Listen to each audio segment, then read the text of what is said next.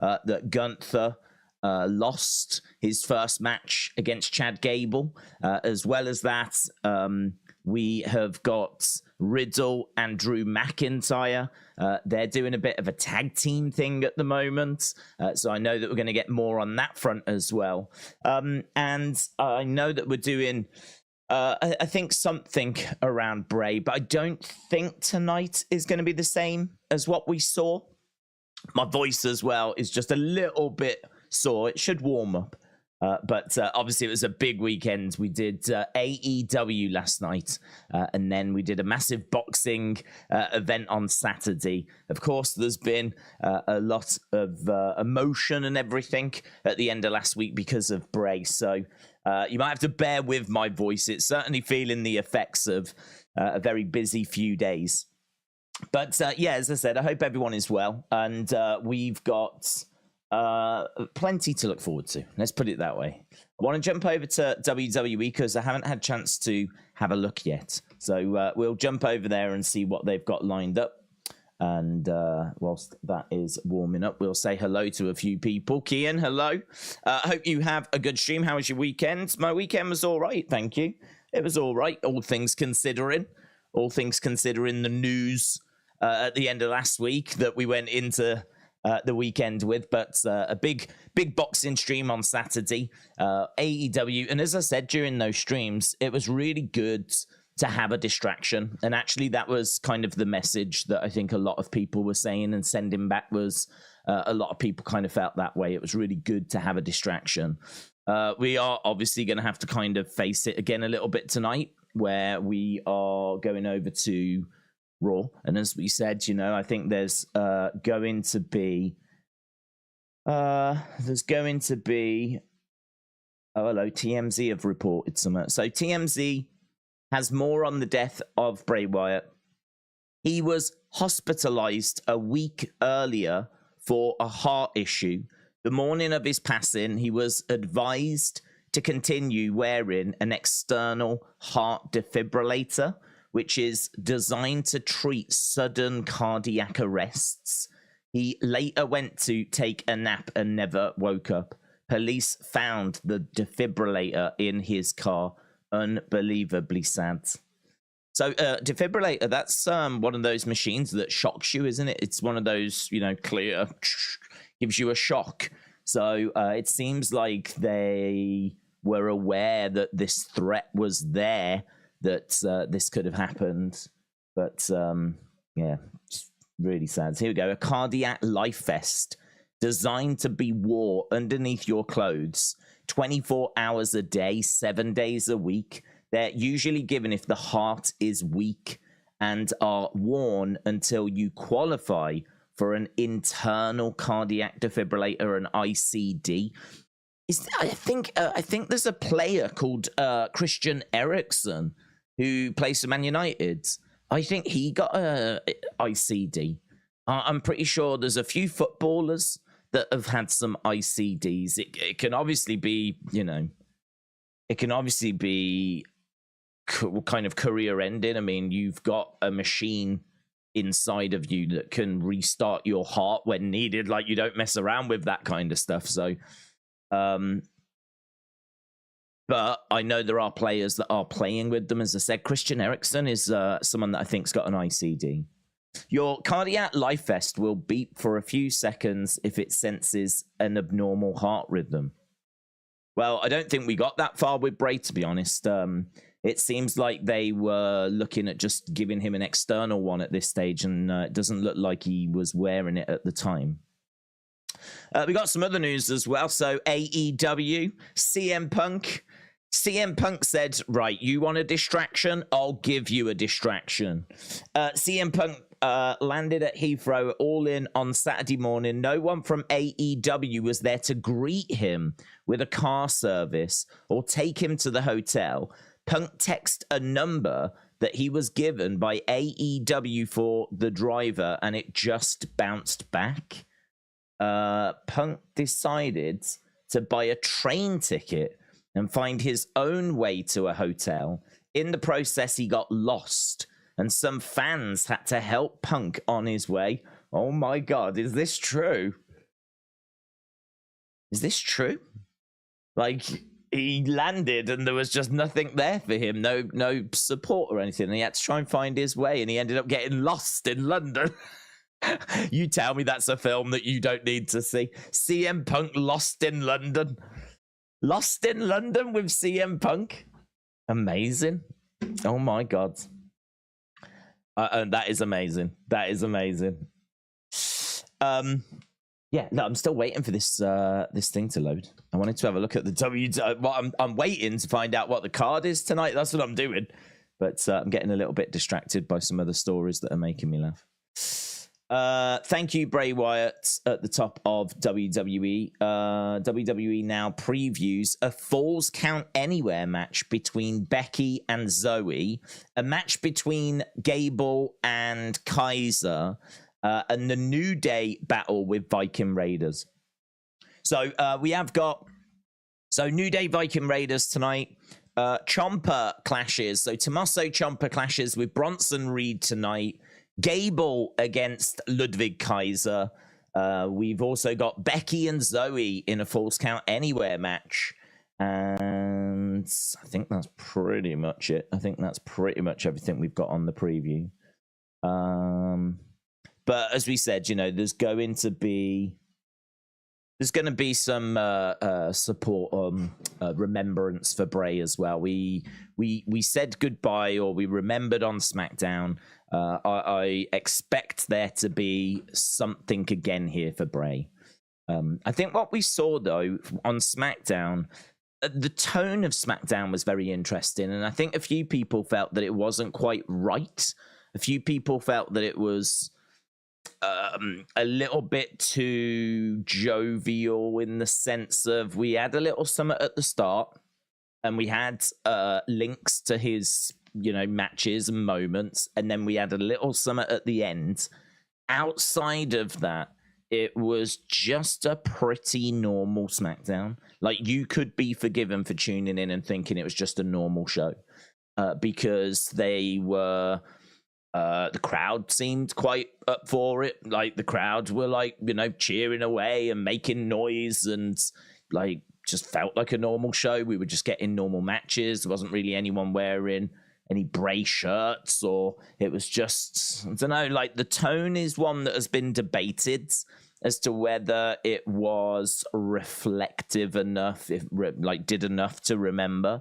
I've seen a lot of praise for it as well. People really enjoyed the start with I say enjoyed, what I mean is that I think Friday was an important show because everyone was coming together, and it was like a little bit of us all uniting and trying to find a way forward together. And WWE had a bit of a responsibility there it's a hard balance, but they had a responsibility to kind of start and help that healing process, because all of the fans kind of came together and were focused in one direction, and that direction was whatever WWE were going to do. And so the tone of that was going to be very important.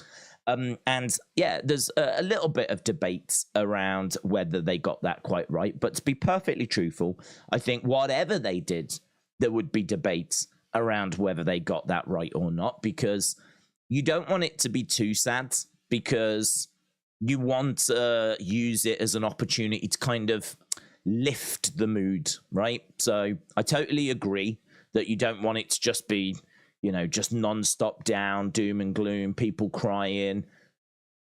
Life's hard enough, right? I totally agree that you don't need that.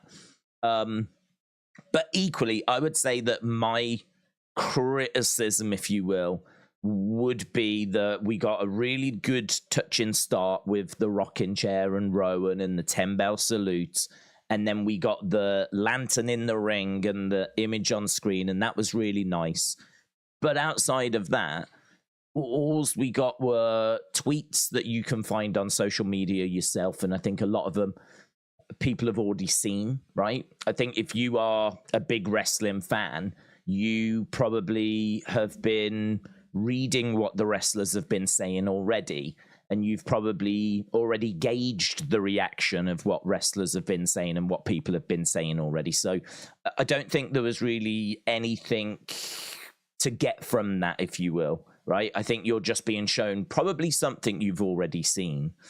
And the other thing was that the QR codes were nice, but they were just taking you to YouTube clips that you've already seen as well. Like, I know it was like really last minute, and like, you know, it's hard to pull something together. And I would imagine literally everyone in WWE was devastated and not thinking straight. But outside of the 10 bell salute, which I think you would expect them to do, bringing in Rowan, which was great, and Strowman, and flying in a few people. Outside of that 10 bell salute and the lantern in the ring, there wasn't really anything there. Wasn't really anything there apart from the few, like, you know, bits that you can find yourself on YouTube or on Twitter. And so I think what I was looking for wasn't quite there, and that is a few memories of Wyndham and personal kind of stories of Wyndham, and a little bit more insight and a little bit more kind of seeing the superstars, you know, those sit down talks. And I know people said, well, perhaps they just weren't up for it, and perhaps that's true. Perhaps no one was up for that. Or perhaps Triple H felt that that was too much kind of wallowing in grief, and that's not going to be appropriate, or that's the old way of doing it. We're not going to do it that way anymore. We don't need to get that personal. We don't need to kind of, you know, have our superstars getting upset on TV and whatever. That's the only thing I would say. I mean, listen, it doesn't matter. It doesn't matter because it doesn't bring the man back, right? But it is a talking point. I think it's something that's, you know, I think it's fair to just take a moment and just go, did they get that right? Like, if someone else passes away, like, is what we got the template? Is that right? Is that template right for going forwards? Or should there be a little bit more? Like, should there be like some sit down interviews or whatever it might be? I mean, look, the video package, you was always going to get a video package, and they kill those. They're amazing at those. And as we said, even if we had seen some sit down interviews, it was not going to be bringing the man back. I do just think though that, like, you wanna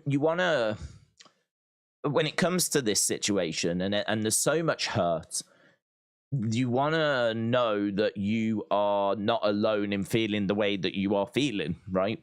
And so I think there is value and there is comfort in hearing that other people are feeling the way you're feeling as well, right?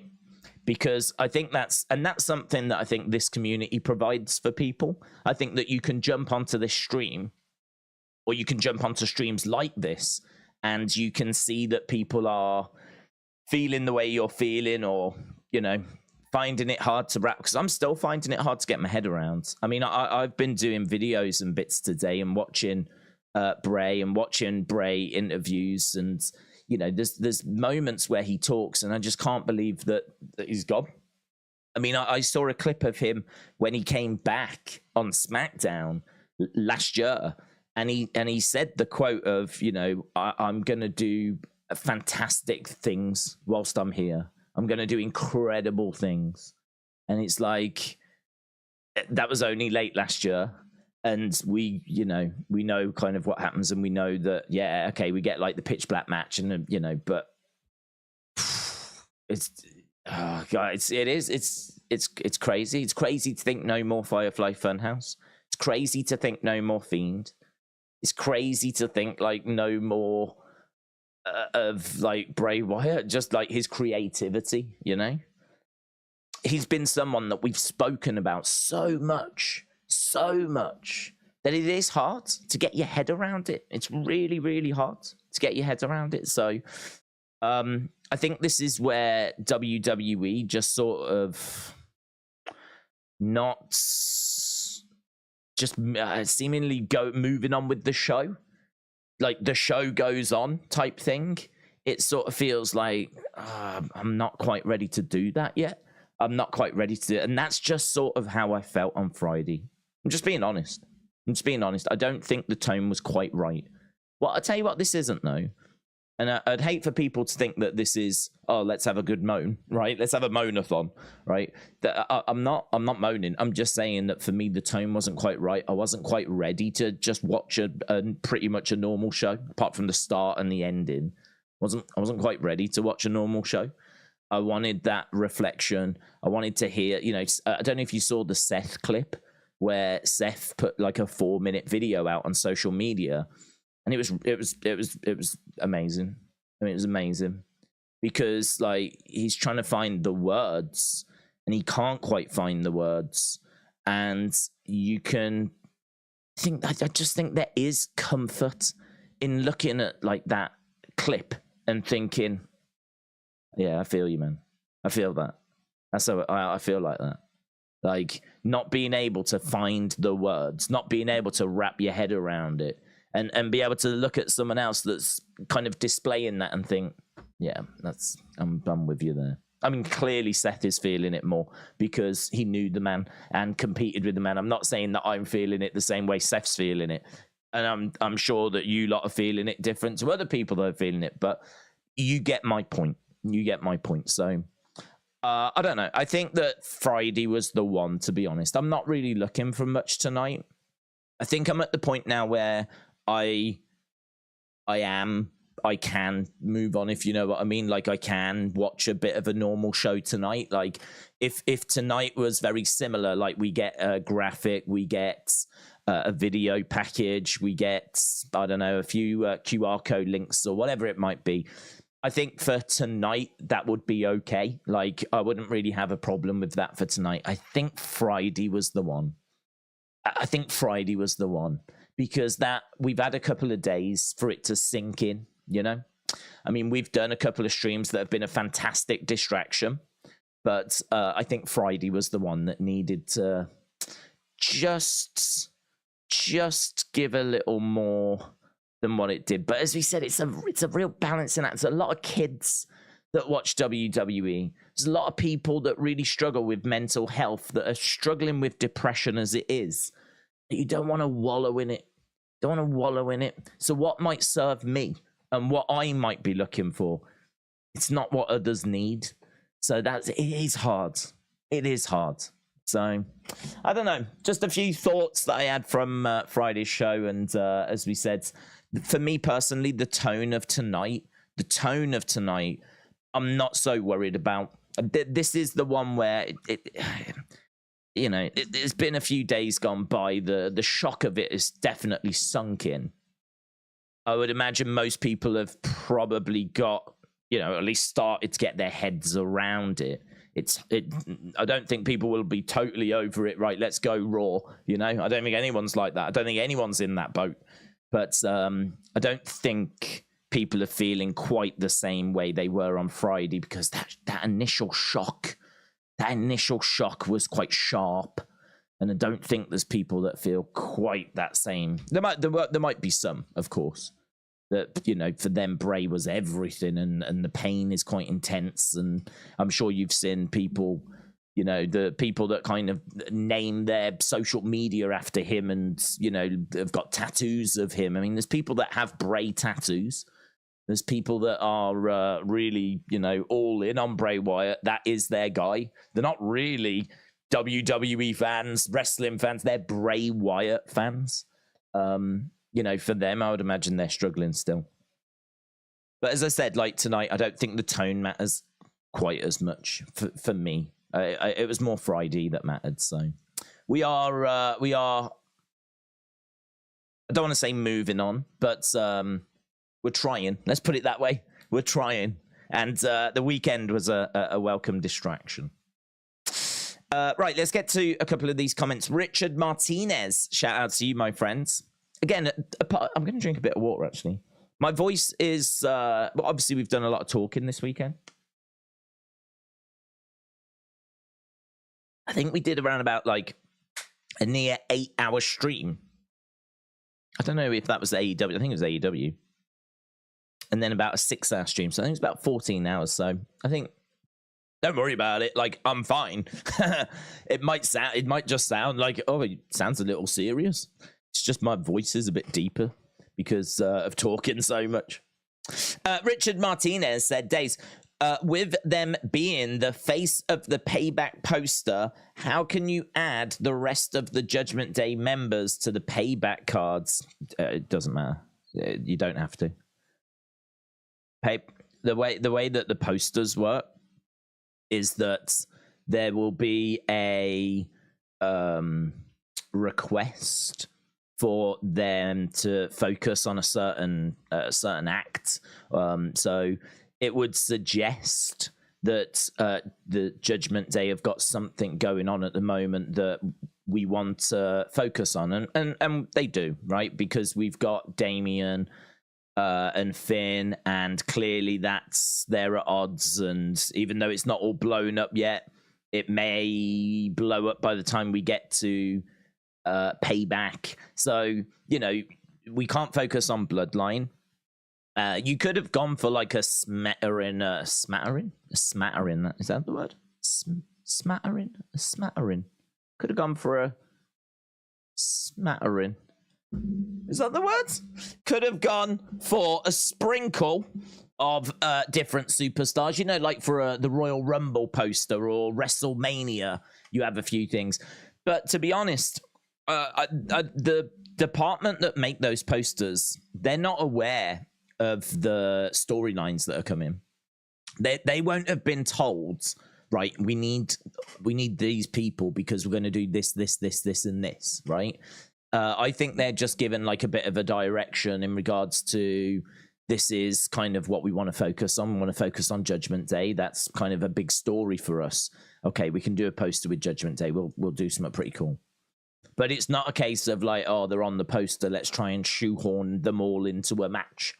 I mean, we've seen, there was a poster, I mean, just talking about old posters, the poster for like, was it WrestleMania 22? Had John Cena and Booker T as the poster, like competing against each other. You would look at the poster and you would think that it was John Cena against Booker T, but it wasn't. Like, I don't think Booker T was on that card. John Cena was competing. Was that the Shawn Michaels one? He was competing against someone else. So the poster made it look like it was one thing. There was a Money in the Bank as well that had like Big Show and Hornswoggle on. I forget the year.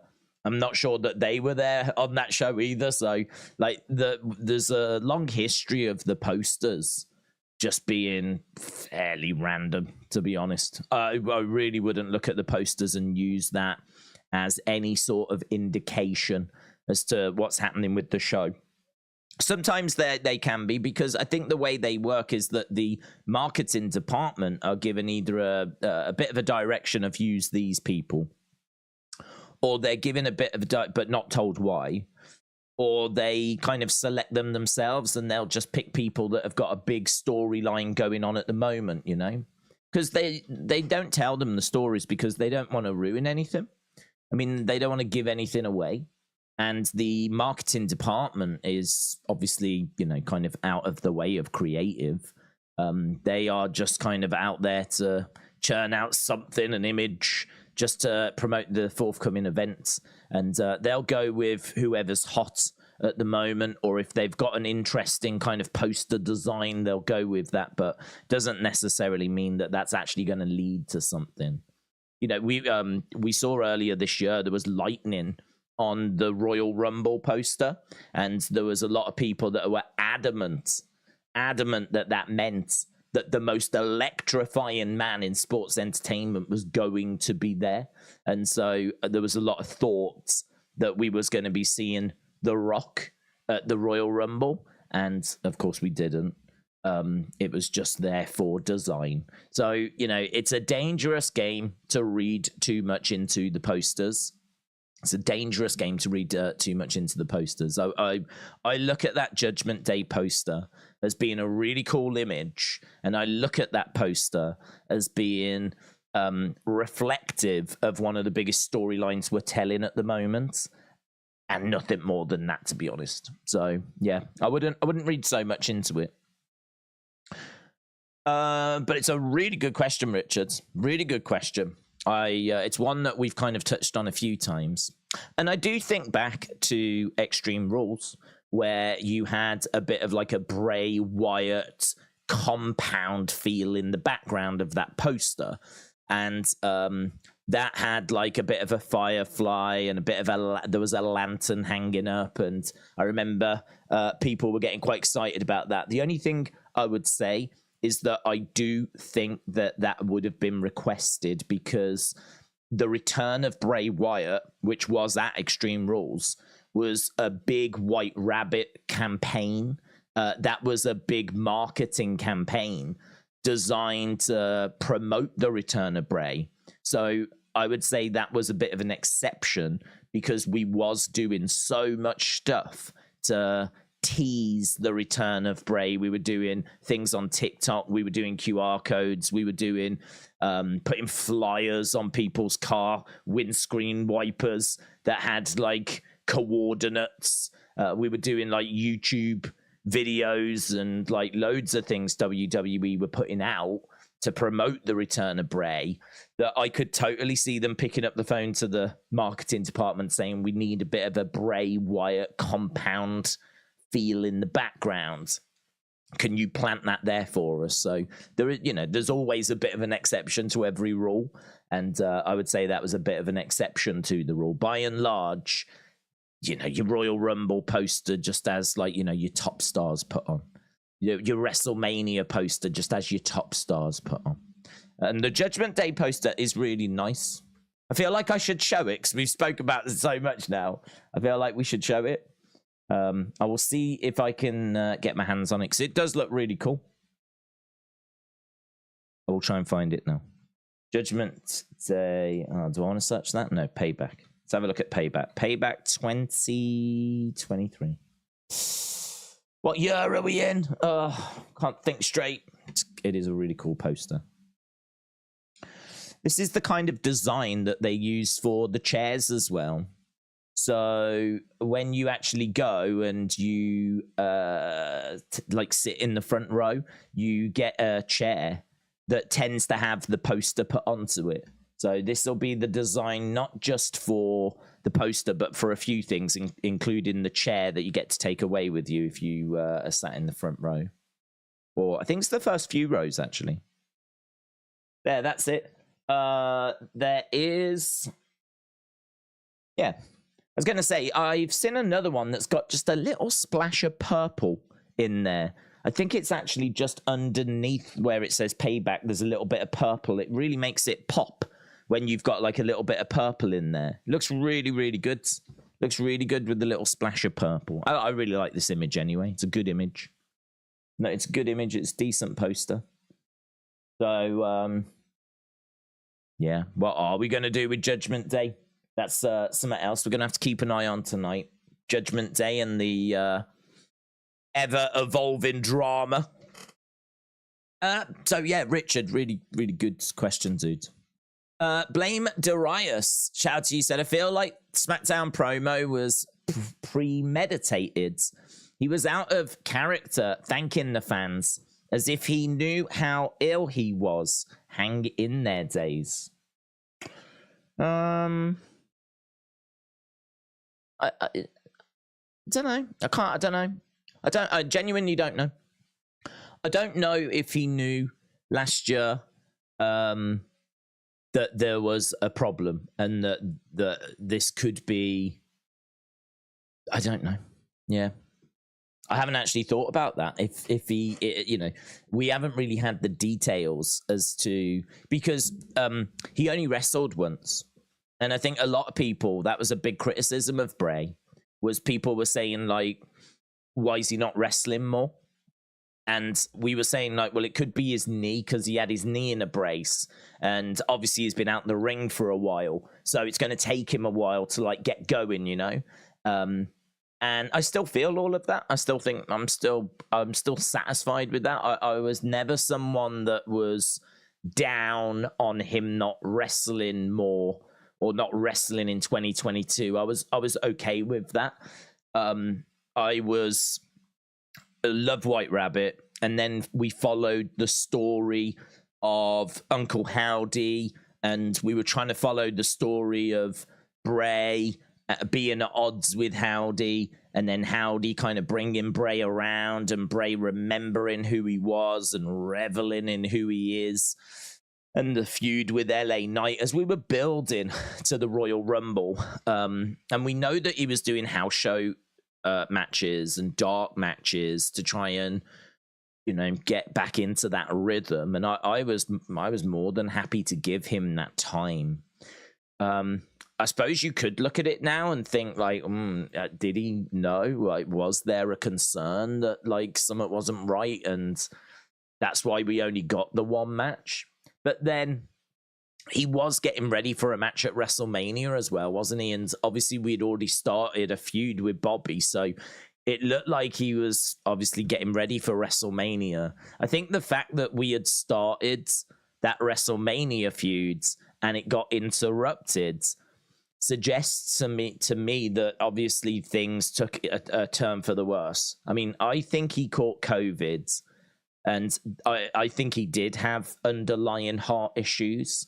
And I think that COVID just made it so much worse that, then we found ourselves in the situation we were in, whereby he was struggling. And I think he's been struggling. But even, obviously, we don't know if it's true, but Sean Ross Sapp said, and a few reports said that he was nearing a return. There was a lot of chatter that he was on his way back. But saying that, there was a lot of chatter that he was going to be involved in one of those big matches at SummerSlam.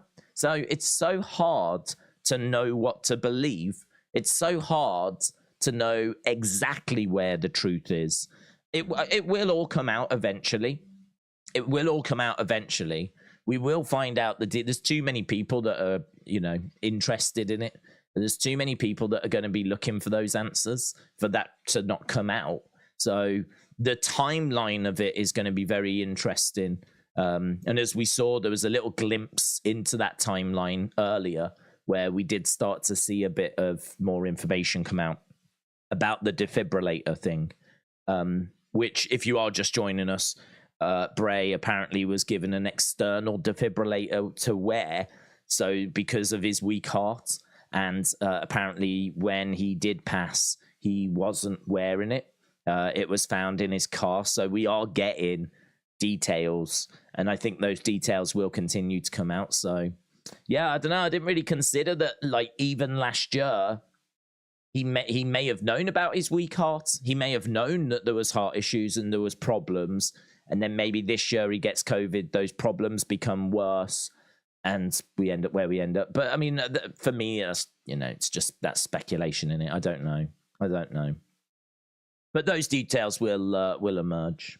But Blame Dariah, shout out to you dudes. That's interesting. It's got me thinking about something I've not thought about before, that maybe that would explain why we weren't getting any action last year. And, maybe it wasn't just the knee injury. Perhaps he was aware that he had this kind of heart issue as well. And maybe that was a bit of a problem. That might have explained why we didn't get much Bray action.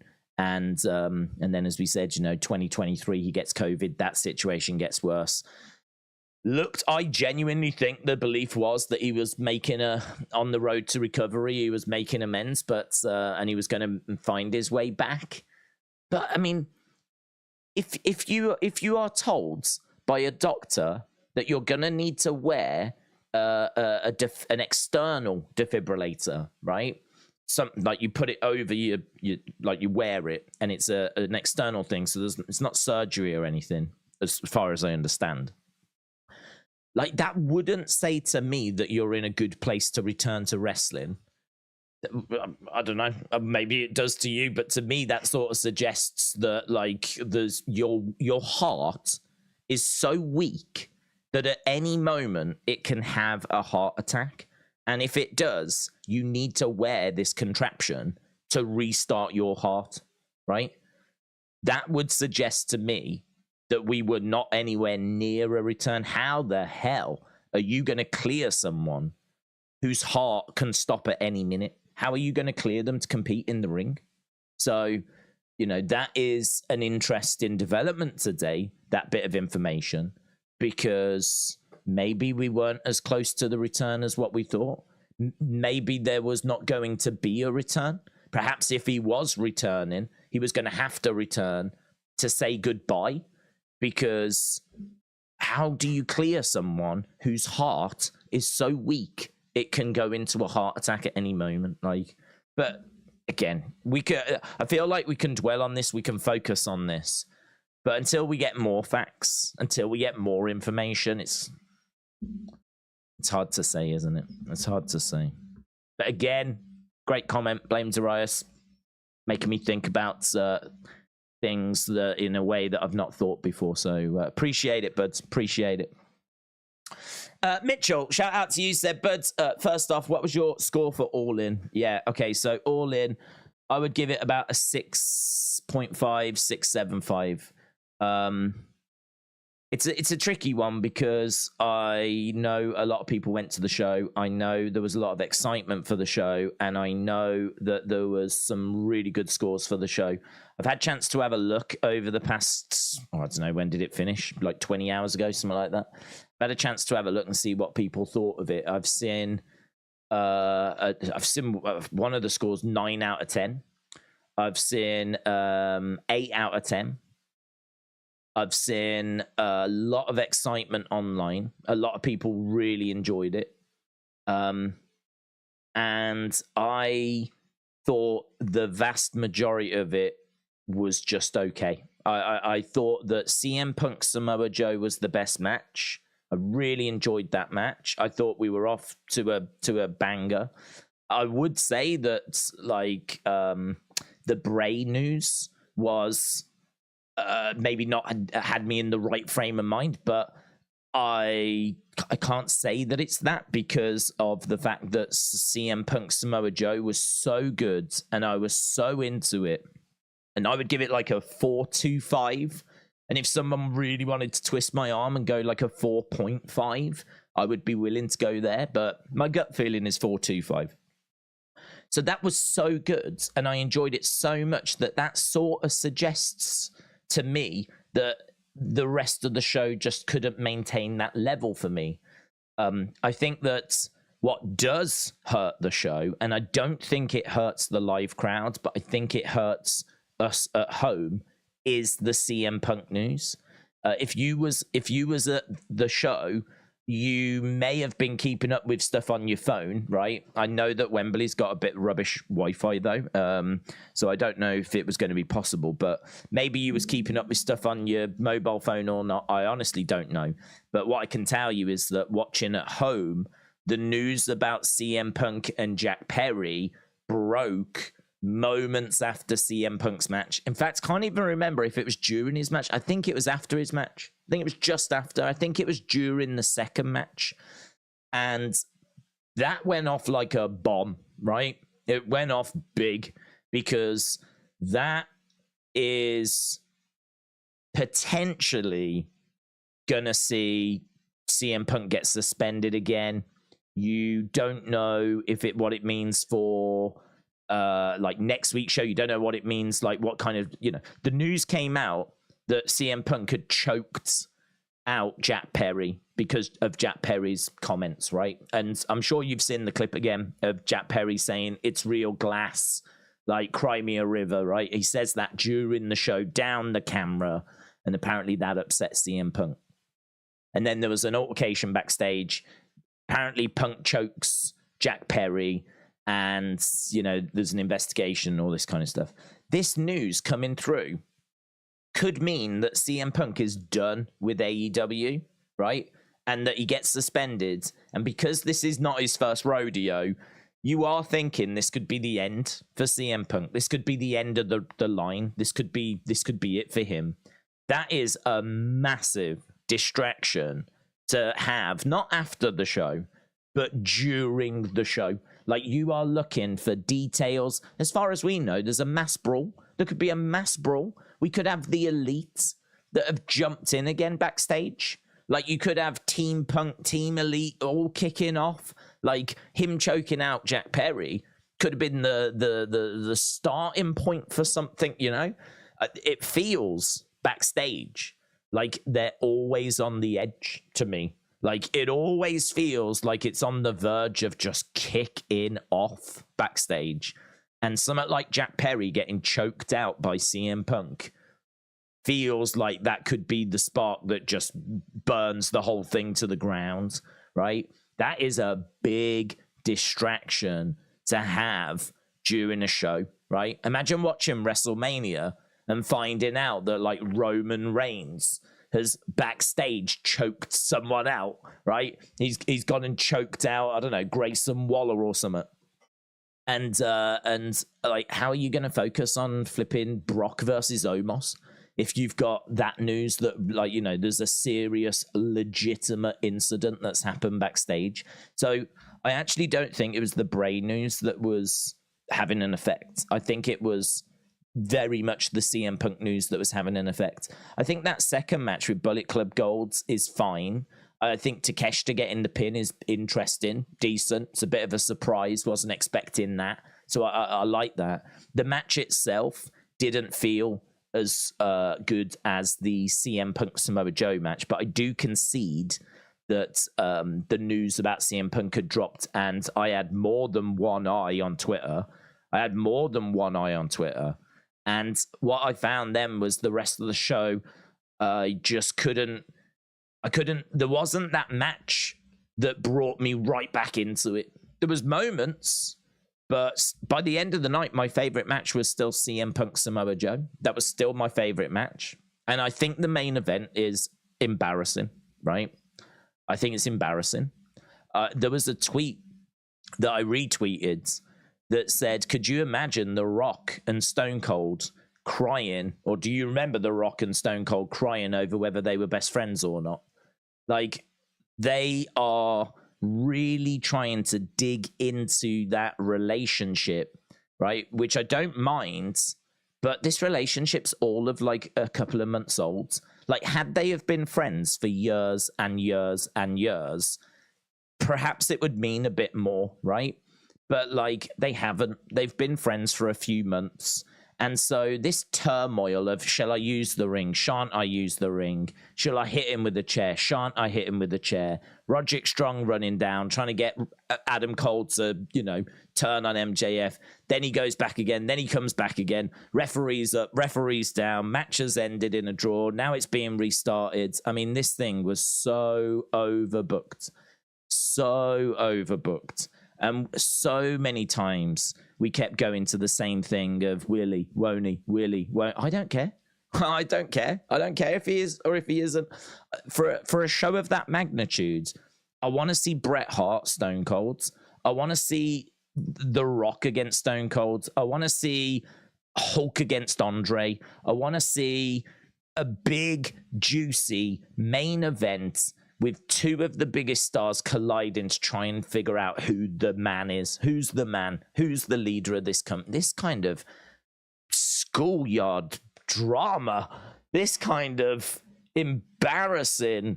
That's your champion? That's your champion who's bickering and arguing about whether they are friends? And like, you have the belt. That moment afterwards where they're both in the ring and MJF scurries off and he's like, here's your belt, here's your Ring of Honor belt. I don't want that. It's like, well, have my belt then. And it's all, oh my God, it's like watching like nursery. It's like watching, no, I didn't feel like I was watching the biggest wrestling show ever. I felt like I was watching kids in a nursery. I was getting Drew McIntyre. This isn't even an AEW WWE thing. It's not even an AEW WWE thing. It is a that I found embarrassing thing. That is your main event. That's how you're closing that show, is with these two people bickering over a friendship that's been around for a few months, not years, months. And like, you've got Adam Cole just all twisted up in turmoil and all conflicted and all this kind of stuff. I don't buy it. I just don't buy it. I just think it's a load of nonsense. This is MJF, who was, you've taken one of the best heels in the business, one of the best heels, and you've turned him into this. You've turned him into this mess. What? What? I mean, this is the kind of drama I could understand with, like, a Ric Flair and one of the fellow horsemen, right? I could understand that, but not over this couple of months. I understand the story is that MJF has never allowed anyone in. I understand the story is that, he's never had a friend and he's always pushed people away. I totally get the story. But that doesn't mean that what I saw in that main event was justified. It doesn't mean that what I saw in that main event was an emotional masterpiece. What I saw in that main event was bickering, was childish, was, as I said, I felt embarrassed. I really thought, like, this is how we're going to end the main event of this show. So I was pretty down, man, on the ending of that show. I think the CM Punk Samoa Joe thing at the start was really good. Then I got the big distraction of the CM Punk news. Then there's little moments dotted throughout that's good. I saw someone trying to say earlier that FTR and Young Bucks was a 5-star classic. I genuinely don't know what show some people were watching. I genuinely don't know what show people were watching. That show, that match is sloppy at the start, and it really gets to a great place at the end. It gets to a really good place at the end. No one's going to say it doesn't. It gets to a really good place, but you can't ignore the start of that match where we were sat there saying it feels like they're distracted. The chemistry just didn't feel right. There's moves they're going for that don't quite pay off. There's things that are happening that don't quite work, that aren't quite, like, clicking. And, we were sat there and we're like, this is just not the match that we were hoping for. And it just wasn't quite right. It wasn't gelling. The timing wasn't quite there. And then it gets really good, right? It does get really, really good. The ending is really, really good. And I would say they save it, very much save it. I would be willing to give that like a 3.75, 4 stars. If someone wanted to go like, come on, it's definitely in the 4s, I'd be like, all right, I'll go 4, but I ain't going no further, right? I'm reading people trying to tell me it's a 5-star classic. I mean, if that's a 5-star classic, we've really dropped our standards, because you can't tell me that's better than Shawn Undertaker. Shawn Undertaker got 4.75 from Dave Meltzer. If you're going to try and tell me that FTR against the Young Bucks is better than Undertaker Shawn Michaels, I am going to laugh at you. I am going to laugh at you, right? I'm trying to be as respectful as I can, but I am going to laugh at you because it ain't. And that thing for me was quite clunky at the start. But it got good at the end. And this is what we got throughout the show was things that weren't, it was just, all right. There was little moments that were good, but just nothing that could really get it to the CM Punk Samoa. I love that CM Punk Samoa Joe match, man. Really enjoyed it. I remember watching it with you guys saying, this is what I'm looking for. 2 people really going at it, trying to establish that they're the best, And maybe that's why I felt so bad about the main event. I'm looking for 2 people really going at it, trying to establish that they're the best. And there's just too much about that main event that's shall I use my ring? Shall I use the chair? The referee's down. What shall I do? It's way too focused on that aspect of shall I turn on my friend that I've had for a couple of months, right? Whereas CM Punk Samoa Joe, they just go out there and just beat the living daylights out of each other. You got CM Punk being slammed and smashed into a commentary table, but not the top bit, the side bit, which you don't normally see that because their commentary tables are built differently to WWE's. So you don't see someone go through the bottom section. They normally go through the top and the table explodes. So when he got chucked into the side and all of a sudden he ends up going slightly into the commentary table, like, whoa, takes you by surprise. And you've got, how great was Samoa Joe? Samoa Joe, like, properly like ole, ole, ole, ole, like trying to get the crowd, like having a bit of fun, bit of banter with the crowds. I thought Samoa Joe was like the MVP of the early part of that show. I think the women's match is quite good. I had really enjoyed the Knight family coming down. Saraya winning, I think, was fairly predictable. Saraya's mom being involved, I thought, was good. So, that was a tick. Stadium Stampede, I thought, in large places was pretty embarrassing. I didn't think that was very good at all. Again, you kind of find a few things that make you go, yeah, I'm into this. And then there's bits where you go, what the flip am I watching here? But then, I've never been into that kind of thing, have I? So I think if you're someone that's massively into hardcore death matches and whatever, then I think you'd probably really have enjoyed that. And you would have been like, oh my God, I love seeing someone have skewers driven into their head, right? But like for me, I was like, I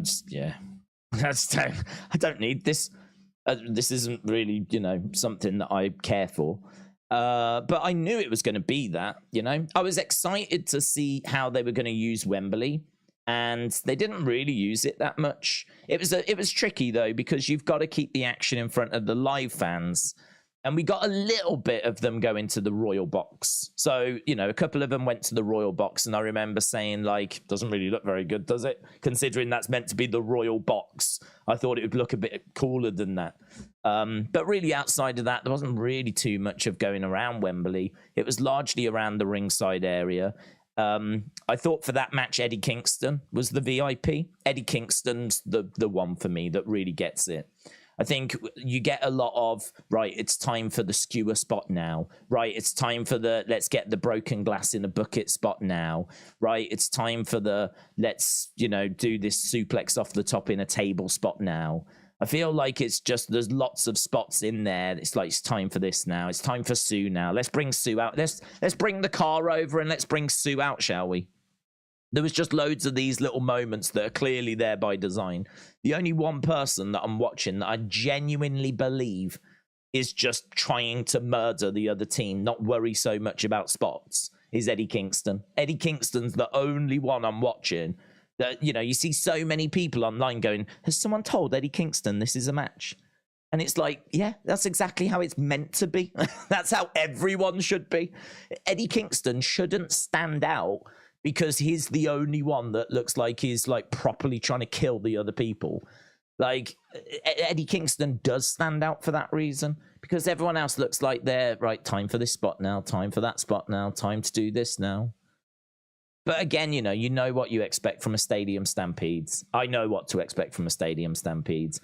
I was just hoping for a bit more of that going around Wembley kind of a vibe.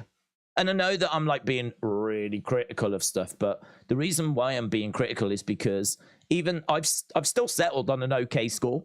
Like, I can tell you Samoa Joe, CM Punk's good. I can tell you that the women's match is good.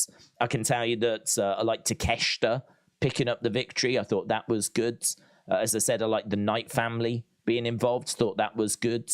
I like the Bray tribute that the House of Black did, coming out with the lantern. I thought that was good. I thought there was a few parts in the coffin match that was okay, but by and large, I thought it was a pretty weak outing. I thought it was a pretty weak match. I certainly can't look at that and tell you that, I don't understand how you can look at some of these moments, and look at some of these matches and end on a 9 out of 10. I don't get that. I get it if you was there. I reckon if you was there, you've got a really, really high score. Really high score. Because, of course, every moment is exciting. You're seeing people for the first time. You're seeing them in person. You're part of the atmosphere. You're part of the chants. You're part of the entrances. As soon as the entrance music hits, you get a bit of a rush because, oh my God, here we go. It's the Blackpool Combat Club. Where's Moxley? You're trying to see him walking through the crowds. Like, all of that stuff is extra exciting for you compared to us at home, who it's time for Moxley. Well, I've seen Moxley a million times. Right, here's Moxley coming out. Right, I don't have that same euphoria, right? Because I'm not there in the building like people that were there. So I think if you was there, I can understand your score being inflated, right? But I think if you watched it at home, I just don't see how you give that show a 9. I don't see how it's anywhere near a 9, because I could sit here and go through a list of stuff that I thought was not perfect, not great about that show. But the reason why I'm going like, oh, I thought this was bad, I thought that was bad, I thought this was embarrassing, whatever, is because this is why I end up on a 6. Because there's some good stuff, as I've documented, and there's some bad stuff, as I've documented. And I think that what I came away from it from was really frustrated with that main event. Really frustrated. But I thought that for the size of the show, for the size and the scale of the show, I thought that it was disappointing. I thought that was called All In, and I honestly don't know that we can say that they delivered on the expectation of the fans, because if you bought a ticket for that show, you know, I think you was expecting them to give you New Japan Stars, Goldberg, Mercedes Money, you know, all these names, like dream matches, you know, CM Punk, MJF, Ospreay against... I thought Ospreay against Jericho was good. I thought Jericho was looking slow. He was looking his age. No surprise there. Certainly that's not a match that is going to get people going crazy in a Tokyo Dome. I think that match was more than passable. That match, I thought, would, you know, you'd give it a nod and go, yeah, fair play. And Ospreay was looking really good. Ospreay was looking hungry, up for it. It's just that his dancing partner is well past his prime now. But as a match, it was perfectly acceptable, and I wasn't really down on it, to be honest. I thought it did a job. But I think if you're looking for a match to really get you back into the show, I think Ospreay was there and he was able to do it. I was right with him, and he was quite fired up. Jericho just looked every bit of his age, I thought, during this show. Just a bit slow, and just that little bit off. But yeah, I think that there was some goods, there was some bads. I think that if this was a Double or Nothing in front of like 20,000 people, and we didn't have the expectation of it being the biggest wrestling show ever, and being Wembley, and being this big show that we've been building towards, if that extra hadn't been there and we'd all that gone, you'd probably go, yeah, I'd give this like, I don't know, 7.5, 7.25, kind of maybe around that ballpark, right? I still think the ending's trash. But, you know, I'd be about that. But this wasn't just another show. This wasn't Double or Nothing. This wasn't 20,000. This was the biggest wrestling show that's ever took place, you know. So you have to judge it as, was that good enough for the biggest wrestling show, the most people that have paid to be there? Was that good enough? And I think that main event, you can't tell me that main event stands up with Hogan Andre. You can't tell me that main event stands up there with those kind of iconic moments in wrestling history. Like, for me, it just fell flat.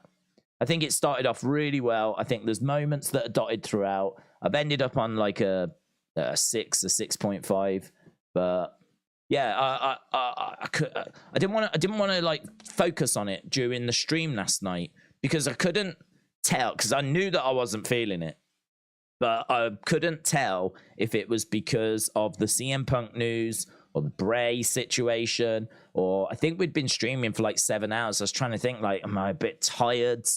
Am I not feeling it because I'm a bit tired? I'm a bit, like, you know, wore down. I don't know. I thought, I need to sleep on this. I need to sleep on it. I need to like collect my thoughts. Because like my gut reaction is this has been mid. It's been 6.5, but I've slept on it. I've thought about it. I've read what people have had to say, and I feel exactly the same. I've woken up and I feel exactly the same. I watched the show and I settled on like a 6.5. And I really can't figure out why people are at 9s. I don't understand it. I don't get it. I think I get it if someone was there and like, you know, there was plenty of people going, oh my God, that crowd was amazing. It was a pleasure to be a part of it, right? I think if you was there, I can understand, because, you know, when you go to a show, the atmosphere does increase the score. Because, as I said, the entrances are really exciting. The crowd chants are really exciting. The vibe, the emotion, all of that, you know. Oh, my God, it's Kenny Omega. There he is. Look at this with Kota, and, like, you just, everything's exciting. But that's not the case when you watch at home. It's not the case when you watch at home. We don't all every week start cheering and whooping and crying when Kenny Omega comes walking out on TV, you know. Like, you've got to really do something to earn the score, and I just thought that a lot of this just sort of passed me by, to be honest. I will say I thought the length of the show was all right as well, though. I mean, it wasn't, you know, AEW, you've got a reputation for being like really long, and I thought the length of this was all right. Like, it didn't go on too long. It was a long stream, but that was my fault. I mean, I wanted to start early and, you know, get chatting with everybody. But yeah, I am going to move on from the conversation. But I think this show was a show I've been working towards. I've been finding AEW a bit of a struggle, right? So it is worth bearing that in mind. It's not like I've been absolutely giddy about AEW recently. I've been struggling with AEW. I really have. And I've been saying on a lot of those Dynamite streams, you know, this show at Wembley is going to be the show that we're working towards. Like, there's been a few. I love the 200th Dynamite. I thought that was great. There was another Dynamite the other week I thought was good. But by and large, over the past 3 months, I think there's been, you know, a handful of shows that I've really enjoyed.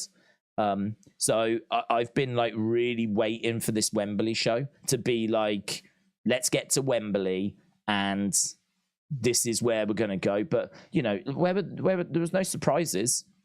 And people say, well, hang on, you criticize when the surprise is, then you criticize when there isn't. Yeah, because the surprises that we were getting were regular before and they were underwhelming, right? Now that you're doing the biggest wrestling show ever, now is the time where you've decided we're not going to do any surprises. It's now, which would be the time to do a surprise. Like, now's the time you go, do you know what? We've probably done the surprises a bit too much. Let's not bother. I mean, Mercedes was shown during 0 Hour. She wasn't even saved for the main card, and she didn't do anything. And granted, she might not be able to do anything, right? And maybe she hasn't signed, although they showed her. I mean, I'd be stunned if she doesn't work with them. But that was bizarre. That was bizarre. They show her on 0 Hour. She's there, and you go, oh, here we go. Here we go. She's going to get involved. Nope. They just showed her a few times sat in the crowds. I think the most she did was like that. She made that gesture in the crowd. That was it. Thanks for coming. Thanks a lot for coming along. I don't know. I mean, like, you can say, well, who would you want? Who would you want? I mean, I wasn't expecting Edge. But really, it's not down to me to figure out what you can do to surprise. If the biggest surprise they gave us was Penta, who was already in a match, getting injured, and then coming back as Penta. That was the biggest surprise we got. Penta, who was already in the match, getting injured and coming back as Penta. Apparently they went, oh, it's Penta El Mudio, or whatever it's called. It's like, it's Penta in red. I think we had Penta in white, and now we got Penta in red. Do you want me to pop? Are you expecting me to be giddy and excited at the fact that Penta has gone backstage and changed his clothes? It's not even Finn Balor transforming into the Demon, right? It's not Bray transforming into the Fiend. It's Penta changing from white to red. That's it. That's it. Oh, it's Kicker's moody now. Oh, it's Penta El Mudio. Oh, honestly. And when you're not feeling it, when you're watching the show and you're like, oh man, I'm just something like that just really is a kick in the gut. It was something like that, a moment like that where you're like, just put CM Punk Samoa Joe back out there again, would you? Give me like a proper, really good, tasty, juicy wrestling match, would you please? Don't take Penta away and then bring him back as Penta El Mudio, right? And expect me to be all excited about that. Like, I just don't get where was the big Wembley-sized moments? Where was the big 80-odd thousand Wembley-sized surprises? Yeah, I mean, I don't need Goldberg, right? I would have enjoyed an AJ Lee. Like, I knew we weren't getting Edge, but like, you could have had a Carter. You could have got a Carter. You easily could have got a Carter. A Carter could have come out and done something. I honestly thought that we were going to get... I mean, who knows? Maybe we was meant to get CM Punk confronting MJF after, right? Maybe it'll come out that the show was going to end with MJF holding up his title, and then here comes CM Punk, who comes walking down, and then we get like that moment. That moment would have been a moment where you've got the two champions, like the guy that's the face of Dynamite in a way, MJF, the guy that's the face of Collision, the two world titles are face to face. Like, for me, that's how you can end the show, having them two face to face. And maybe the backstage drama just robbed us of that moment, and so we had to do something different, and that's why we ended up with the nursery bickering rubbish, right? Because we got robbed of the ending we were meant to have. I don't know. I don't know. I don't know if had the show have ended, had we have not had as much rubbish in that main event as we got, and we would have had Thingy come walking down, we'd have had CM Punk come walking down and confront MJF, then I think that we would have ended it on a much better note. Having them two in the ring staring at each other, and it be like, oh, let's go, man, and it be maybe a match that gets set up for next week's All Out. I would have been a lot more excited for that. So yeah, I mean, look, I'm critical there. I'm very critical. Some people will say well overly critical, but I watched it. That's how I felt about it. I've been waiting desperately for this Wembley show. There is not a fiber in my body that cares about All Out. I don't care. I don't care about it. This show did nothing to hype me for next week at all. What I will say is I go into next week with much lower expectations, so maybe it'll work out a little bit better, you know. Maybe it'll work out that I'll watch it. My expectations are lower. I don't expect a Wembley-sized show. I expect a pay-per-view show, and I think that they can deliver that. Maybe it was a case that the stadium was too big. Perhaps, like, they're not capable of scaling up the show. They're not capable of scaling up the quality of the show. This still felt like a show that could have been in 20,000 people. That it's not possible to put on a show of that magnitude. But saying that, equally, I may be in the minority. I honestly don't know what the masses think. I have not. What I have seen is like a lot of people that were there absolutely loved it. But of course, they're AEW fans, like really hardcore AEW fans that parted with their money to go. So I would expect them to enjoy it. But the wider wrestling worlds, I genuinely don't know how it's been received. If there was a list of options as to how would you rate the show, I would be going for the middle. You know, if I've got to select out of 5, I'm going 3, but I'm 100% thinking 2 more than 4, right? I'm 100% thinking 2 more than 4, but I would select 3 if I was to go out of 5. So, with that being said, if I have to times that by 2. This is a way to think of it. If you've got an out of 5 option, right? Where are you selecting? I would select 3. So if we double it to an out of 10 option, that would translate to a 6, right? And actually, I've just said I'd be going down rather than up. So, this is where my 6.5 might be me being a bit generous, to be honest. But 6 to 6.5 is where I would settle. So I know I've had a lot to say on that, but there was a lot that I wanted to say on it because I purposefully kept quiet last night because I knew that I was down on the show. I knew that there was people in the chat that had really enjoyed it. I knew that there was a chance it could be Bray news. There was a chance that it could be the Bray stuff that was affecting my enjoyment.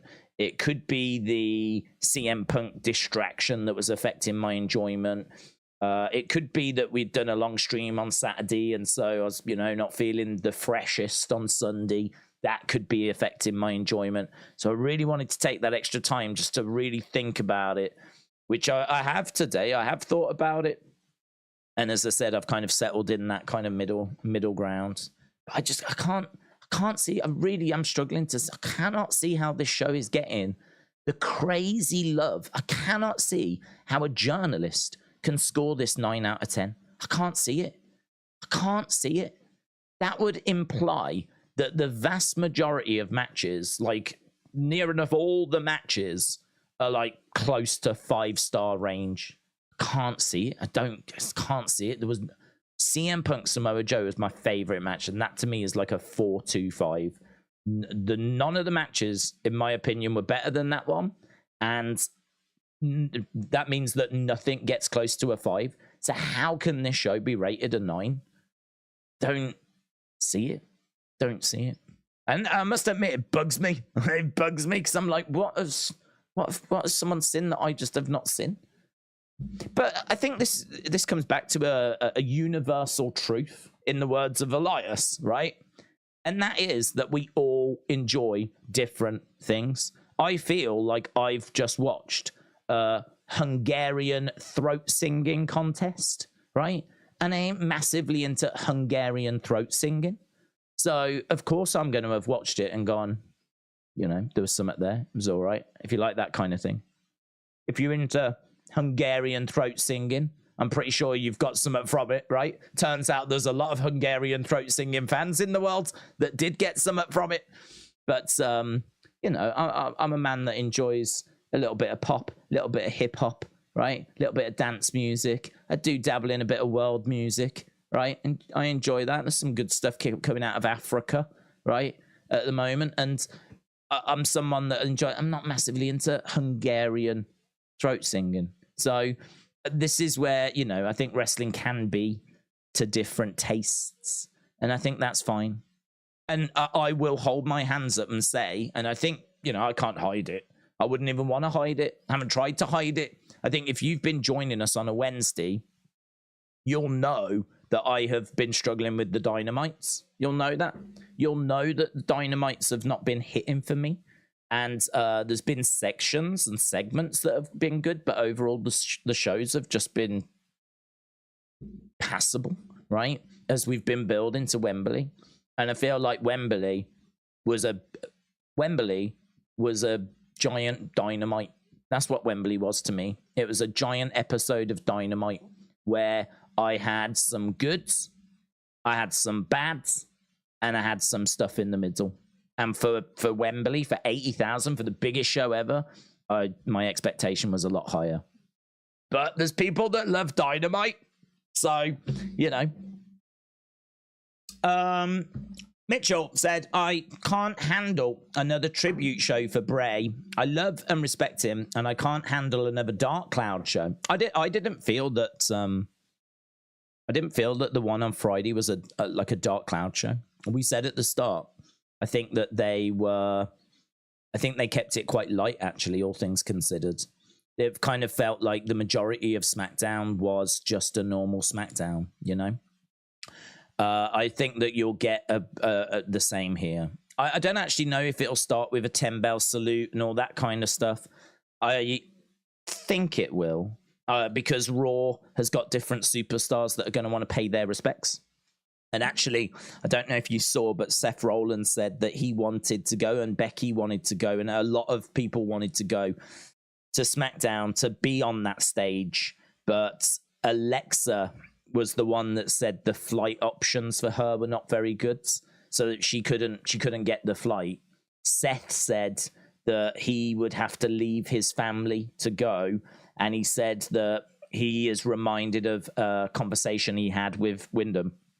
And it sort of felt like the conversation he had with Wyndham was about family and being with those that you love. And so I think that was playing in Seth's mind of like, I don't think Wyndham would want me to leave my family, to be honest. Like, if I was to go to SmackDown, I'd have to leave my family a day early. And I really don't think Wyndham would want me to do that. That's the vibe that I got from what he was saying. And I think that's... which is absolutely acceptable, of course, it's acceptable. But what that means is that you've got superstars like Seth that wanted to be there on Friday that couldn't, or decided they couldn't. And so this is their opportunity to pay respect. So I don't think it's going to be a Dark Cloud show, but there is no way that we're not going to be paying respect to Bray, you know?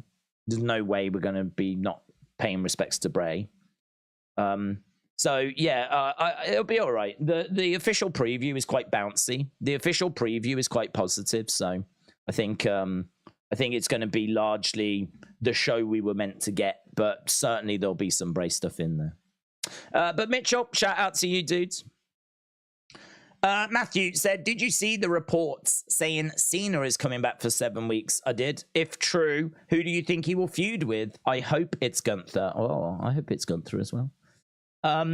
They have been, well, it could be Gunther. I don't know what brand he's going to. If it's SmackDown, and I've got a feeling it's SmackDown because I suppose it could be both, but he is advertised for this week's SmackDown. Cena comes back this week on SmackDown. So that would suggest to me that we're going to be keeping him on SmackDown.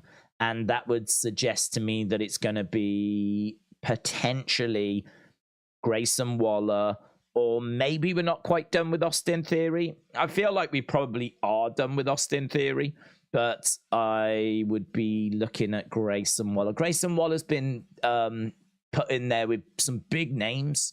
They're really getting behind Grayson Waller.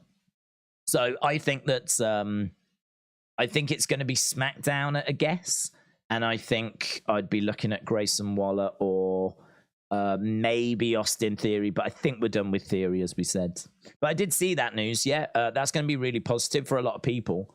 I don't mind Cena being back. He's a great promo, but I think the days of him delivering like banging matches are potentially behind us, or starting to get harder. I mean, his match at WrestleMania I was underwhelmed with. I thought that it was average. I mean, not even average. I just didn't think it was all that. Considering it's John Cena and the excitement he generates, I didn't think that match met the excitement. Difficult because he doesn't compete. And so for him to get in the ring and try to do a match, you know, they've said before that like when you're on the road and you're doing house shows, your body kind of gets used to taking bumps. And if you are not doing that anymore, then you're not in the groove. Your body's not used to taking the bumps as much. It becomes a lot harder to take the bumps. Like you feel it more, and it just takes that moment. Like so you take the bump, and you know it stings, and it just takes that little bit longer. It just takes that moment to then move on to the next thing. Plus, also, you know, he's a bit slow in this day and age as well. He's, you know, not as quick as he was before. He was never known as the most technical of guys anyway, but I think where he was like putting on bangers with like AJ Styles even just 6 years ago, I mean, I think those days are behind us now. So my expectations are not that high for the matches, whatever matches it is that we get, but it's Cena. He can talk, and he's a big star. He generates a lot of excitement. Whoever he's going to work with, hopefully, are going to benefit.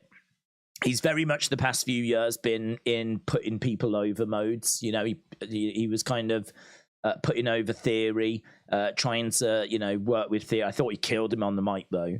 I think Theory came out of that feud worse than when he went in. So I think that's something John might need to think about. Just because you can murder people doesn't mean you need to murder people. So, yeah, you know, I'm interested to see what they do with him. I'm very interested to see what they do with him. If you've got a big name like John Cena that's going to really grab attention, that he's back, and he's back for a while as well, and you can get a couple of matches out of him. I would be tempted, though, to maybe do them as tag matches. I really don't know. I mean, maybe the first I'd do as a tag, and then the second I'd do as a singles, because maybe the WrestleMania one was just a bit average because he hadn't been wrestling. Hopefully after 7 weeks of maybe doing some matches, whatever, then, you know, he could do a good singles match at the end of it. So maybe if we get a couple of TV matches out of him, we do the first being a tag match and then the second being a singles, and we do a few dark matches, and we do dark matches just to try and get him going. I would say house show matches, but I doubt it. I doubt John Cena's doing house shows, but yeah, we could probably do a few dark matches with him just to get him up and running, you know. So yeah, Matthew, shout out to you dudes. I believe it is true. Crispy Chris said Punk was left off the all-in poster and the all-in graphic. Have you seen the story that Punk had to get the tube because AEW didn't arrange transport? Yeah, we read it earlier. Quite shocking, that. Quite shocking. It just seems a mess, doesn't it? And I will concede. I think that for me, the Wembley show would have hit a little harder. I still don't think it would have been drastically improved, but it would have been improved had that CM Punk news not dropped. I said that at the start. I'll say it again. I think that the CM Punk news is a massive distraction during that show, right?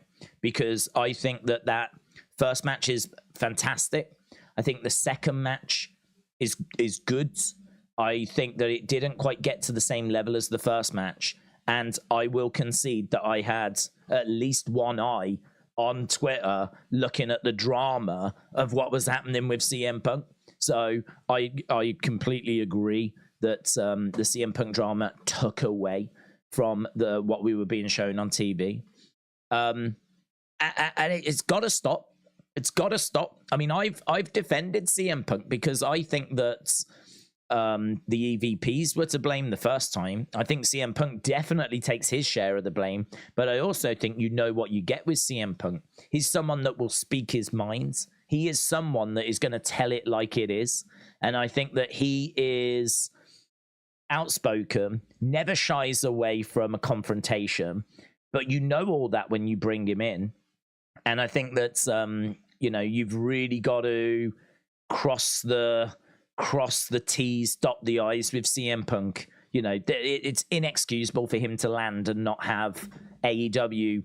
You know, think about all the people that work for AEW behind the scenes that are organizing transport and all this kind of stuff. It's inexcusable for him to not have that sorted. He's got to be your highest paid star. That would be like WWE not sorting out Brock's travel when he goes to a different country. Could you imagine Brock going to Saudi Arabia and just like, yeah, good luck. Fend for yourself. Use public transport. Like, you know, oops, we forgot to sort that for you. Like, and with Brock and CM Punk in particular, you can't afford to do that. You can't do that. So, like, that is pretty mental. That's not going to be helping things. But I don't think that had any part to play with obviously what happened. I think that was just like Jack Perry. I think Jack Perry kind of being a bit confrontational, and CM Punk ain't the person to be confrontational with, is he? There is a graphic. I am going to keep working my way through these super chats, and Sami Zayn is coming out to start the show. So no 10 bell salute at the start of Raw, which I must admit I'm a bit surprised at. Bit surprised at. This kind of felt like what we did on Friday, where, you know, as I said, largely it was a normal show, and really surprised that we're not doing...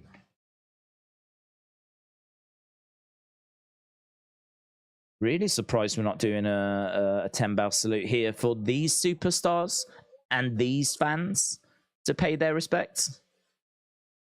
There's a thank you Bray sign in the crowds. Last week we lost 2 beloved members, says Michael Cole. We'll celebrate their lives. What these 2 men wanted to do was entertain you. And that's what we'll aim to do tonight. So a similar message from Michael Cole as to what he said on SmackDown. But Sammy has made his way into the ring.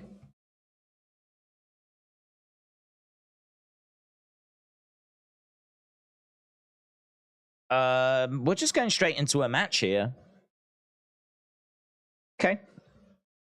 As I said earlier, I'm not so worried about this show. I think that the shock has wore away by this point. I do find it strange again, though, that we're doing this, you know?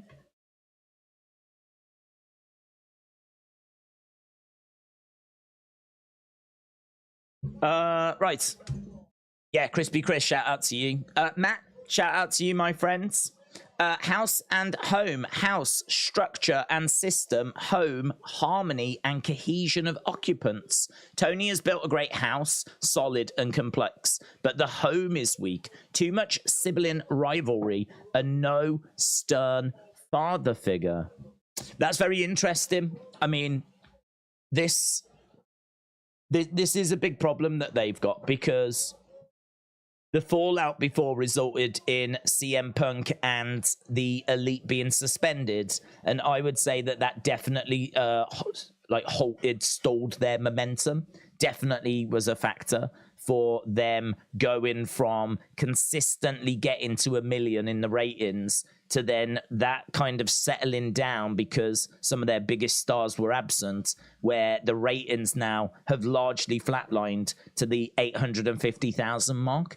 And so I think you can go back and point to that moment where CM Punk and the Elite have that fight, get suspended, and AEW then have to go in a bit of a survival mode, in a bit of a let's get through this period mode.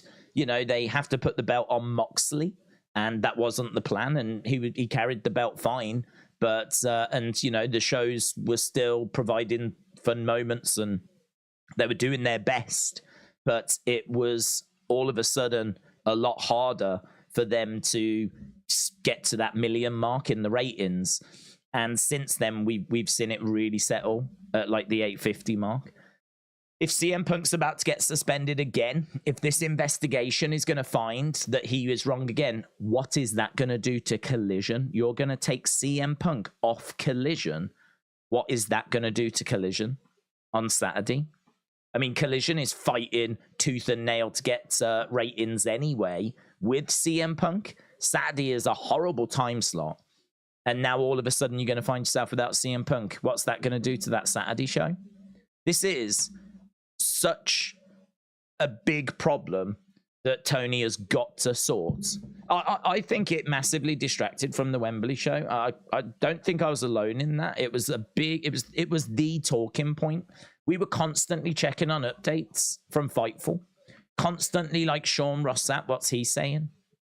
News coming out that they've been, you know, have you heard Jack Perry's been sent home? He's been sent home. Have you heard that CM Punk's been sent away from the stadium as well? Like, have you heard this? Have you heard that? Like, these little whispers coming through throughout the show. That ain't great for the show, is it? That ain't great for the Wembley show. That ain't great for you being lost and consumed within what you're being shown on screen. Different if you're there. I would imagine if you were there, you was consumed by it. But for us watching at home, the big talking point was CM Punk and Jack Perry. That was the big talking point. and what was happening on the show was paling into insignificance compared to that news.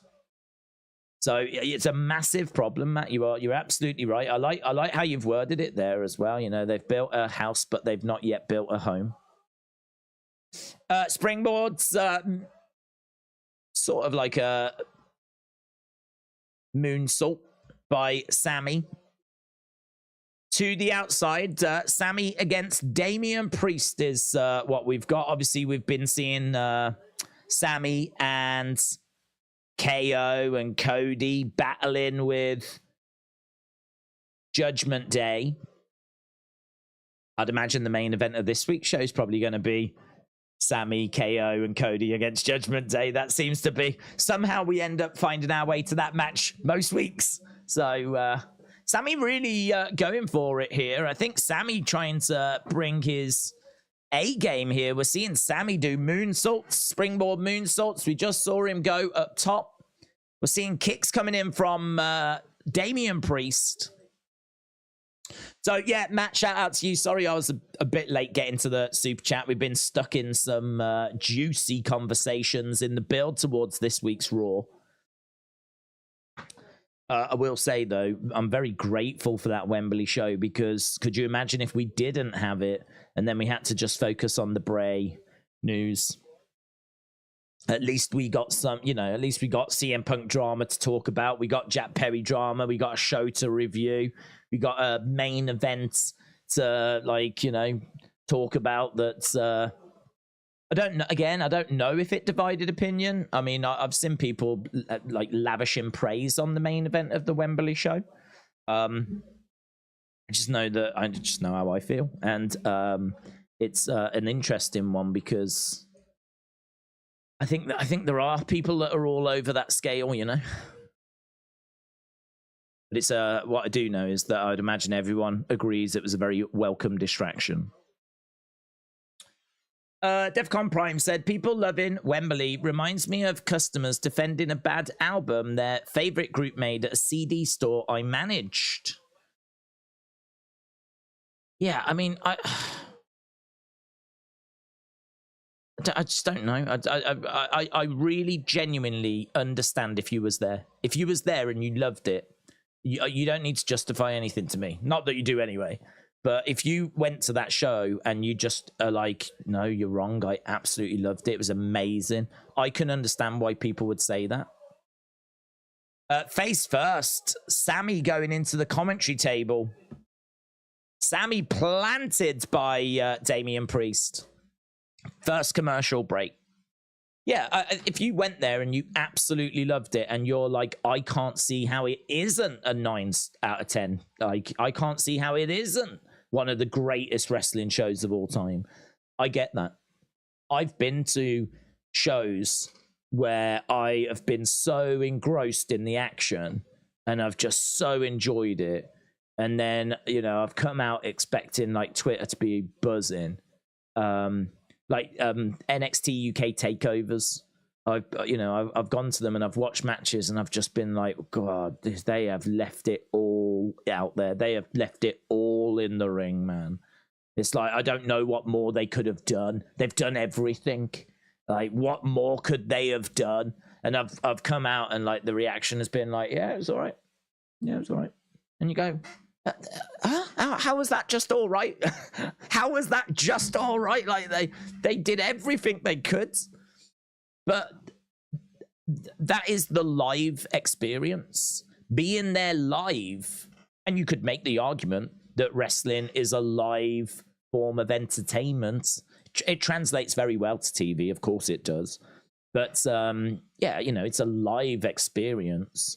So you could make the argument that maybe you can only rate shows if you're there live, but that's going to be tricky, isn't it? It's certainly going to be tricky for me every week, sitting here, not being able to talk about the shows because I'm not actually there live. But if you was there and you're like, oh my God, it was amazing, I get it. Oh God, I totally get it. As I said, I've been to NXT UK takeover shows where I felt the same. I've walked out going, that was amazing. And then the response was, no, it was all right. Yeah, it was all right. Yeah. Passable. And you go, what? I do think that CM Punk news was a big distraction. But yeah, DEF CON Prime, Pirate King, Jack, shout out to you, dudes. It's the reaction to it is very interesting. I mean, you've got people that were there that loved it. I've not seen anyone that was there that didn't enjoy it, didn't have a fantastic time. I would tell you, I'll be honest. I have not seen one person say, "Oh, it was garbage." It was when I really regret buying the ticket. I haven't seen anyone saying that. So, you know, from that metric, you can say, job done. You can say, you know, shut up, boomer.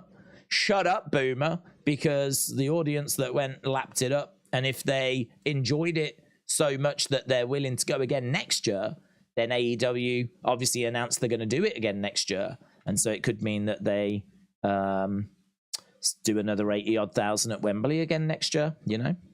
So I think Tony will be, outside of the CM Punk situation, I think Tony will be pleased.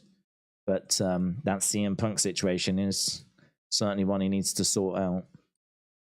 Corey, shout out to you, said, new plan, we'll tape Collision from CM Punk's house. That would bang, man. That would bang. Imagine if we put a ring in his back garden and we do Collision. I would watch that. I would watch that. It could be UFC 1000, and I'd be like, nah, they've put a ring in CM Punk's back garden. I need to see what this is gonna... I need to see if the Elite turn up, man. I need to see if, like, Jack Perry knocks on the door. Listen, you might have just stumbled. Corey, you might have just sorted that show out for him there. You might have fixed Collision for him. Suspend CM Punk, but then do it from his house. Not Swerve's house. CM Punk's house. I like it. I like it. But only FTR are invited. Do you know what? That's fine as well. That's fine as well. We could do like Cash against Dax. We might have to go to Cash's house soon because he might be tagged. But we could do like CM Punk against Dax, CM Punk against Cash, Cash against Dax. You know, we could just do that. I'd watch that. Sammy goes over the top, crashes down on Damian Priest. So he comes crashing down. And he's really chucking himself around. As I said, I think that he is really channeling his best self. So he can, like, you know, it's what I could imagine backstage, like, let's do it for Wyndham. Let's do it for Bray. Like, this to me is Sammy giving everything here. He is chucking himself all over the place. He is trying to put in one hell of a performance. Picks up, lovely shoulder up by Damian Priest. Crowd are really into this. They're really giving their all here. Do you know what? This is two people really giving their all, trying to get the victory. It's very CM Punk Samoa Joe. I really enjoyed CM Punk Samoa Joe. It is a good match, by the way, if you haven't seen it. I heard as well that Naomi's match at Impact was very good against Deonna Purrazzo. I'm not an Impact person, but I like Naomi or Trinity. I've got a lot of time for Deonna Purrazzo as well. So I heard that match was good. Kick to the midsection by Damian Priest. Coach Co, shout out to you, buds. Coach Co said, Daisy, maybe, hey lady, hey Kiki, way with the PP, hey cuckoo. I'm going to read it all. A demon in your house, succulent on some Mickey Mouse, toes sipping on the fish. That's actually one of the messages that makes the most sense that Coach Co has ever sent in, to be honest, if you are new. Here's JD McDonough. JD at ringside with a distraction as Damian Priest plants Sammy, and Damian Priest gets the win. So it's a distraction by JD.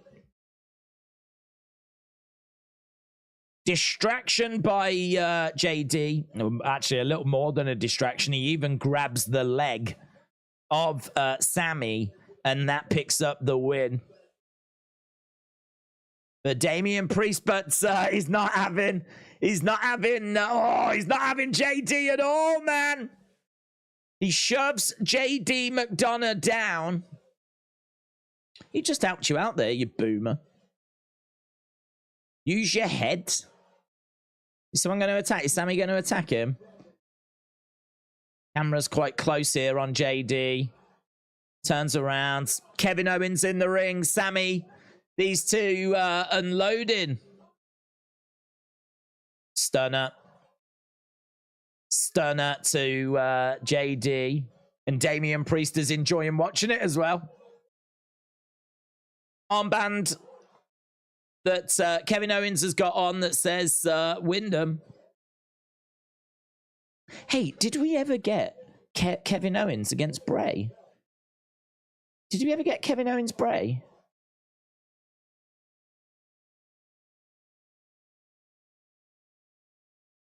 Man, that would have been sick. Did we ever get that match?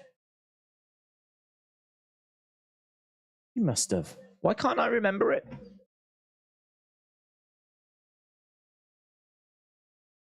Why can't I remember it?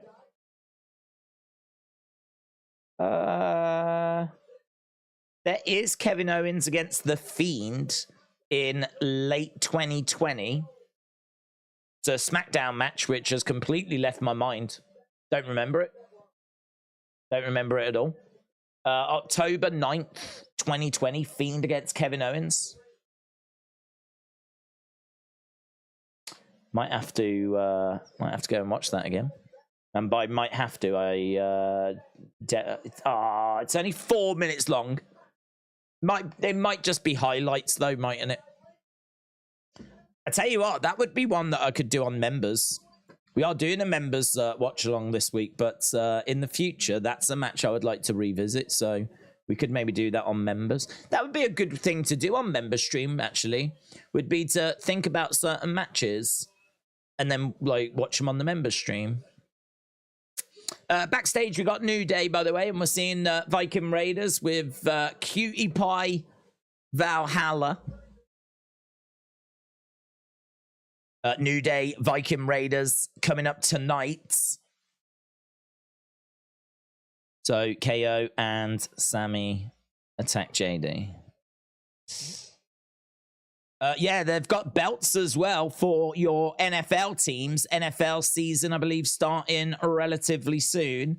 And they've got all these belts, custom belts, commemorative belts, whatever.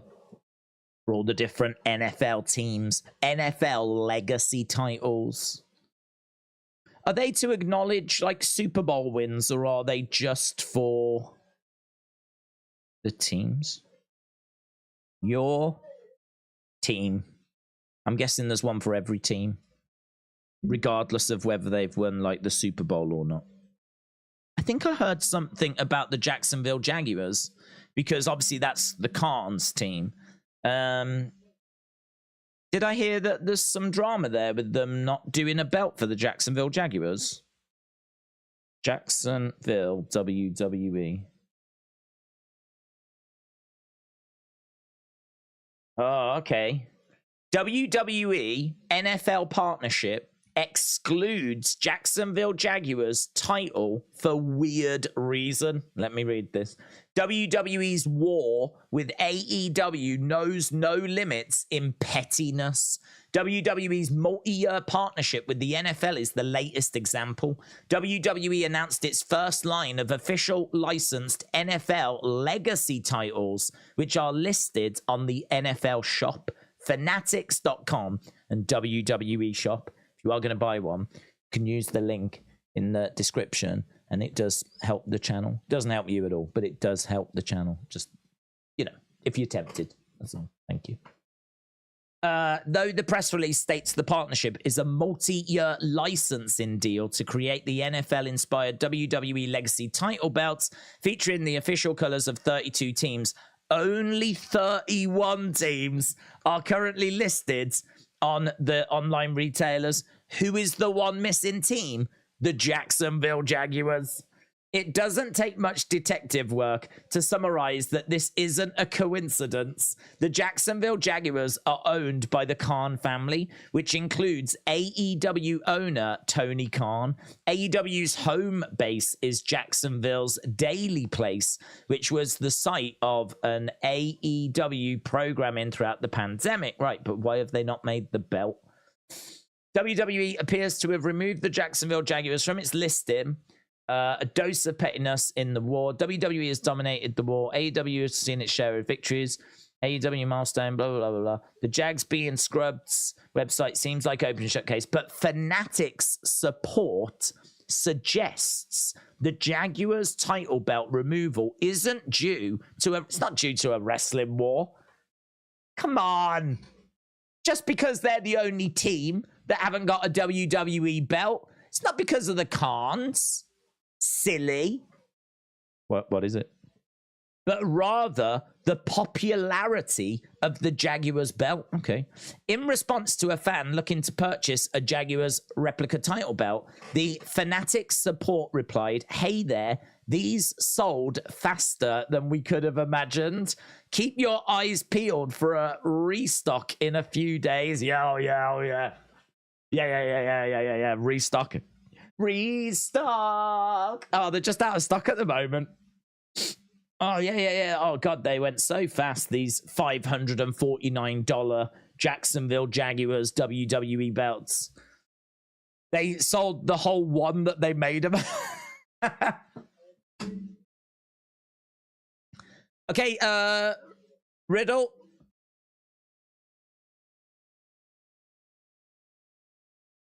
Riddle's trying to give a picture of Drew in some bro gear. Riddle wants to get some ringside seats for New Day versus Viking Raiders. Haggis. We'll have the upper hands. Riddle.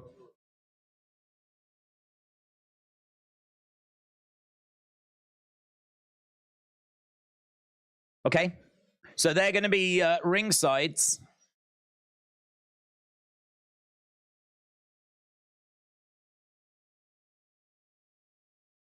Michael Cole just asked Wade Barrett, "Are you a fan of haggis?" He's like, "Certainly not." I had it in a Wetherspoons in Scotland. It was all right, actually. All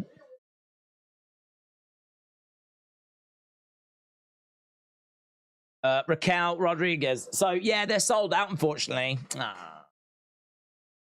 Sir Tony Khan bought the one they made. Right. James, shout out to you. Said Payback will be hard to watch, especially knowing that it was meant to be Bray's return. James, shout out to you, dudes. Bembo said, "I think Riddle is the only one who wants ringside seats for Viking Raiders and New Day." Stand and Fight said, "Is this the weekly Matt Riddle's adventure into tag team land segment?" Yes. Yes, that's exactly what we've got.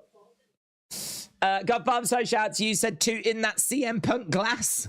Got calmed by the balls blow. Watched all mid last night. Faulty ladders, skewers, MJF and Bay playing catch a chair. Horrible taste in my mouth." Godfather's Hope, shout out to you. That was, I forgot about that bit where they were chucking the chair back and forth. Main event. Hello, we got Raquel promo. Oh God, I keep forgetting Payback this weekend, innit? Do you know, I was thinking this earlier. I was like, I need to do the predictions. I normally do it on a Sunday, but because of AEW, I didn't get a chance. So I'm really late doing the predictions. There's too much going on, man. Rhea being hurled into barricades and seeing some people being slammed down. This was last week as well, where she had the crutch and chucked it at Rhea. We're just seeing like these two have been like engaged in a bit of a feud for quite a while now. I'm gonna cut her down, says Raquel. Looking forward to that. That'll be a really good match, man. They had a feud in NXT. They did a last woman standing match. It was really good. Really good. Rhea Ripley, Raquel Rodriguez. We in good, baby. We in good. Right, we got Becky backstage.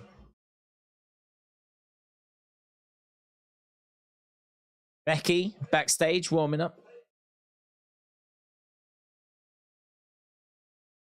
Becky, Zoey tonight. Is it tonight or next? Tonight.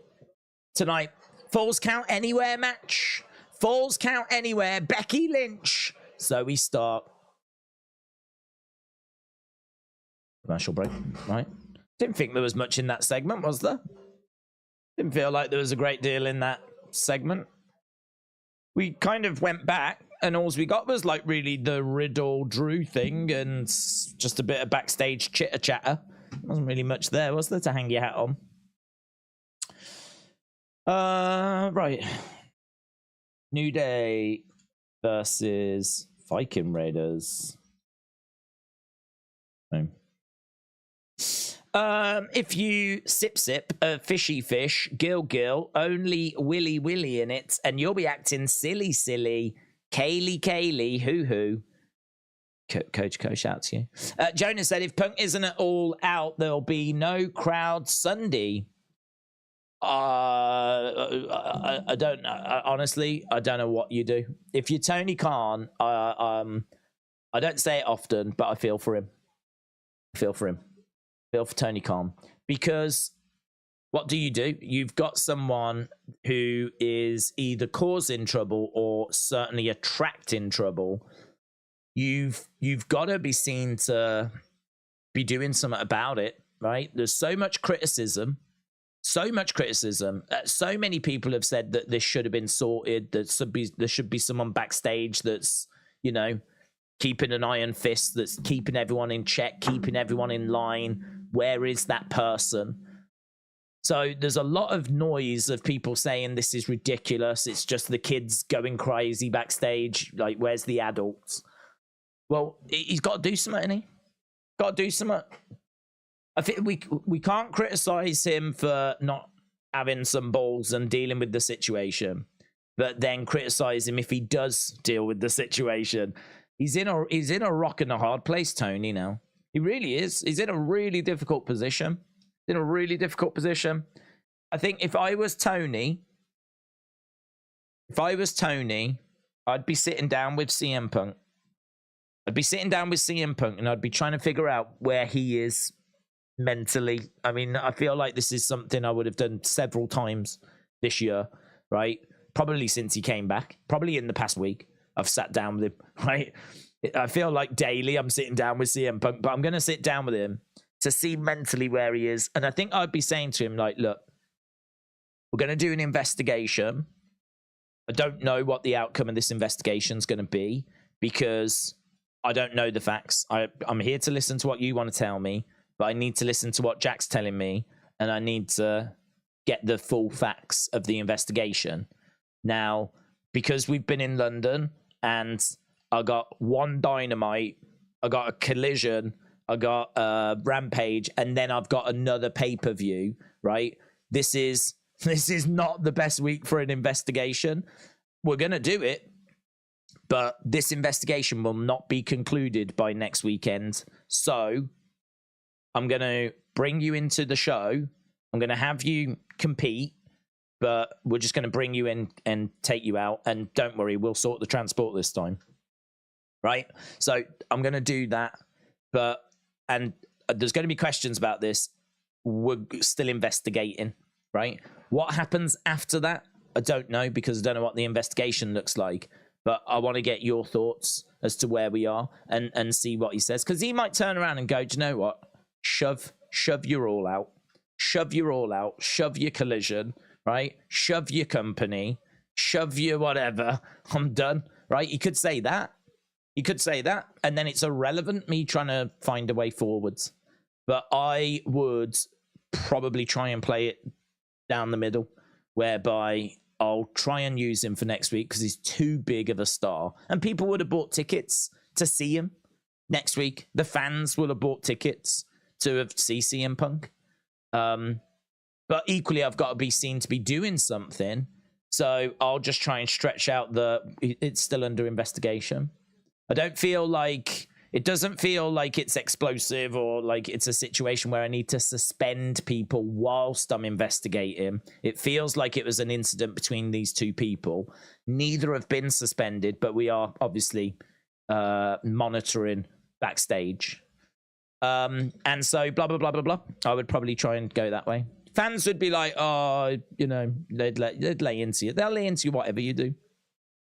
Miz has come out dressed as LA Knight. LA Knight. Whatever you do, you'll get criticized. Whatever you do, people will be down on you. But yeah, I must admit, I would also be trying to have my cake and eat it. I would also be trying to, you know, investigate. Definitely. You have to. But there's a pay-per-view next week, and I definitely want him on that card. So I don't envy Tony Khan. I don't envy him at all. It must be days like today is like, why the flip have I got a wrestling company? Right. Let me talk to you. Yeah. I'm a big tough guy with a big bass voice.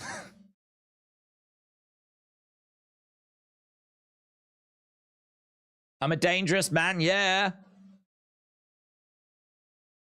Yeah.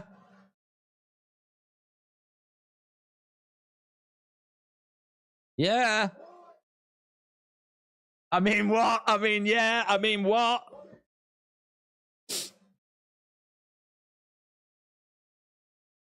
Yeah.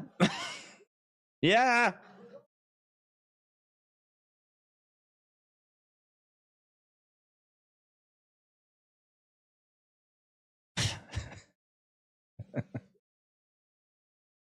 You're not sheep. Yeah. I like his glasses.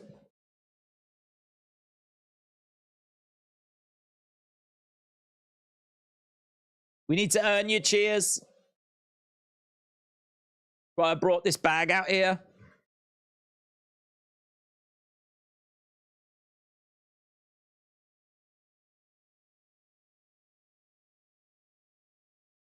This is a bag of free LA Knight t-shirts.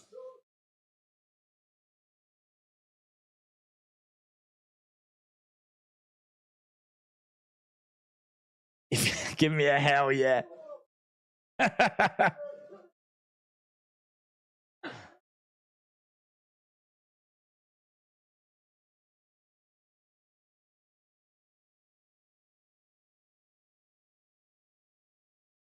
Miz goes to throw it in the crowds, but chucks it on the floor.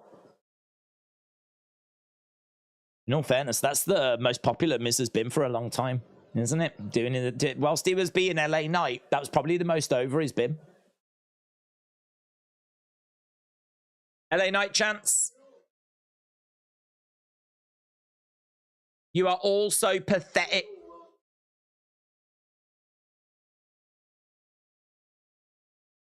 Your support means nothing.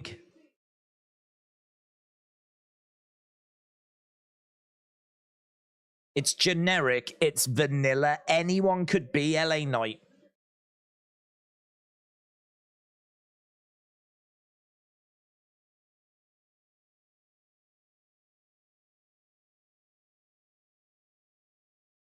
I don't do catchphrases, says the Miz.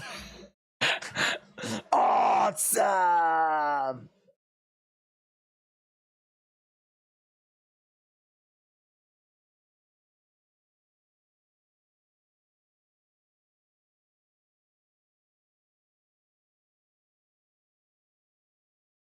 Your cheer free t-shirts.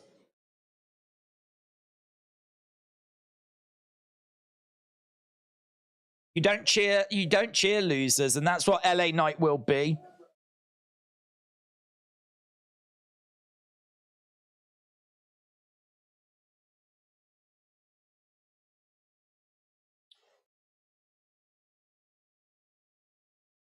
M-I-Z. Whose game is it? M-I-Z. M-I-Z.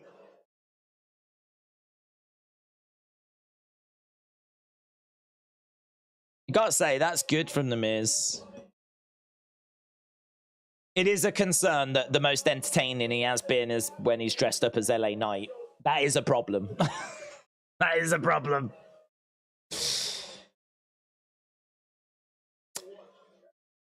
Wade Barrett has got his LA Knight shades on. I'm enjoying this feud between these two. I thought LA Knight's promo on Friday was one of the highlights of the show.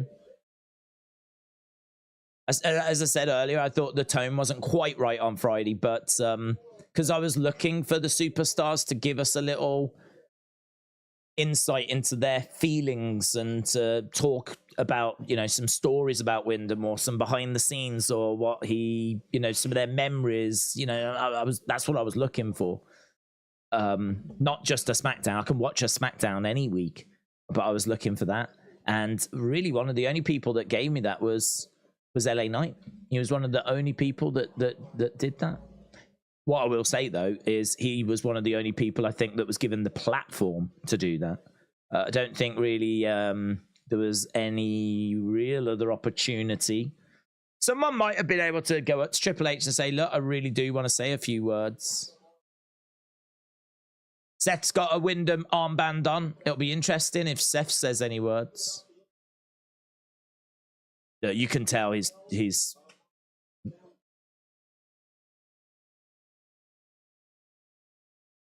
I don't think Seth's irate. Seth doesn't look irate. Seth looks gutted.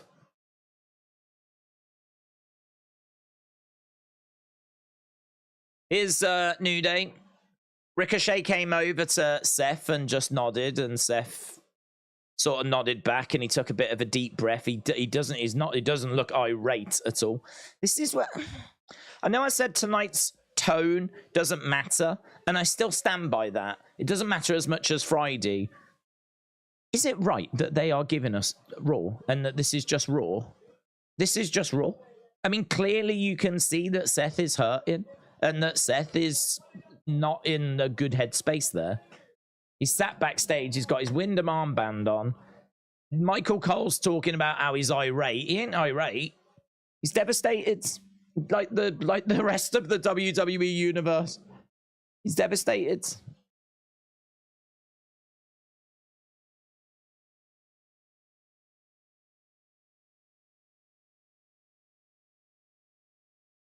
The tone on Friday was a lot more important.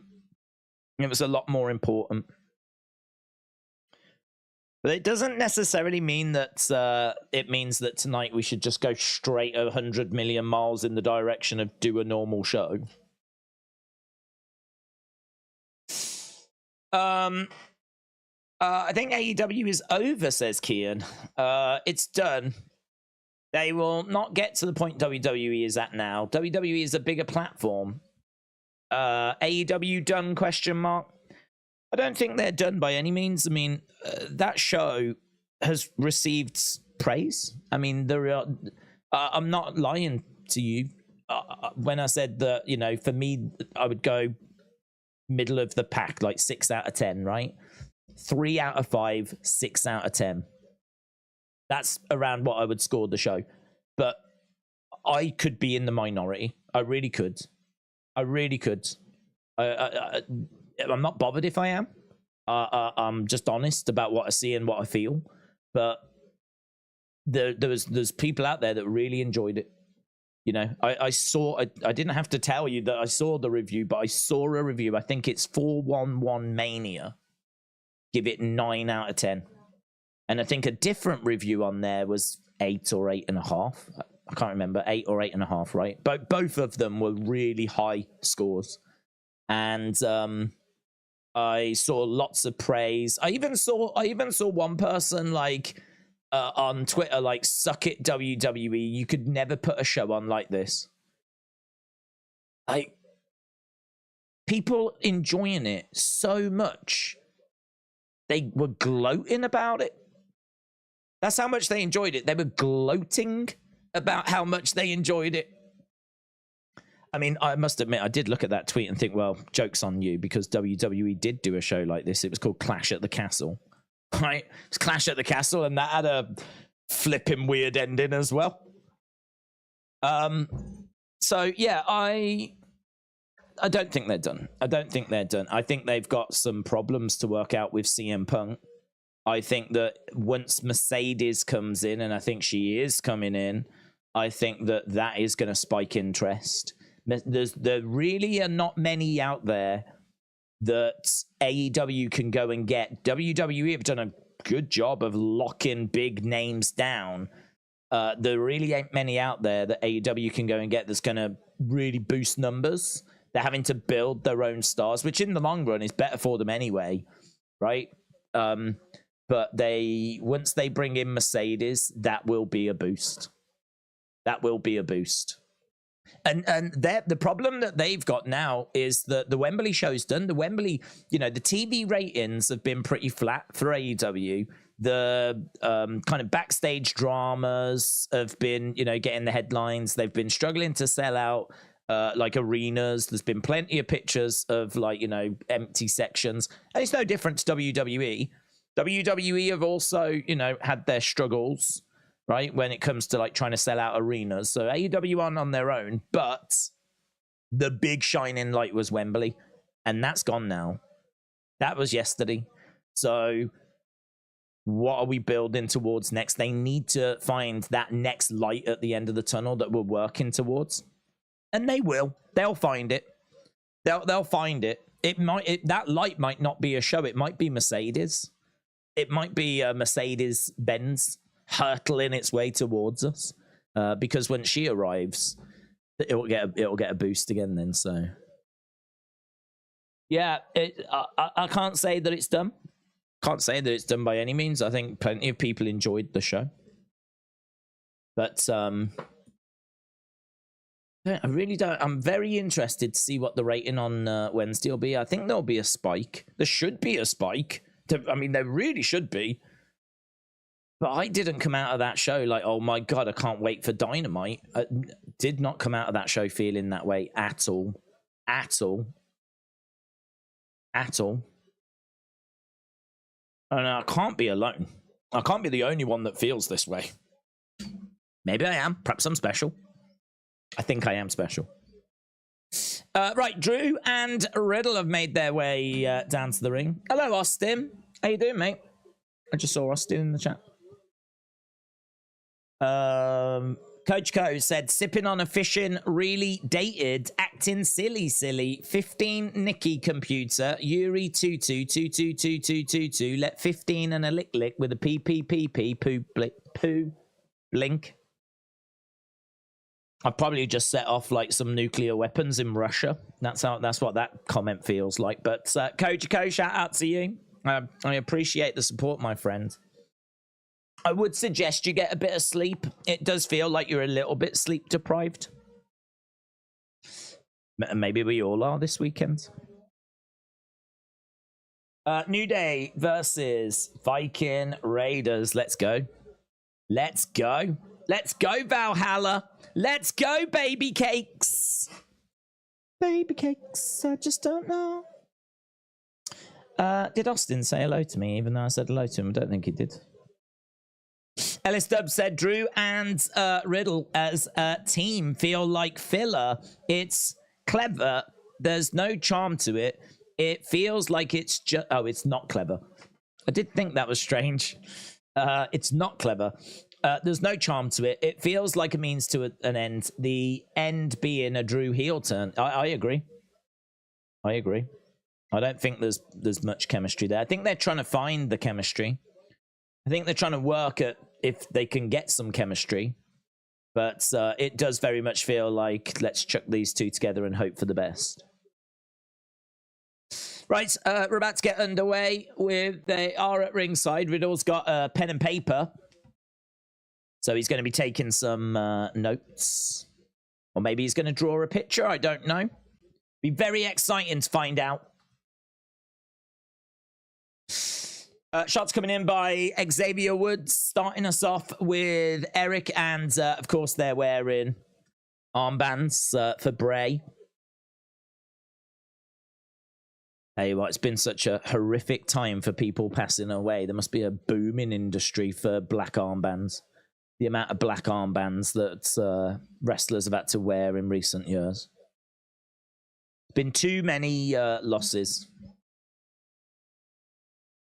It is always that way, though, with wrestling, you know. I think because there's a lot of wrestlers.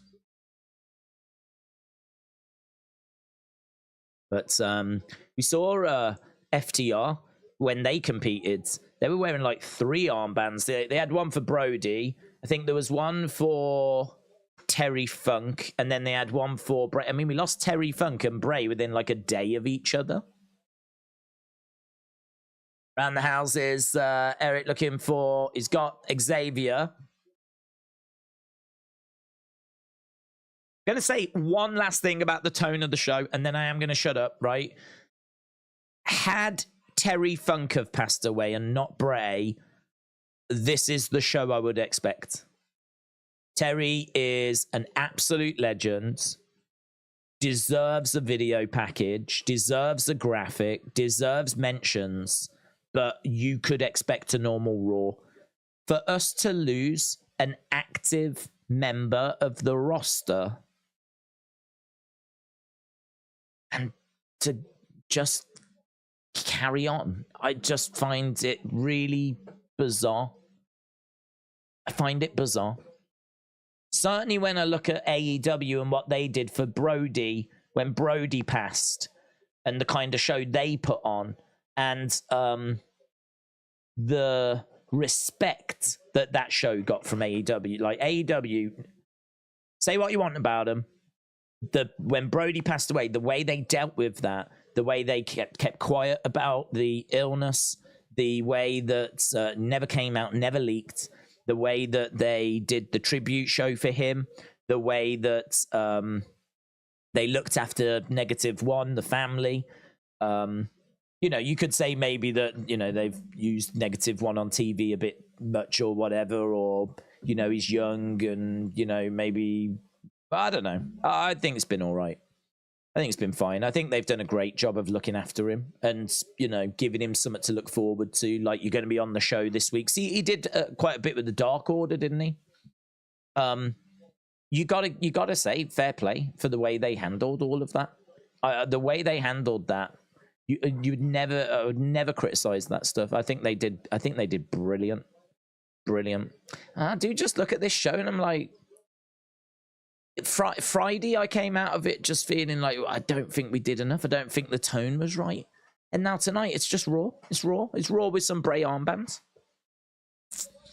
But there'll be people saying, look, the show has to go on and all that stuff. I do agree with that. But you've got forever. You've got next week. You've got the week after. And you can make the argument that, okay, well, it's a new week. You know, I decided to not have the blacked out backgrounds. I decided to not go with Bray on the thumbnail. I decided new week, you know, lighten the moods. So I was not expecting this show to be, you know, 3 hours of doom and gloom, and 3 hours of like being down. But this is Raw. It's just Raw. It's just normal Raw. I don't know if that's quite right. I don't know if that's right. Even when we go to the commercial breaks, we're not getting any, like, you know, QR codes to Bray. The tone of this is done on purpose. This is definitely on purpose. You can't tell me that, like, Seth doesn't want to say a few words. Do you know what? I could see him getting some promo time, and I could see him saying some words. I think he'll cut a promo later. I think he'll have promo time later, and I think he'll say something. But what about the other people that aren't as big as Seth that want to say something? You know? What about your Dolph Zigglers, who ain't going to have a chance to say something? Perhaps the thought is, well, if you want to say something, do it on social media. Perhaps that's the thought now. Perhaps that's the new way of doing it. You know? Don't know. I'm not going to keep banging on about it. But I would have done something. Still time though, isn't there? You know, still time. Maybe there'll be something later. Oh, there's sure to be a video package. They'll definitely do a video package, won't they? They will, won't they? Yeah, they will. At the very least, they'll do a video package, yeah?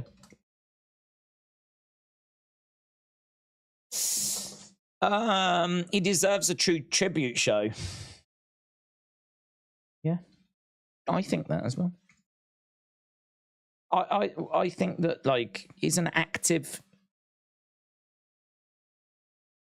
Are you telling me we would do this if Roman passed away? If Roman passed away, would we do, like, you know, exactly what we've done with Bray? I mean, Bray was one of their biggest stars.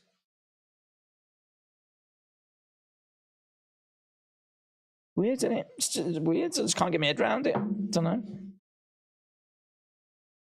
I feel, and maybe I'm wrong to feel this, but I feel people telling me, no, this is fine, this is perfect, this is how it should be. That's how I feel.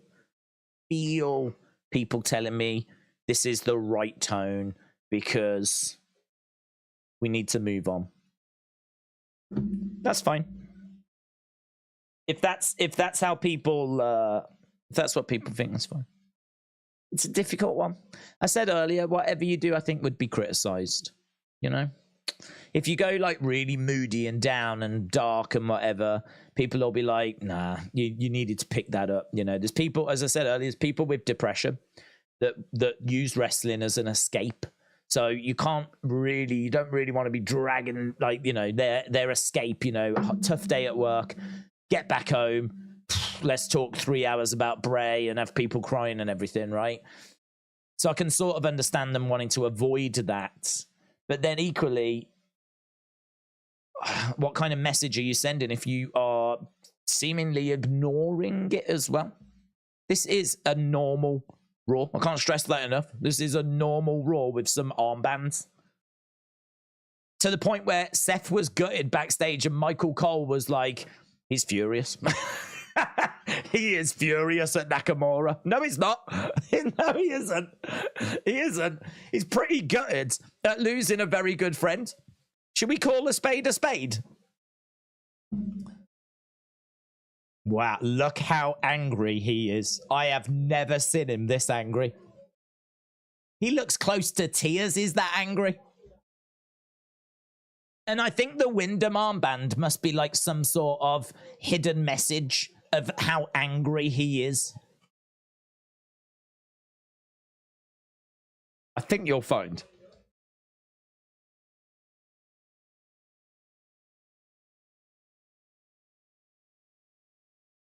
Right, we are back from commercial break.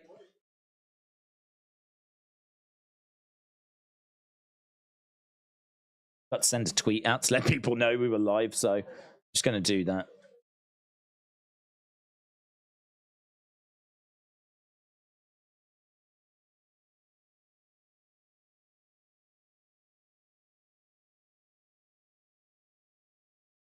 Michael Cole said we was corrected because we asked if anyone had wore antlers at ringside, and the Barbarian used to.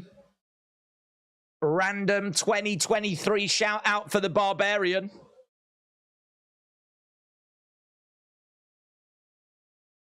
But I think part of the reason for this is that they need to follow through on things they have advertised for both shows, said George. I'm not sure, to be honest, because they advertised Jimmy Uso returning for Friday, and that got pushed back a week. So the card is always subject to change, and I really don't think this crowd's... I mean, I'm not even saying, like, completely trash the show and do a 3-hour tribute show. I'm not even saying that, but I just think, like, where is the sit-down interview with Seth where he goes, you know, I just wanted to take a moment to, you know, talk about Wyndham. Where's the sit down thing with Becky?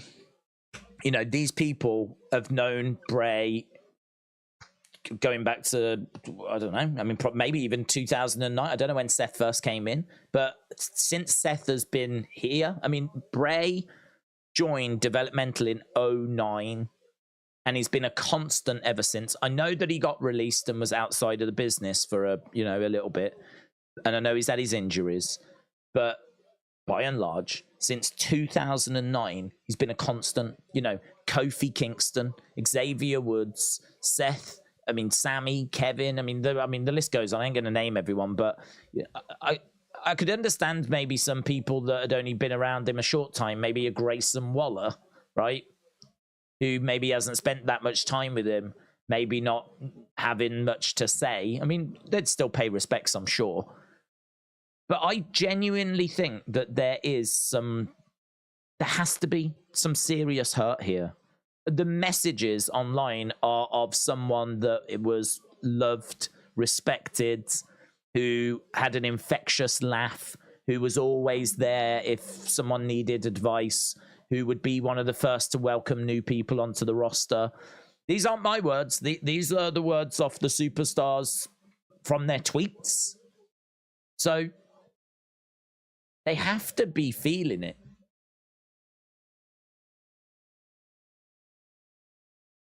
I know they're feeling it. And so, for us to just go, here's Raw.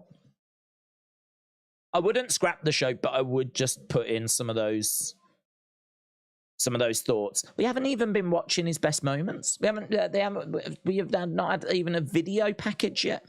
We haven't had anything yet. Apart from the graphic at the start of the show, that is it. We haven't even had the QR links to the YouTube videos.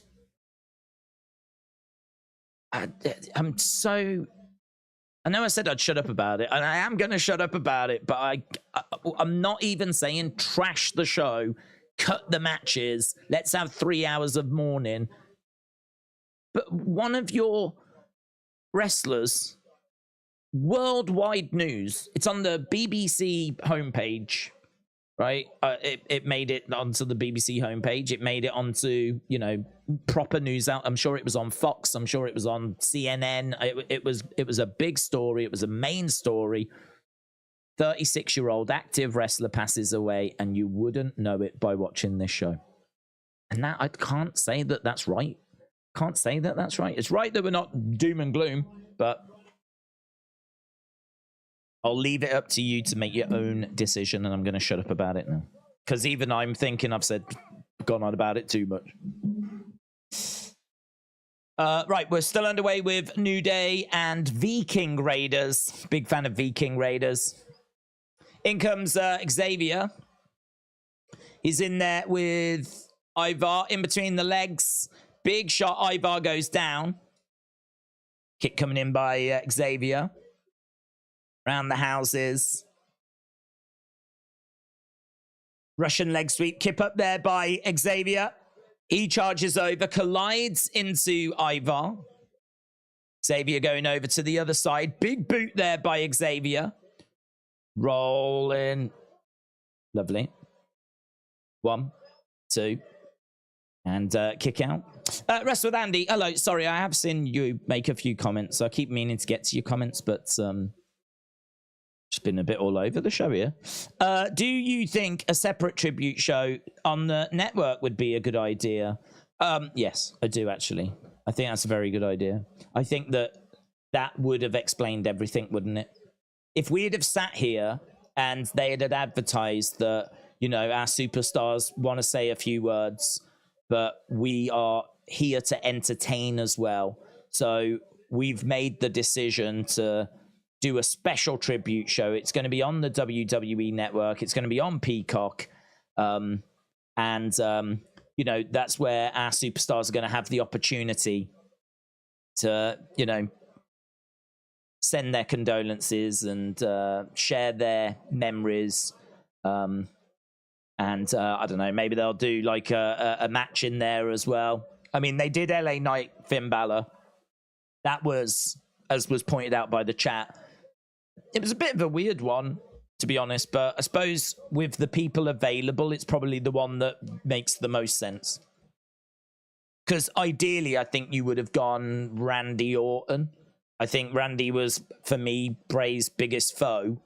So I think Randy definitely would have featured if he was able to compete, of course. Not sure who he would have gone up against. Maybe Seth Rollins? Seth Rollins, because of the Wyatts and the Shields.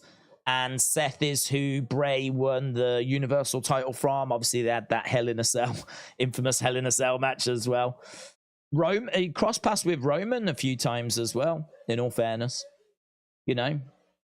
I don't know, maybe we could have done Roman, Randy. Maybe we could have done Roman, Seth. Maybe we could have done Seth, Randy. I think Randy definitely would have been one of them. But they did Finn Balor, LA Knight, and LA Knight was Bray's last opponent. Kingston is thrown into Drew and Riddle, and Finn was the Fiend's first opponent. He was the one the Fiend targeted. Drew throwing a chair in the ring. Riddle is still down. Wow, man, that was good. He just hurled a chair at Xavier, and Xavier went flying down. So yeah, maybe you could do a special, and you could have done like a bit of a match in there that had some of Bray's, you know, biggest foes. Or friends, even those that knew him the best or were closest to him. Maybe they want to, you know, compete or something. And I think then if you was advertising that on this show, you'd go, yeah, okay, get it. It's just been moved to there, you know. So yes, I do wrestle. I think it's a really good idea. I think you should work for WWE. Pin there by Eric. Monday Night Morgan sign in the crowds. So Kofi thrown into Drew and Riddle. That allows Viking Raiders to get the dub.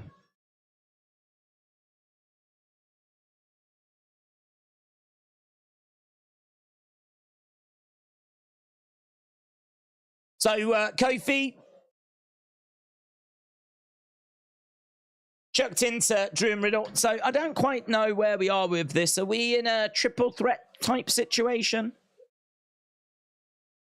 3 teams all involved in this, I don't know, maybe trying to find a new #1 contender?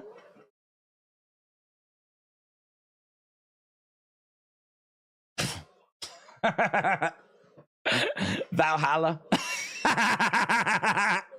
She loves it. She loves it. Drew is coming over to check on Xavier. Xavier is still down.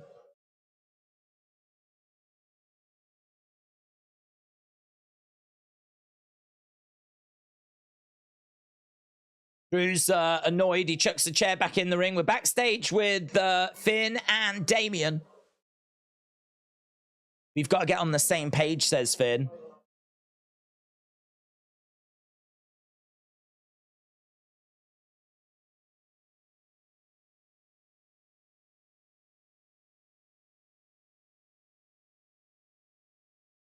That right?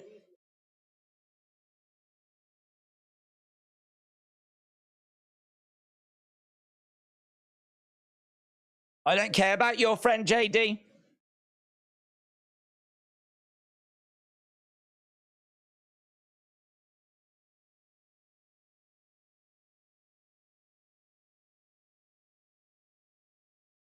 Why don't you take a walk?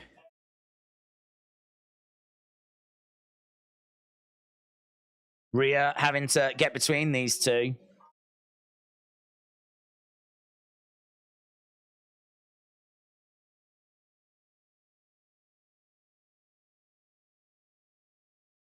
The only people handling Judgment Day business are myself and Dirty Dom. Dom was in the background, like.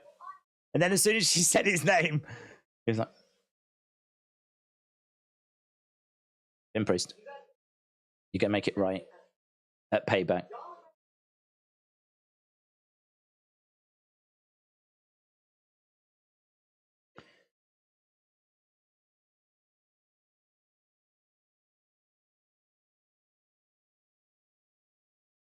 Oh, I like that. Rhea says, if Judgment Day don't walk out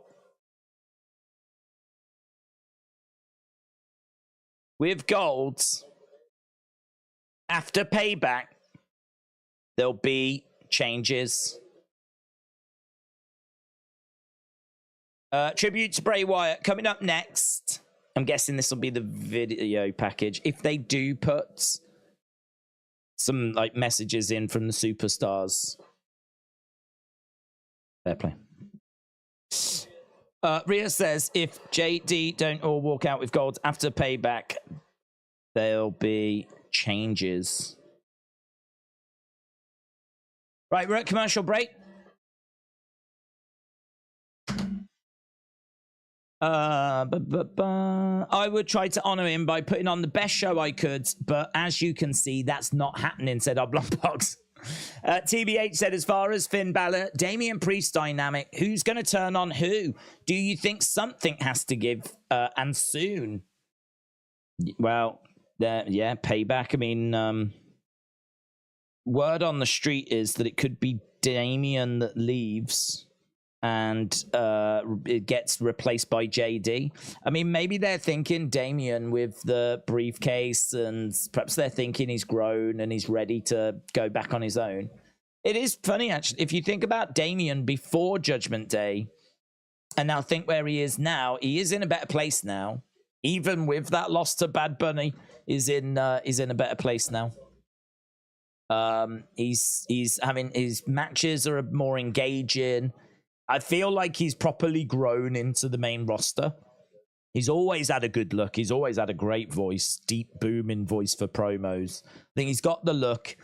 He's got certainly got the voice, the delivery for great promos. He just needs the right content. And his matches are starting to be more engaging. That match earlier tonight with Sammy, I think Sammy was doing, dare I say, the bulk of the work. I mean, Sammy was chucking himself like a super trooper all over the place. But even so, it was a really good opening match. I thought that was a very good opening match. You could tell, I got the impression that Sammy said, I'm going to do this for Wyatt. I'm going to do this for Wyndham. We're going to tear this thing down. And they went out there, and I thought they had a really good match. But yeah, I think that's the word on the street, is that it could be that Damian ends up leaving Judgment Day. But word on the street has not been good recently, has it? In all fairness, word on the street has been a little bit off. Streets have been lying recently. Obviously, the Edge news, still a bit in the dark over that. PW Torch came out and said that his contract extension had been declined or whatever. And then Edge came out and said, I've got a contract extension. The one thing I couldn't establish was, had part of the builds, had there been, maybe there is still some truth to it, but it seems like Edge was coming out to say, no, what you've heard is not true. But I couldn't quite figure out if Edge was, if there had been some part of the negotiation that had been declined, if you will. If there had been some kind of contract request that had been turned down. Don't know. But that was one of the big stories last week before Bray's passing. And so I'm a little bit in the dark on that. So yeah, the streets haven't been that good recently. Bray was a great man out the ring and a great wrestler, said Josh Sells. Brian said, if Undertaker died, WWE would ram tributes down our necks.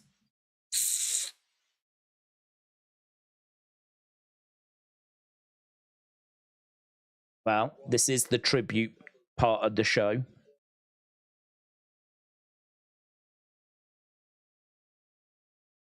They'll celebrate the lives, starting with Bray. So, Bray Wyatt tribute. I believe this to be the video package. don't think I'm alone in saying this is the absolute bare minimum that you would expect from them, right? Bray Wyatt passes away and we get a video package. I ain't applauding that, right? Had we have not have got it, then I would have gone in very hard on WWE because that would have been a flipping disgrace. But so we get a moment here for the fans. Obviously, we don't know if there's going to be anything that follows this. If you are just joining us, no 10-bell salute at the start of the show. No rocking chair or, you know, nice little moment. The show could still end with a nice moment, you know. I hope it does, to be honest. Again, I feel like we're scratching the bottom of the barrel, bare minimum expectation stuff. I do agree with that comment. If Undertaker had passed away, are you telling me that this is what we would have done? Little graphic at the start video package. If Roman passes away, he's telling me that's what we're going to do there as well. I'm not saying that there was any problem with Bray or heat with Bray or they're trying to disrespect Bray. I'm not saying that at all. That's not what I'm saying. I'm just saying that for me, I find this tone, which I did say I wasn't going to mention again, right? But I lied because I'm a liar. I find it a little bit too subdued for me. I think there's a lot of people hurting, man. I don't know that WWE have quite read the room right on this one. But I don't know. I could be in the minority again. I live in the minority, I tell you. I live in Minorityville.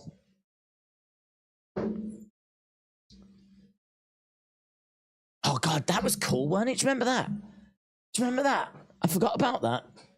That's, was it Crown Jewel? And they got the drones to do his logo in the sky. That was cool. Did you see that Braun Strowman got a tattoo of Bray's logo? That was cool as well.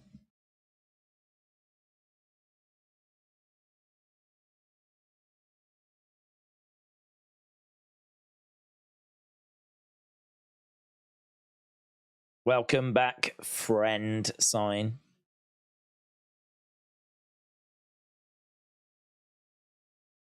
They're so good at the video packages. So good.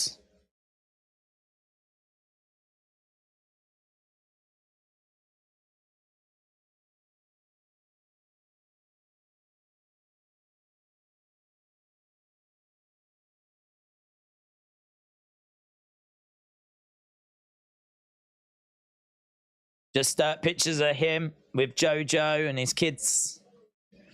That belt, that was never his like actual belt, but everyone wanted it to be. You know, when he was WWE champion, there's that like custom belt. They should sell that. They should sell that because like people would buy it, and they've already said the proceeds would go to the family. I looked again. Where's the thank you Bray shirt? You said this on Friday, and the answer I got was, well, it ain't been long. It ain't been long, has it? When Daniel Bryan retired, there was a Daniel Bryan shirt that came out when his forced retirement happened. Bray Wyatt passes away. It ain't right. I hate to go on about the tone again.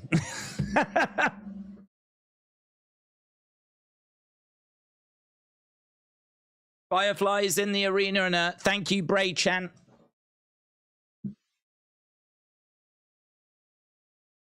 They play his music. Oh, there's a rocking chair.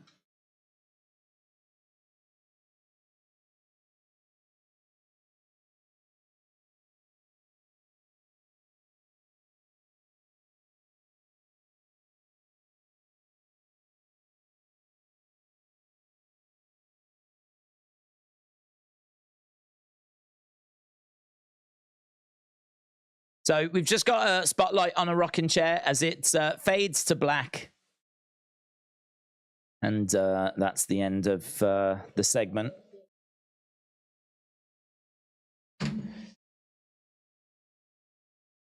Zachary, shout out to you. Feels weird to know that he's gone. It does, doesn't it? I keep watching it, still not quite believing it. It's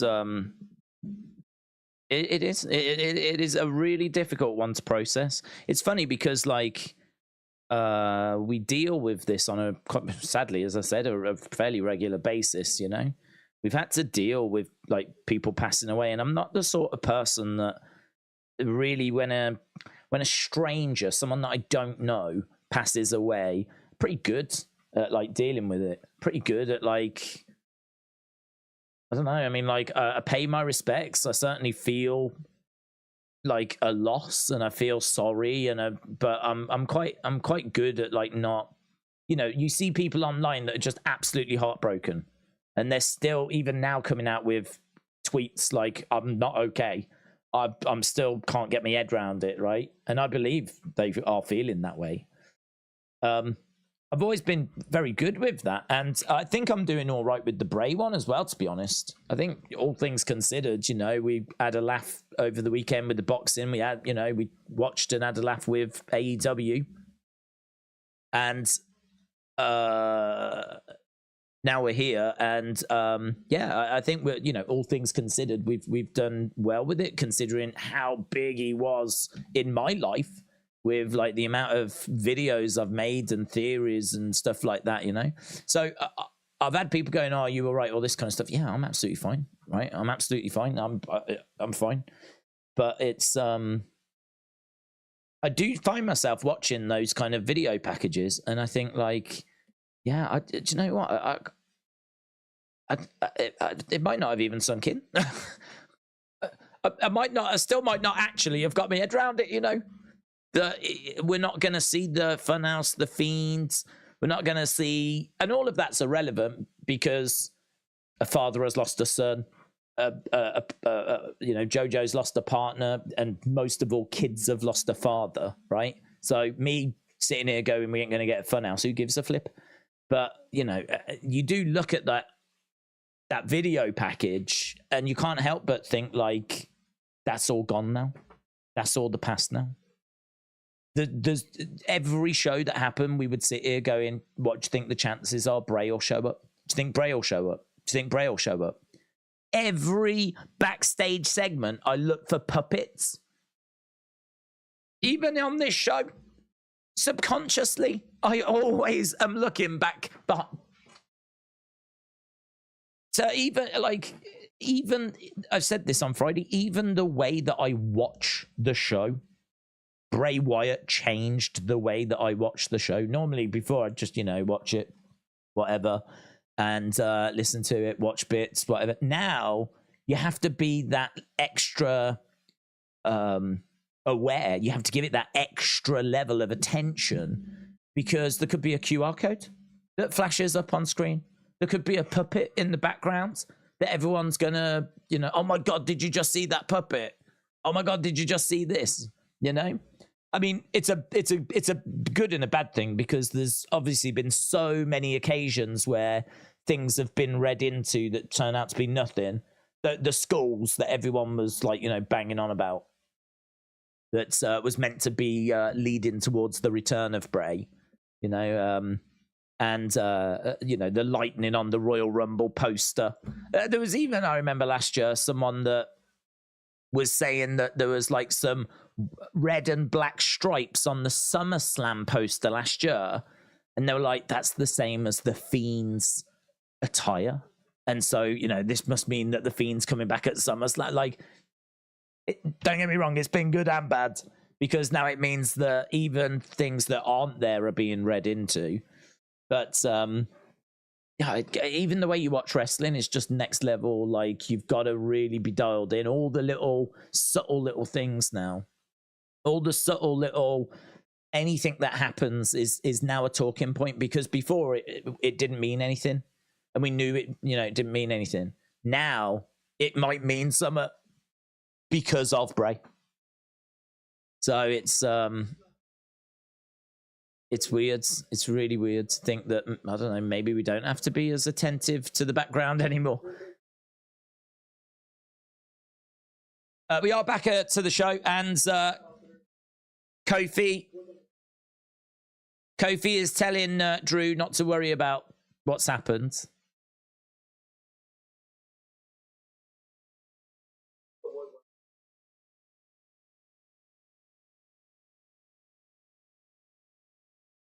Drew said he'll deal with the Viking Raiders.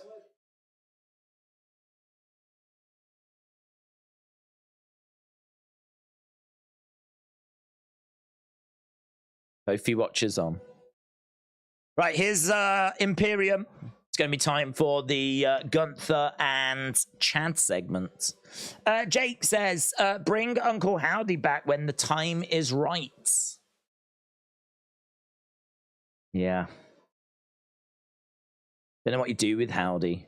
Howdy, whenever we've seen him, has not hit. Like, he doesn't have size. You know, he's not this big, threatening-looking, jacked person. He just looks a bit like, I don't know. Don't know what you do with him. I think that's the point I'm trying to make. I don't know what you do with Howdy. Howdy, for me, hadn't clicked. I don't think we'd quite found the right presentation for Howdy. I don't think we'd found quite the right... I don't even think WWE felt it was right, because do you remember he had the full mask and then they cut this bit out and they changed the Howdy's look changed. So, and they changed his Titantron as well. I sort of feel like we were having to make little tweaks and changes as we were going. I think we were still in that process. So you could bring him back. I don't know quite what we do with him or where we get to with him. And certainly without Bray's guidance, it might be even more of a challenge. Yeah, I don't know. It'd be tricky, man. It'd be tricky. Only just noticed as well. I didn't even notice this bunting. This bunting should definitely not be up. Even I'm getting the tone wrong. I blame myself. I've got the tone wrong. I've had bunting up the whole stream. That was because I didn't change the background to, like, you know, dark, black. I thought, yeah, new week, let's, you know, lift it up a little bit. Even I thought, yeah, new week, let's lift it up a little bit. Here is Gunther then. Gunther. Jake said, room for Howdy and Alexa. They're connected. That is true. We saw it at the Rumble. And in the build to the Rumble.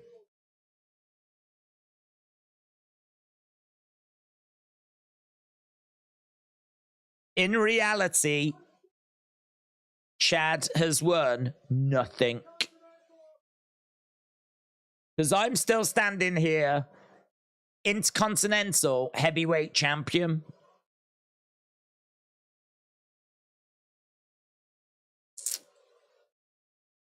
Boos for Gunther.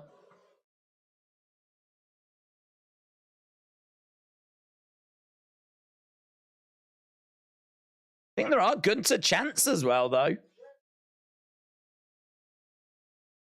Chad has achieved one thing.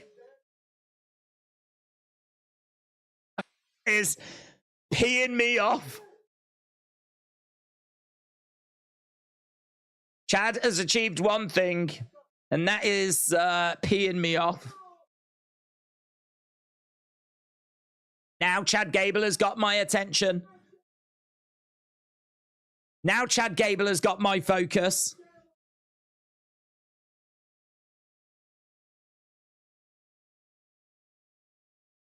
If Chad Gable is the final thing between me and my rightful legacy, so be it.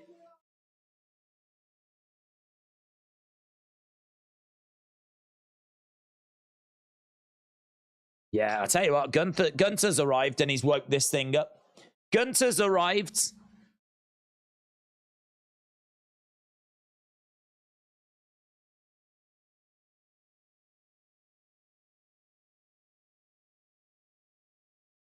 Shush. Shush, please. Okay, here's Chad's. Here's Alpha Academy. Thank you. There's Otis and Maxine.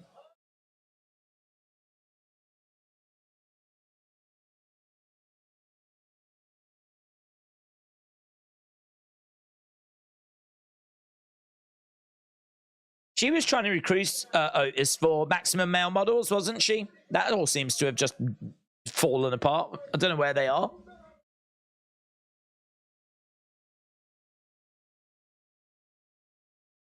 You've been on the roster for nearly 2 years. Not true. Didn't he arrive last year?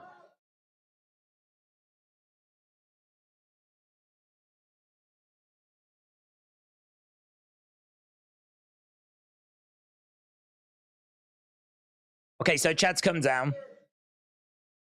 Told some lies.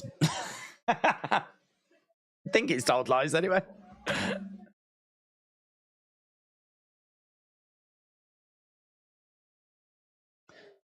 I'm going to take your Intercontinental Championship away in 1, 2, 3.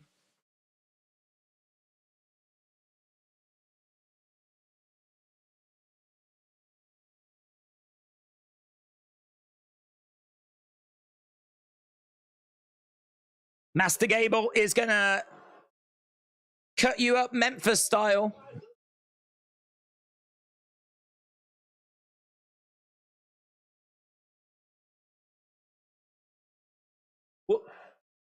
Whoop that trick, Chance. Whoop that trick. Whoop that trick. Whoop that trick. Are we in that place? Is that because that chant is in a certain part of America, isn't it? It's like the catchphrase of a certain area. Is this that area? I remember them chanting that to Charlotte when she was in the ring with Sonya, and it being used as part of their exchange. I remember Charlotte going, you know, I'm going to beat you, trick. I remember it being part of the promo, but I think that's only like a certain part of America, isn't it, that use that as a chant. We are underway with Memphis, Tennessee. So this is that area, is that what we're saying? Actually, I don't know where we are tonight. I never look. They all feel the same, don't they? Chad versus Ludwig. Hustle and Flow started the whoop the trick thing, says Paul. Yeah, and then my understanding, and again, correct me if I'm wrong, is that one certain area adopted it as a kind of catchphrase. I mean, whoop that trick is not something I've heard consistently in, like, you know, in different arenas as we've been watching Raw. My understanding is that one certain place took it as a bit of a local catchphrase, and I think people are saying it was Memphis, Tennessee, and I just wondered if we were there tonight, or maybe it's growing in popularity and everyone's going to start chanting whoop that trick. We're seeing it down in NXT as well. Maybe whoop that trick is starting to really gather momentum, and it's going to be a chant that lives alongside Fight Forever. This is awesome.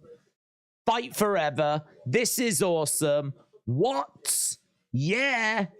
And whoop that trick are just some of the chants that we can look forward to enjoying as we move forward.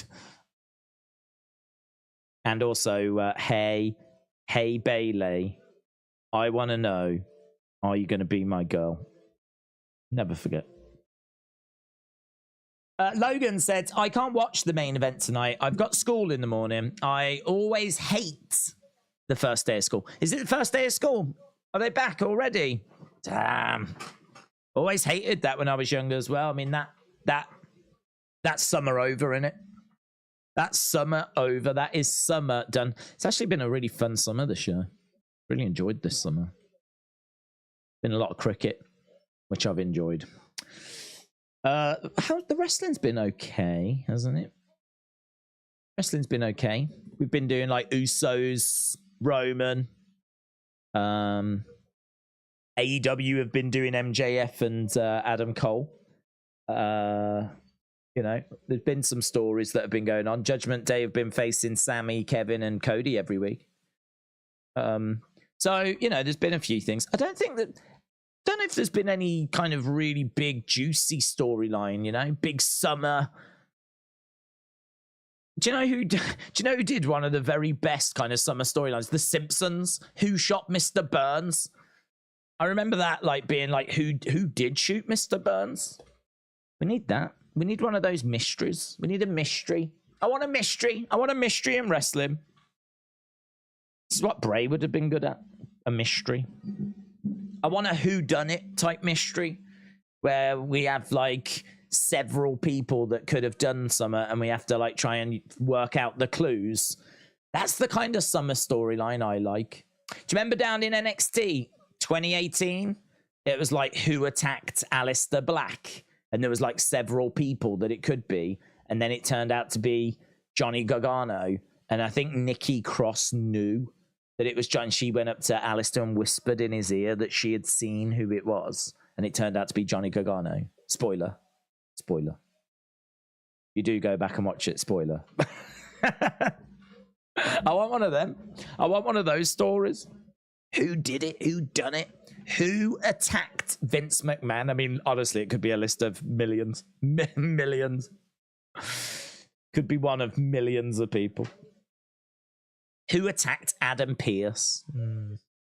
Who attacked Michael Cole? Let's go. And it turns out to be Bailey. Greatest story ever. Logan said, oh yeah, we read that. Logan, shout out to you. Yeah, can't believe it. Summer. We were so young, weren't we? We were so young. Did you hear the extended report of Bray's unfortunate passing, says Tyler. So heartbreaking. Thanks for keeping us entertained. I don't think I've done a good job of that this week, to be honest. Please forgive me. I mean, these are not the easiest of times to be bantering. I like to have fun with the wrestling shows, and I like to, you know... I like them to be entertaining because I like to be entertained as well, and we definitely try to do that, but it's not the best of circumstances, is it really, at the moment? But we move on. We move on. Payback will be good. I'm looking forward to Payback, and we are watching AEW All Out. I think my expectation for that show is going to be, dare I say, more in line. So, you know, even that could deliver. I don't know what the main event is, though. I don't think they've announced a main event for it yet. I don't know. Maybe the main event was going to be CM Punk. If they do, they should do CM Punk, Jack Perry. If they do CM Punk against Jack Perry, woo. You want to talk about? Big main events? You got one right there. CM Punk against Jack Perry after what happened the other day. Amazing. Big Time Baxter said days 2.7 million tuned into SmackDown to see a beautiful tribute of Bray Terry Funk. Amazing to see how many lives they touched. People aren't flocking in for sunshine. I think people flock in for big news, big things, you know. So that was news of someone passing, and they wanted to come and pay respects and see how WWE would do it. I think I don't blame people for that. I mean, it is great. That's obviously a big number. It felt like, clearly it felt like it was going to be big. I think our stream normally does 10,000 views. It did like over 40,000. So you could look at that and know that it was going to be a very, very high rating for SmackDown. So 2.7 doesn't surprise me. I think that's a really positive, really good sign, you know. And it's a big number, you know. Don't forget, on average, SmackDown's like 2.2 to 2.2. Sometimes you get to a 2.4 if it's a real banging bloodline story thing. So 2.7 is big, is real big. So yeah, that's lovely, to be honest. It's lovely. But I think people would show up if, like, you know, as we said, we've been to 2.4 when the bloodline is like really firing. So if you add the bloodline firing and you add something else firing, who knows? Might get to the dizzy heights of a 2.5. We could only dream. Chad falls to the outsides. So Ludwig against Chad. We do need to do halftime scores. We'll do it at the next commercial break. Who attacked Hulk Hogan? Yeah. How long you got? Right, here we go then. Let's do half. We didn't do it for the Friday show. You know, why would we? But, you know, we'll do it tonight. I played the song though. Is that?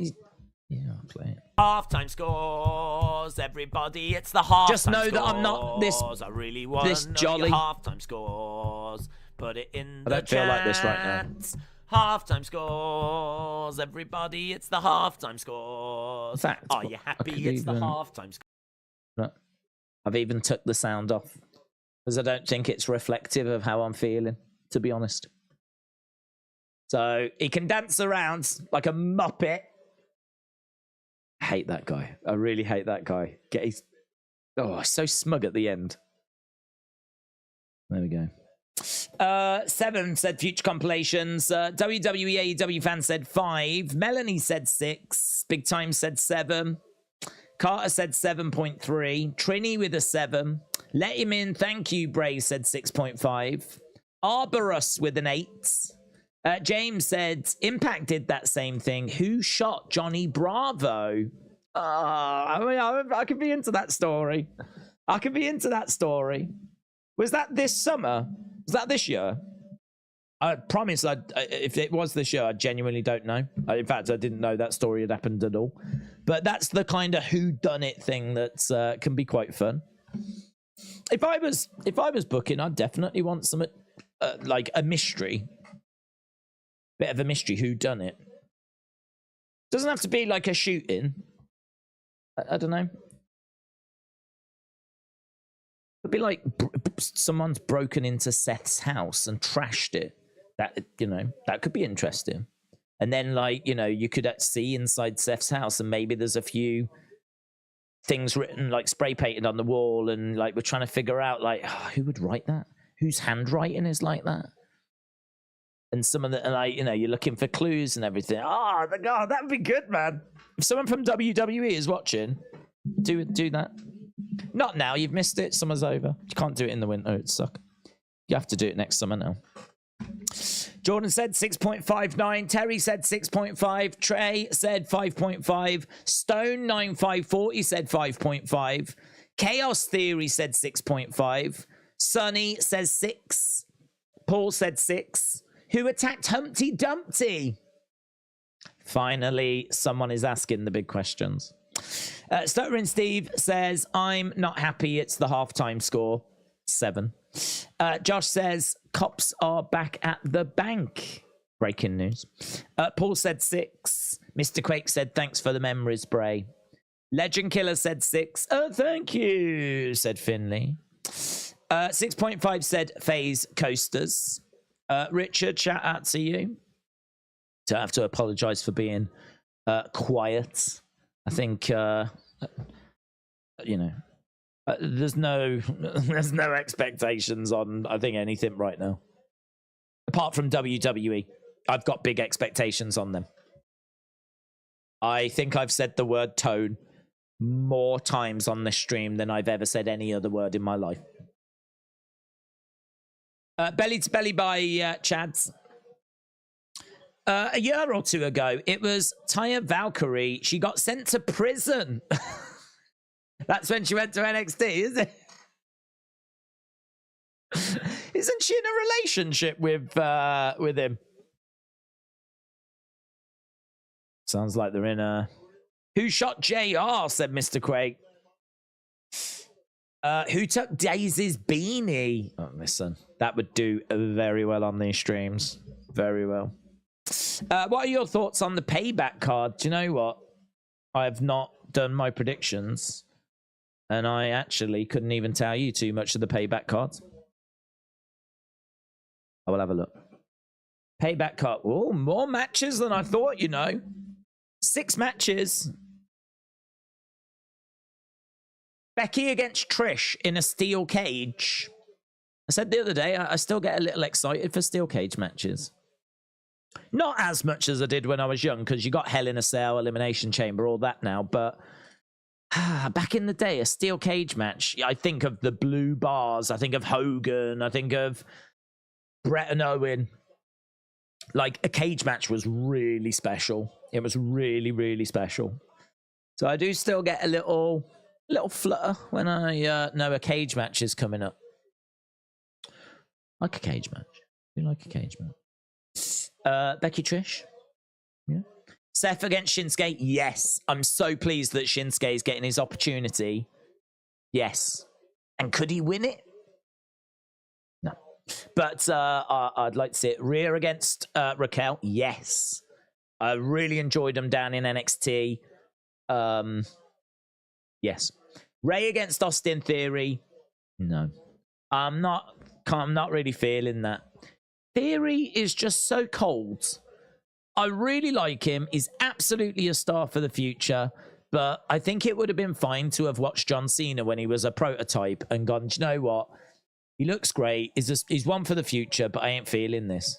Right? And I just absolutely feel like I'm stuck there with Theory at the moment. Always fun to see Rey Mysterio. But yeah, I'd say that's one I could skip. LA Knight against The Miz. I think the build's been quite good for that. I think LA Knight's promo on Friday was very good. Really like the ending in particular, where he was saying, a wise man once said to me, if you see me come in, run. Which, it's good, wasn't it? It's good. So, but LA Knight can talk, man. He's always been able to talk. It's just being given the opportunity. And now he's being given that opportunity. So, very good.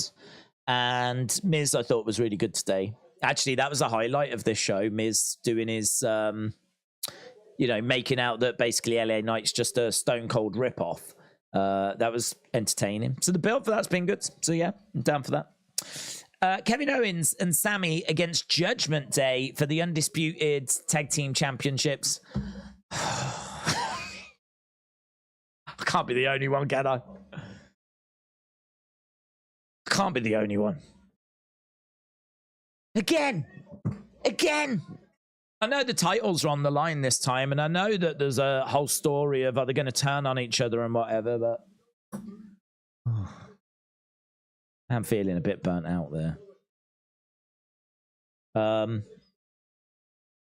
There's enough of a story to it to make me go, okay. And you know that, like, Sammy, Kevin, and, well, all of them, actually, they can go in the ring. I'm sure the match will be fine, but, oh, my God. Oh, I feel like someone that's had about 20 cheeseburgers, and now I'm being told, like, do you want another cheeseburger? I'm like, oh, man. I really like cheeseburgers, but I just don't need another one. Moonsault by Chad.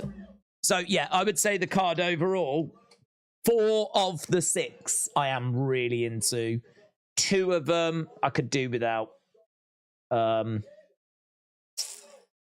So I would say my excitement level is probably about an 8, actually. Probably about an 8. Mathematically, does that work? Probably not. But probably about there. Maybe a little bit lower just because... Maybe a little lower just because it's kind of hard to be really excited for a show. All things considered. But, yeah, I'm around about that. I'll need to get my predictions. I will get my predictions done. I think we'll do predictions on the WEP tomorrow, but we need to get the tone right for tomorrow's WEP. So I could see that being a lot of Bray conversation. But we will have to try and get some Payback predictions done as well. German suplex by Chad. And it's a DQ. So after all of that, DQ. Lol. It was Giovanni Vinci that got involved. Otis getting involved as well. Otis collides into Giovanni Vinci. Now Ludwig has attacked Otis from behind. And now there's a fight. A brawl. Chad versus Ludwig. DQ win for Chad. Imperium. Attack. After. Gunter has made his way down. Chad is down in the middle of the ring. What's Maxine doing? Maxine could run in and jump on top of Chad right now, couldn't she? But no, just standing on the outside, being useless. Chad lands on his feet, gets Gunter down, puts on a ankle lock, and that will not be tolerated. Imperium are now all over Chad. Where are you, Maxine?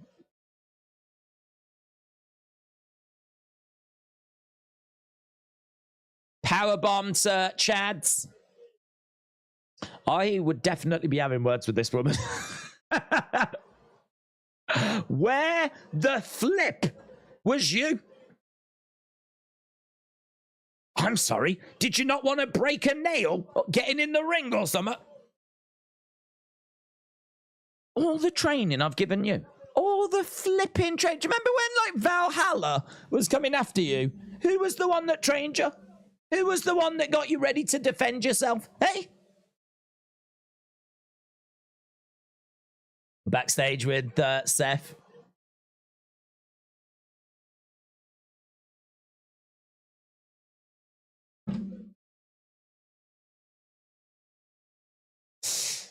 Seth Shinsuke next. How about bringing back the Hacker as a mystery angle, said Chill Dude. Yeah, yeah. Yeah, I mean, that's a few years ago now. Maybe make the argument as enough time passed. I mean, you're always going to have a degree of rotation on stories because there's only so many stories. But, and obviously, you know, you've got 2 shows, 3 if you include NXT. They never end. We need to find like stories for all the wrestlers all the time. So there's always going to be a bit of rotation. We did the Hacker thing during lockdown, but it didn't go anywhere. Did it? It didn't get a payoff or anything. So you could easily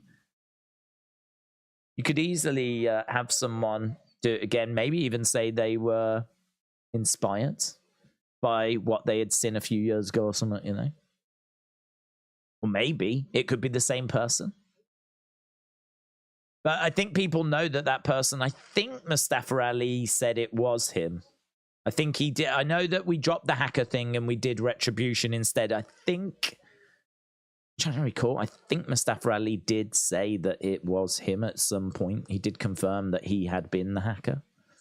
So maybe you can't do that, but yeah, I don't mind a bit of a good old Hacker story. I'm all right with that. You could do that, the GTV thing, you know, I suppose NXT are doing that right now, aren't they, with NXT Anonymous? You know, someone's going around filming who's that person. I said, though, the NXT Anonymous thing, I don't think really we're meant to work out who that is. I don't think it matters. I think it's more just a way of showing us stuff that maybe we shouldn't be seeing. And I think it's more just going to keep going. I don't think, like, we're meant to try to work out who it is. But, yeah, there's a few little mystery things I think you could do, which would have been fun over the summer.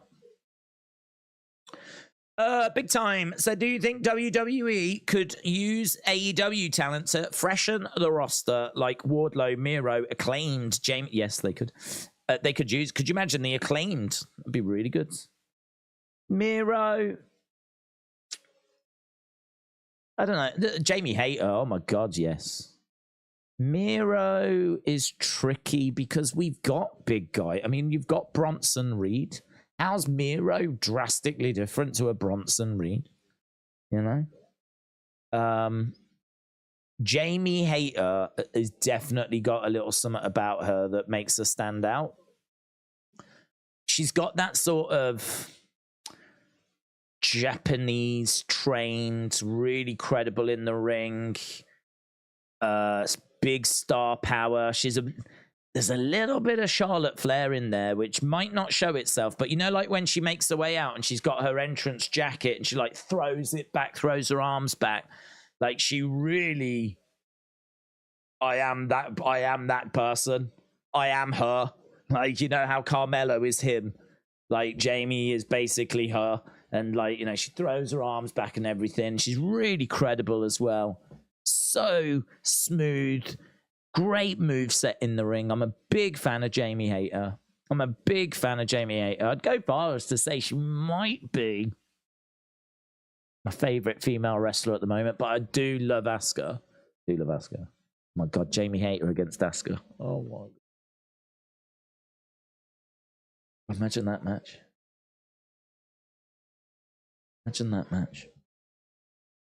Lovely. So, yeah, I'm not sure about Miro. I don't feel that way about Miro. But the Acclaimed, I like the Acclaimed. I like Jamie Hayter. There's a few that you could bring in. Wardlow. He's just a bit cold at the moment, isn't he? Wardlow. It's just a bit cold. But I'm sure that WWE could book him and use him well. So yeah, you could. I think there is a bit of a payment free, a recruitment freeze though at the moment. We're not really bringing anyone new in, are we? Bob Barker.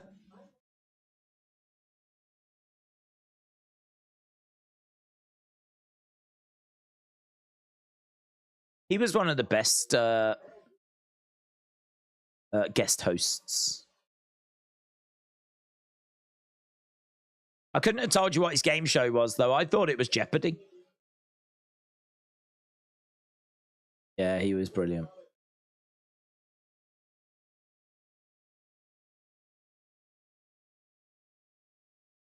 Best guest host ever. Here's Seth.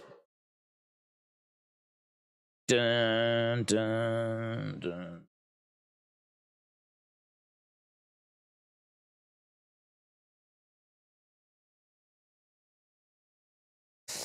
Right. R.I.P. the star of The Price is Right. Motic said you missed a super chat. I do try to get to them, go back to them. But Motic's apologies. Days, you missed Kojiko's super chat. Yes, I did. Oh, I've missed a couple here, haven't I? Coach Co said, sipping on a fishin', really dated, acting silly, 15 Nikki, computer, Yuri 22, let 15 and a lick with a PPP poo blink. Did I read that one? The problem with Coach Co's messages is that none of them make any sense. So I read a load of gobbledygook, and I don't know if it's the same gobbledygook as what I've read before. I seem to remember doing the PPPP poo blink thing before. I definitely remember that gobbledygook. That is very familiar gobbledygook. It's a bit concerning that an absolute nothing message can still manage to stay in my brain. Coach Co, shout out to you. Do you think this Raw has been mostly normal because of legal reasons, as they have to provide what have been advertised, said George Vlogs? Just curious. I think we answered that, didn't we? I don't think so. The card is always subject to change. It's always subject to change. And not only that, I think that you could have easily reduced the length of matches to have increased some talking segments, to have had some little videos. You know, you could have cut the backstage stuff, couldn't you? You still could have provided the advertised matches, but have found space elsewhere. So I don't think there's any legal stuff involved. Yowie wowie. Yowie wowie. Yowie wowie.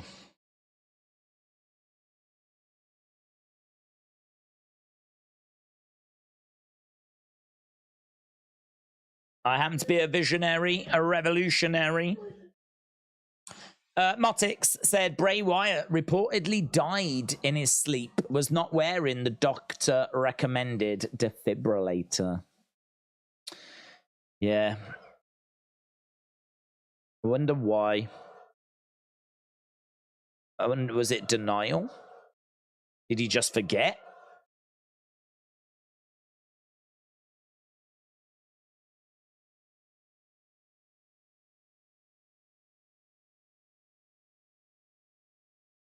Been a long week. I'm going to keep this short and sweet. Shinsuke Nakamura.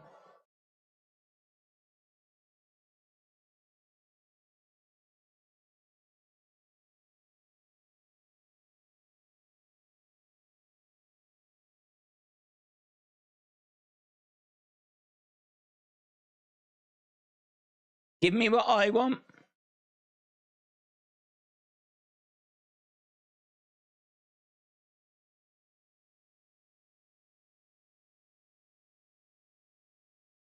Why don't you Shinsuke your way down this aisle? Why don't you Shinsuke your way down this aisle?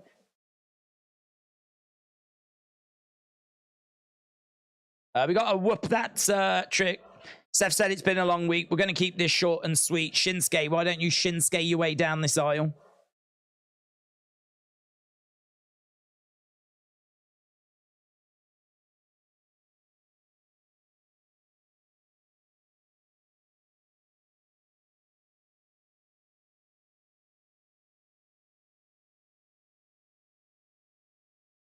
You don't sing his song anymore, do you?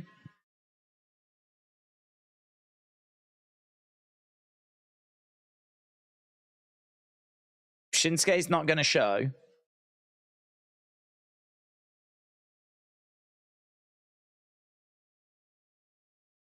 Maybe we head on down to Beale Street.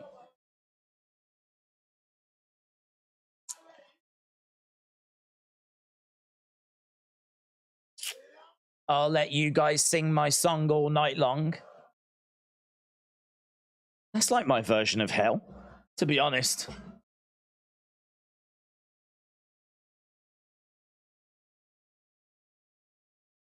This is very much the WWE Judas, isn't it? Oh. I do not want to simply defeat Seth Rollins, the champion. What's this? What's going on?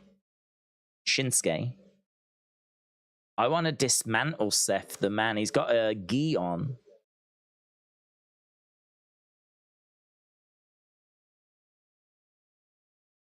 I want his wife to know I'm the reason she has to help him out of bed.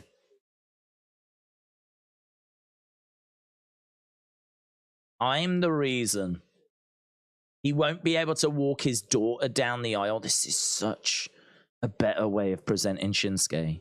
This is such a better way. He can be broken. His body has betrayed him. He knows this.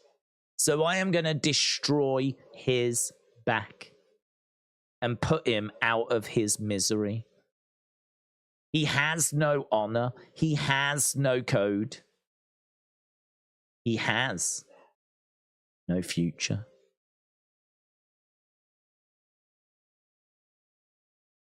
Shinsuke, Shinsuke, Shinsuke, Shinsuke. This is the Shinsuke that we know is there, that WWE have never allowed to be. Do you remember when we had to flip and watch Pat dancing on a table because Shinsuke was making his way down to someone playing guitar? That was the dark days. These are the light days. These are the good days. That was a killer video package, man. I don't see how you can't watch that and be more hyped and be hyped for this match. He says, I know your weakness. I am going to be the reason why your wife has to help you out of beds. He's targeting the back. He's going after the back. Like, the story for the match is there.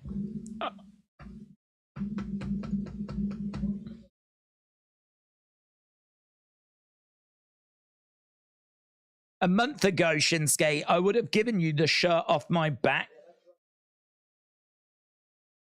That's right, the same back that's broken in 2 places.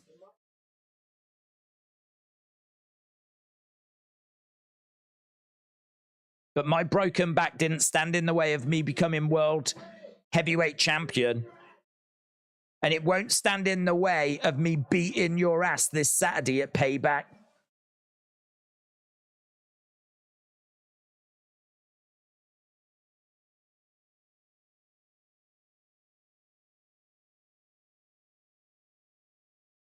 I'm not going to stop until someone pulls me off of you this Saturday.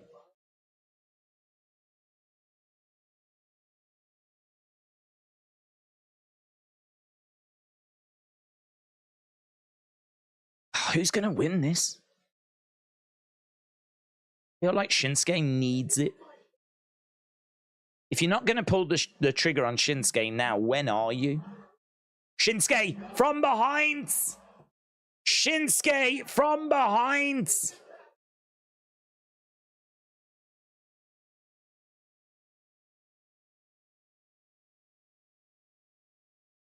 See, I don't know what he's saying to him.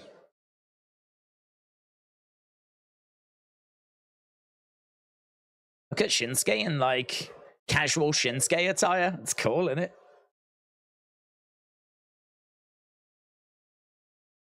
Shinsuke's cool. He's cool. He's just cool.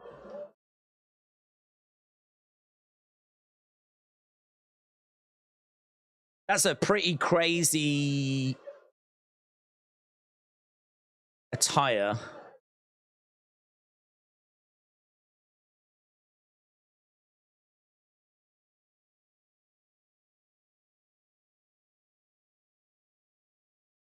It says .co.uk on his shirt in the red, in the bit down the...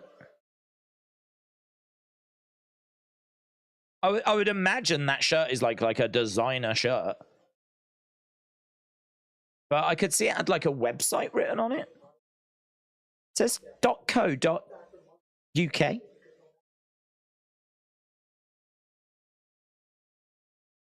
wonder if it's like Japanese tailor based in London.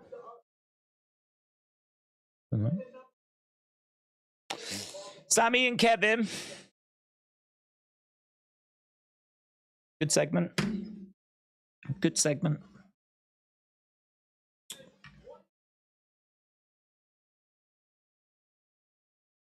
We'll do this one more time.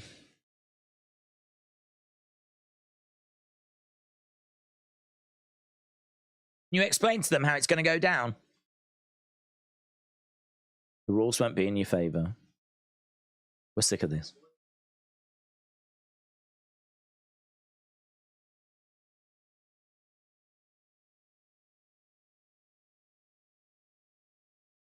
So a little promo here by Sammy and Kevin. They're just talking to Judgment Day. Anything goes.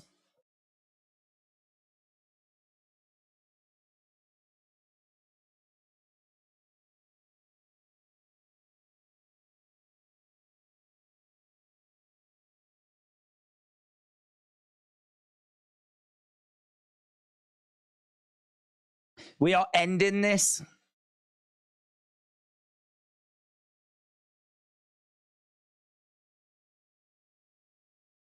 Pittsburgh Steel City street fight. Okay. So the tag match is going to be a Pittsburgh Steel City street fight. Bronson Reed nailing Ciampa. Okay, so are we going to this match? Size does matter. The words of Michael Cole.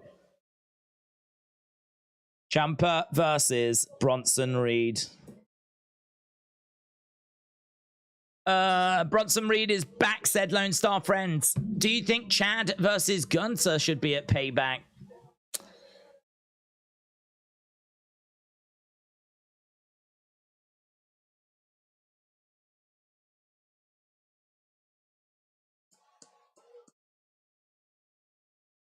Yeah. I'll tell you what I'm thinking. I'm thinking, well, they do like to have something that they're building away from the pay-per-view. And it is a very good strategy because it means that when you come out of the pay-per-view, you've still got something big to look forward to. Like Becky against Trish was not at SummerSlam. It was on the show, which then obviously led to a rematch now at Payback.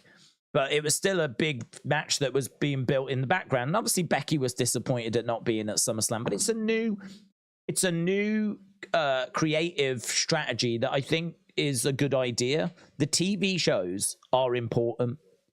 TV shows are important. Really gone are the days where you put all your eggs into the basket of just the pay-per-view. You have to get ratings. We know how important ratings are. And certainly right now where they're trying to get a new TV deals over the line. Like right now, you want your ratings to be strong, to be good. And one way you do that is by building up good matches and not paying them off at the pay-per-view, but paying them off on TV. So if you was going to do Gunther Chad at Payback, which you absolutely can, I think then you've got to take some off Payback to put onto Raw. So if you don't do Gunther Chad, then you might have to take, I don't know, Rhea and Raquel off of Payback and actually swap them over and do it that way. I think I would be interested in that. The problem is, Rhea has said we were all going to leave Payback with gold. If we don't, there will be changes. So she's sort of got to be there, isn't she? After what she said earlier, she's got to be there. So you can't really take her off now. If it wasn't for that, though, I would be tempted to do it. And the reason why I'd be tempted to do it is because I think we're very close to Gunther losing the title. I think we're very, very close. So that means that we've not got many opportunities to have him compete at a pay-per-view defending the IC title. The more that he's at pay-per-views in singles matches, because you know when he's doesn't have ad breaks and he's got a bit of time to work, he tends to put in the match of the night. He tends to steal the show. He tends to put in like the banger. There's been a few occasions where he hasn't. More often than not, he does. So I think like for him to, again, put on a match with Chad at Payback where they get the time, no ad breaks, and they can steal the show, that's good for Chad. It's always good for Gunther. And I don't think we're going to have many more opportunities to do it as well. Don't think there's many more chances left because I think he loses that IC title as soon as that record is broken. And we're not that far away. I don't actually know how far away we are. We can have a quick little look. So I would be tempted to put it on just because I think we have got a little bit of a ticking clock on this one. We are underway with Tommaso and Big Bronson Reed. Low. Big Bronson Reed.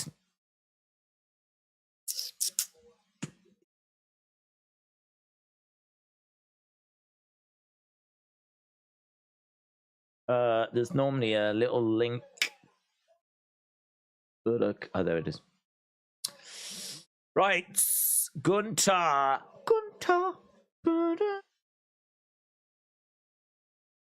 Oh. So, according to this, Gunther is on 444 days. It's amazing, isn't it?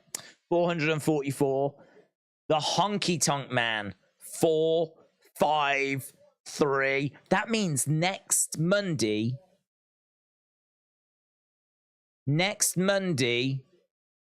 Nah, that makes sense now. So Gunther's on 444. Next Monday will be 451. And the record is broken at 454. Next Monday is your absolute last chance to stop Gunther breaking the records?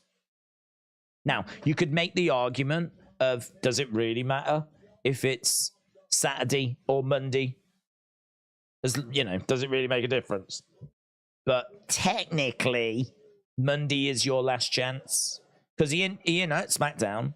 There's no need for him to be at SmackDown, and I don't even know if SmackDown would stop the record being broken. So that might be why we're doing it next week, because that is the last stop, the last chance. Chad Gable is now the only person that can stop Gunther. Didn't know that. I do now. Exciting, isn't it? It's exciting. I'm excited. Let's go. 4-4-4 and Honky Tonk Man 4-5-4. Gunther is the 5th longest reigning IC champion ever if you combine all the reigns, right? The Miz has had 8 reigns with the IC title. He has got 5-9-7. Gunther's had 1 reign and he's at 4-4-4.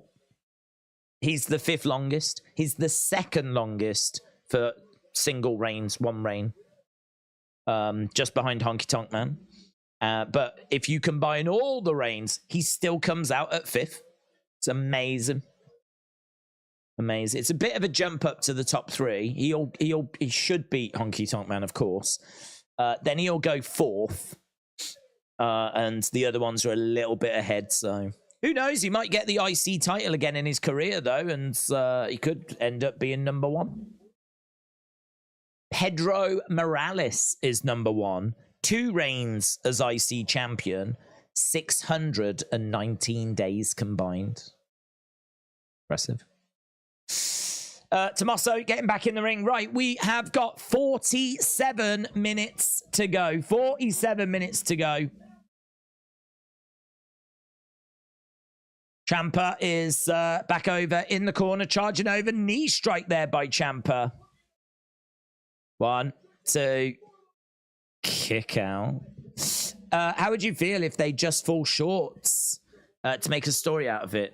I'd be disappointed. I think records are there to be broken. I think this one has stood long enough for it to be broken. I mean, you're going back to what, 88, 89? I think Gunther's the right person to do it. I think Gunther's all about honor, prestige. He's been having some banging matches. He's clearly a world champion in waiting multiple time. Clearly a WrestleMania main eventer, probably multiple time. Could be a Rumble winner. Yeah, I mean, if not Gunther, who? Yeah, I don't know. I couldn't see why we wouldn't do it. Ciampa picks up the win against Big Bronson Reed. Wade says ugly as hell, which is a bit harsh. I mean, all right, Tommaso's not to everyone's taste, but come on. We're backstage with Jackie Redmonds. Becky and Zoey. Is that our main event, is it? Please welcome the man, Becky Lynch. Please welcome the man, Becky Lynch. Hello, Becky Lynch. Gunther will be a huge favourite to win the Rumble next year, says Alistair. Could be next year.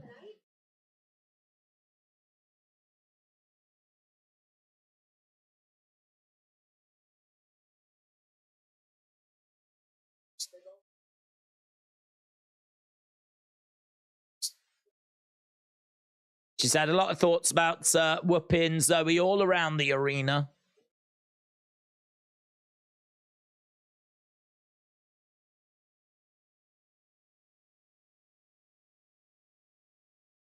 The man has come around to Memphis and she's bringing a whole lot of chaos with it. So, Falls Count Anywhere match coming up. Here's Rippers. Rhea Ripley making her way out. Obviously, she's got a big match coming up against Raquel.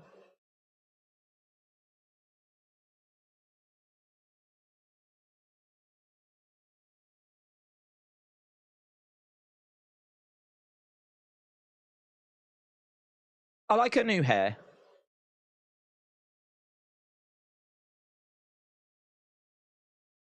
Serious star power with Rhea in there. Serious star power. She's still so young as well. Rhea Ripley. 26. Oh, my God. 26. We could be sat here in 2038. And Rhea will be 41. It's fine. It's no problem. No problem. As long as she looks after herself, she could still be representing the women's division in 2038. Mental, man. That is mental. Yeah, what I would say is if you think that Rhea's booking is maybe not quite right at the moment, I wouldn't worry about it. There's plenty of time to turn it around. Zarlene said, hi Days, Bearcat Lee, Madcat Moss, Doja Cat, the best creative names. Yeah. I think Vince did come up with Doja Cat, didn't he? They should form a tag team called the Kitty Catastrophe Crew. Very good. And fight against Judgment Day. Would that be nice? It'd be nice. It would be nice. I like you. I was going to say something then about those names. No, Doja Cat. I heard that she's being really off with her fans. Apparently, I don't know if you've heard this, but apparently, like, she's got a song or an album out that's to do with the color red, and all her thumbnails have been like tinted red, and it like doesn't make them look very good. And so, like, people aren't kind of watching her videos as much now. And apparently she's been a bit off with her fans and everything. She's actually turned heel. Doja Cat's turned heel on her fans. I saw you know, on YouTube you get completely random videos recommended to you sometimes. Normally for me it's like wrestling, football, little bit of cricket, video game bits. Because, I don't know, occasionally I'll see, like, the Sonic the Hedgehog collection. I'll want to check out the review of it. Or AEW Fight Forever, and I'll check out the review. Or WWE 2K, whatever. So there's just occasionally a few times I'm looking at, like, some video game bits. And so I tend to get some of those recommended. But I had a video the other day, and I don't know why. But it was Doja Cat. Why has she turned on her fans? And I was like, what's this? I thought everyone loved Doja Cat. So I watched it and it was like, yeah, this person making these points that I just made. So she could be a good heel in WWE. She's turned heel. It's not often that you hear of singers turning on their fans on purpose, trying to change the way she's perceived. I think that's kind of interesting. Makes me like her more. I think that's kind of interesting. So yeah, I don't know what's going on with Doja Cat, but God bless her.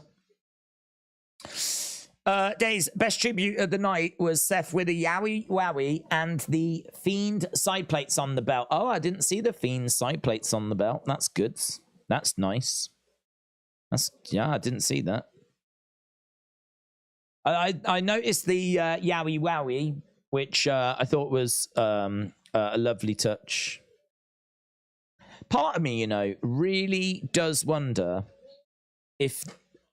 And I'm trying to think if after Benoit, I'm sure there was, but off the top of my head, I can't think of one.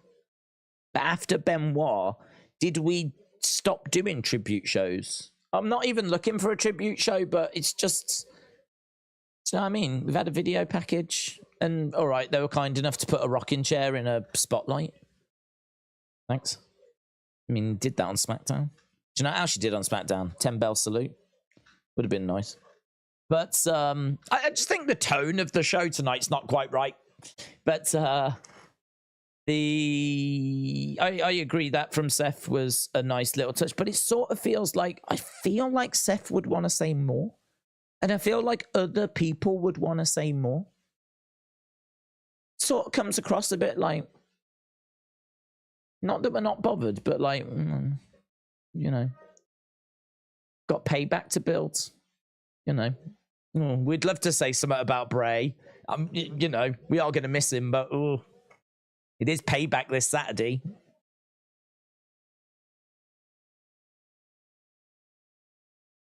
How about you F Payback, right? And you show respects to someone that was on your active roster that was loved by the fans and has passed away. How about you do that? Tiffany in the crowd, by the way. Tiffany Stratton. Why was Tiffany in the crowd?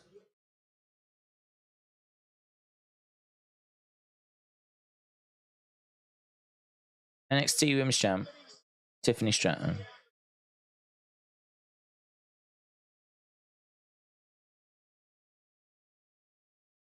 Oh, scouting some possible opponents.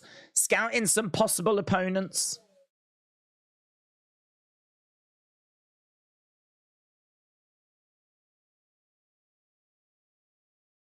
Monday Night Mammy sign.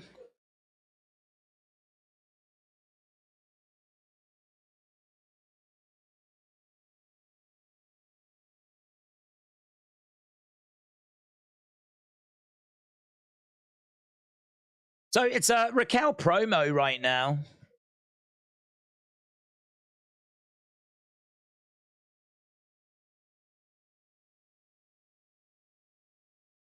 I'm not going to come out here and tell you about my accomplishments because that'll take too damn long.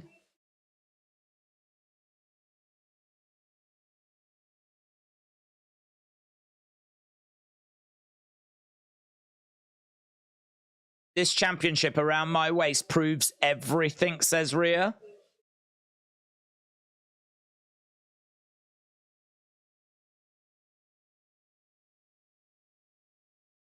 This is just another reason why she's an idiot.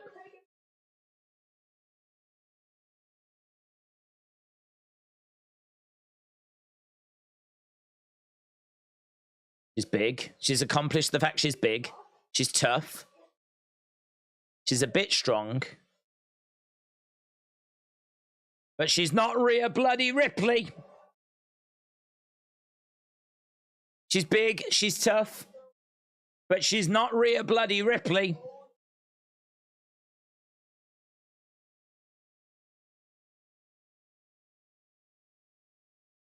The belief within AEW is that Punk and Jack are both suspended pending the results of an investigation, which means that neither will be at All Out. Okay, here's Raquel. Raquel making her way down to the ring. Dun, dun, dun, dun, dun, dun, dun, dun. These two are brawling. We've got a brawl. Raquel's got Rhea in the corner. Oof. Big collision there by Raquel. Picks up and fall away slam on Rhea. Rhea goes out the ring. Fall away slam out the ring. Dirty Dom. The NXT North American champion is on his knees. Rhea's back in the ring. I remember Ray was very torn up about it. Dom failed as Eddie and Ray's pet projects. What's up with Punk? Not always taking the hump, said Brian. Vince would have fired both of them and then said, "You're fired." Rhea Ripley is stunned and shocked.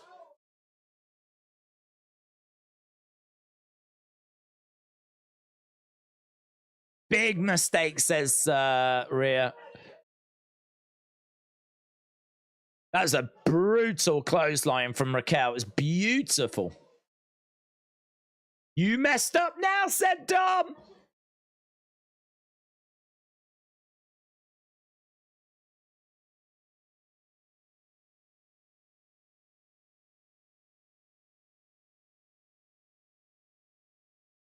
Lemony Snicket.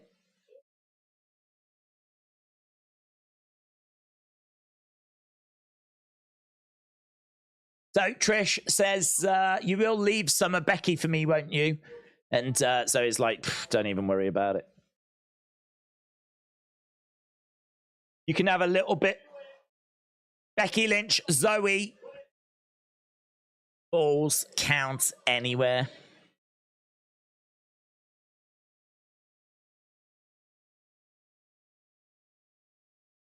It could be anywhere. It could be in Beale Streets. We could go anywhere.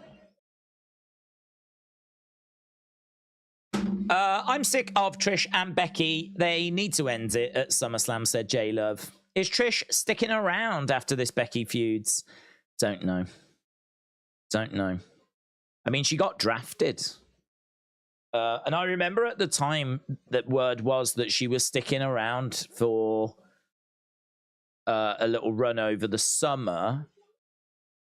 Summer's coming to an end. Now, whether that means that this is it, genuinely don't know. They flipped her with one hand. Rhea Ripley got flipped with one hand. You know what that means, said Carlos. What does it mean? They haven't got one talent that gets them 1 million views. MJF goes on like he's a goat, but he gets about 700,000 views per week, says Brian. Tiffany, Becky for the next feuds. Yeah, that would be good. That would be good. There was a little thing about Becky actually that went down on NXT last week. So last week, it was really good. It was so clever. So Tiffany said, I'm going to carry this belt better than the previous champions like Bayley or Becky. And as soon as she said it, obviously everyone went, Becky was never NXT champ. She was never NXT champ. It's one of those things that, like, did you know Becky never won the NXT Women's Championship? So she said it, and we was like, oh, you know, she botched that, right? Whatever. And then later in the show, like, we were backstage, and she went, my notifications have been going crazy. Everyone is telling me that Becky has not been NXT champion. She went, I don't care. I don't care about big time Bex. She's irrelevant to me. And they used it as a way for her to just throw a little bit of shade towards Becky. Becky saw this, put a tweet out saying, I've not been NXT Women's Champion yet. Right? So Becky put a tweet out on it. So there is something between Becky and Tiffany. But I wasn't expecting this to go any further. So the fact that Tiffany is here and the fact that we've got the Becky Street Fight Balls Go Anywhere thing, Tiffany's there, means we really could be looking at a Becky-Tiffany feud. We really could. We really could be looking at a Becky-Tiffany feud. Which I agree would bang. It would be really fun. Tiffany's good in ring. Her live promos are not very good at all. Her promos live in front of the crowd are a bit painful at times. Pre-recorded promos are fine. I do wonder if she just suffers a little bit with nerves. I think she'll get there. But yeah, good, pretty good when it comes to in-ring stuff. She's had some good matches. I think her and Becky would put on really good matches. And could Becky do it? Could Becky get that NXT championship? Because it's funny, isn't it? I know it's the developmental belt, but if you are not around the title picture, like she's not around Rhea, is she? So she's not around the title picture at the moment. The opportunity to win a title that you never won before, the opportunity to win a title that you couldn't get when you was actually in NXT. I could see why she would want it. I could see why she would go for it. When your career is over, to right that wrong and say that you did win the developmental belt. You did get, because that must have been a disappointment for her to have not won that title at the time. Well, now she's so good and improved that, I mean, it's, I suppose in a way, a little bit of a bully move, isn't it? It's like being Messi And just because you didn't win the cup when you played for the under 12s, you go back just to win the under 12s cup. That's what I'm comparing it to. It's like Messi didn't win that cup, so before he retires, he wants to make sure that he gets that achievement. So he goes and smashes a load of under 12s. Yeah! I'm Lionel Messi. I'm a World Cup winner. Ah! That's Becky. That's Becky going down to NXT. And I am here for all of it. I'm here for Becky doing that. I'm here for Messi doing that. Let's go. So they're just running down the cards. They're just running down what's coming up on Saturday. Of course, we will be live as we enjoy Payback. I don't think Payback's going to be the biggest of shows. But I think the card looks all right. And there's the Grayson Waller effect with Cody Rhodes. So Cody's going to be on Payback. They'll probably get in a little scuffle, won't they? I would rather hear my wife nag me all day than sit through a Trish promo, said LB. Terry Funk tribute.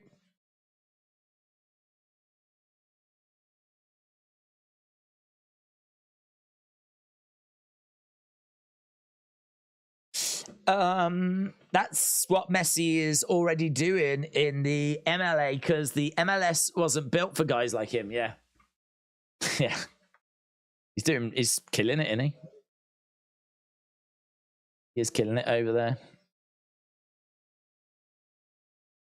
It's an interesting one, isn't it? Because he's not the best player in the world right now. I mean, not when you've got the likes of Mbappe and Haaland, and you know, there's a few people that are, I would say, just ahead of him, but he is still in the conversation. I think if you was going to sit down with football fans and seriously talk about the best players in the world, Messi's name is still going to get mentioned. So he's just on that kind of decline, if you will, and MLS has got him at a really good time. He is nowhere near washed. So he is a player that's still not far off the peak of his powers, but definitely on the decline. And he's just killing it, isn't he? He's just absolutely killing it over there. Which is a good thing for the MLS because obviously Messi, a big star, people want to see him, and so I would imagine that you're seeing a bit of a boost in exposure. I'd imagine that you're seeing a lot more soccer on TV, on Sports Center or whatever. Because yeah, he's doing a really good job over there. Video package for Terry Funk being shown at the moment. We got 26 minutes to go. 26 minutes to go. Balls count anywhere. Zoey versus Becky. Football, not soccer, said Jamie. William said, technically Days did. I had no choice. William, shout to you. I don't know what we're on about. Hose and Jimmy Jack Funk must be devastated over losing their Hoss. I thought it said Hose. Godfather's Hose are devastated at the passing of Terry Funk.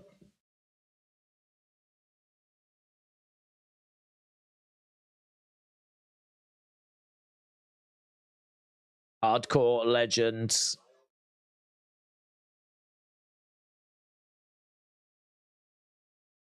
Jerry Lawler said, in my personal opinion, Terry Funk is the greatest superstar of all time.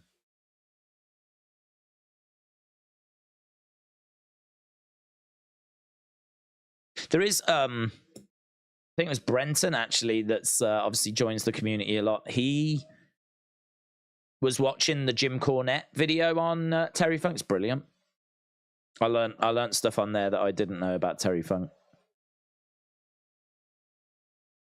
Big cheer for Terry Funk and an applause for Terry Funk. There's a lot of affection for Terry Funk. There's a lot of people that worship like ECW, and I think he really made a name for himself there. He'd made a name for himself anyway, but I think to a lot of fans still watching now, you know, the territory days, it's a long time ago. It's a long time ago. I think that if you're kind of in your 30s, your 40s, you probably know Terry more for the bits he did in WWE, but ECW as well. He was a big player in ECW, and there's a lot of affection for ECW.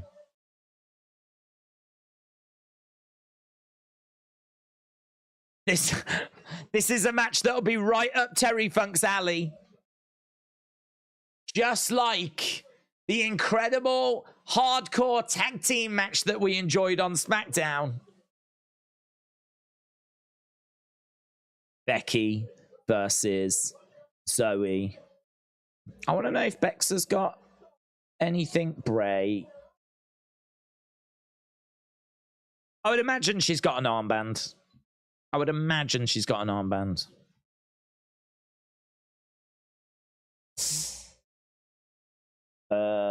Becky versus Zoey. Let's go. Brock's going back to high school. Yes. Let's do it. Mess him up. D1 champ.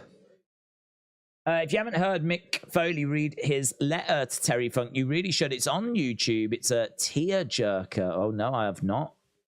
Or Bray. Very good. Very good. I will try and check that out. I think you would love watching Terry and Dory Funk matches on Florida Championship Wrestling, said LB. I probably would, yeah. Probably would. I would be the first to admit my exposure to territory wrestling is very, very limited. Very limited. That world really only got opened up to me with the arrival of the network. And to be perfectly truthful, when the network arrived, there was more than enough that I wanted to catch up with and watch from WCW and WWE. So trying to go back and get into territory stuff is a little bit tricky sometimes to find a bit of a way into it, you know. But actually sitting down and like specifically searching for like, say, Terry Funk or Dusty Rhodes or whoever, Jerry Lawler in Memphis, you know, that's definitely something that I should do more of. It's just time, and it's really, honestly, finding the time is so tricky. But I agree. I think I would really enjoy it. I think I'd really enjoy just sitting down and watching Florida Championship Wrestling as well, because I mean, I've been to Florida loads and I really love Florida. So to actually watch the product that was going on in Florida back in the day and see some of the storylines and, you know, all that, I think I'd be really interested in that. I've got a bit of a connection with Florida because I've been to there like, I don't know, 5-6 times. I'm going again next year. So I really love Florida. So I think to see what, you know, I could have gone to have seen maybe, you know, if that was still going. Or if I had have gone on holiday there back in the day, I could have also gone and seen Terry Funk, Dusty Rhodes. There was a few that were down in Florida. I think, you know, Andre will have been in. They kind of rotated around, didn't they? It was a territory, so you would have had the NWA champ there as well. You could have seen Ric Flair. You could have seen Harley Race, Luthez. Yeah. Days here for each stream. David, I know you are, bud. Shout out to you, man. Shout out to Scotland. Hope you're well. It was humid in Florida a few weeks ago. I've never sweated that much in my life, said Scottish Nightmare. I should imagine it's just horrific anytime you get like even the remotest little bit of sun, because Scotland's not really known for the sun, is it? So I'd imagine any time the sun shows itself, it's a very concerning time for you, Scottish Nightmare. My thoughts with you at this very trying time. Right, we are at commercial break, and we are working our way towards... I don't think it'll be the final segment. But we are working our way certainly towards the conclusion of Raw, with one match left to go. Days, last week, I had to hide in a bathtub. Okay, here we go. Because we had a... Oh, okay, I thought you said tomato. But you said tornado, and that definitely makes a lot more sense. Because what I thought you said, and I'm not making this up, was I had to hide in a bathtub because we had a tomato warning. That's what I thought you said. But you actually said tornado warning, and I'm glad that you're safe. It was during a pretty bad storm. William knows about the bathtub store. I bet he does. A young lady, a young, vulnerable lady having to cower in a bathtub. Of course, William knows about that. He was probably responsible. He was probably at the window going, bad storm coming.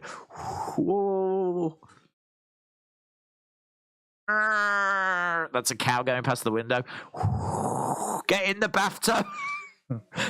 That's William's style. He's definitely done that before. He's done it to me, actually. And we don't even get tornadoes here. Although we actually might do. I don't know. I've never seen one. I think we have, actually. I seem to recall that there's like those kind of random incidents where, like, you know... did you hear about the tornado that hit in, you know, Islington? No, right? The Islington tornado? No, I didn't. But they're very, very rare. Not like, you know, Florida, I think, get them a lot, don't they? That kind of Gulf of Mexico type area. Right, kendo sticks, and Becky does have a Bray armband. Becky walloping Zoey with a kendo stick. And again, take that. Take that trick. Take that trick. Right, this can go anywhere. It's a street fight, so there's no rules. So why doesn't Trish just get in the ring? Perhaps she's waiting for Zoey to wear Becky down, and then she'll get a bit more involved. Zoey goes over to try and grab that bottom rope. Becky goes through the ropes, drop kick as Zoey goes down to her knees. Becky with a big forearm strike. Kendo stick, there we go. Now she's getting involved. Bang, and again.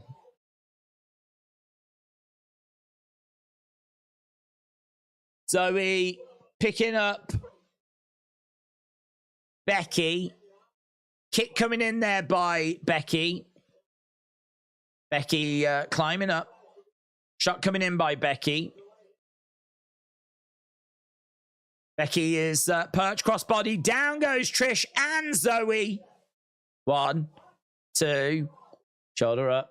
It is false count anywhere. It's a bit weird seeing someone trying to get a pin on the outside of the ring.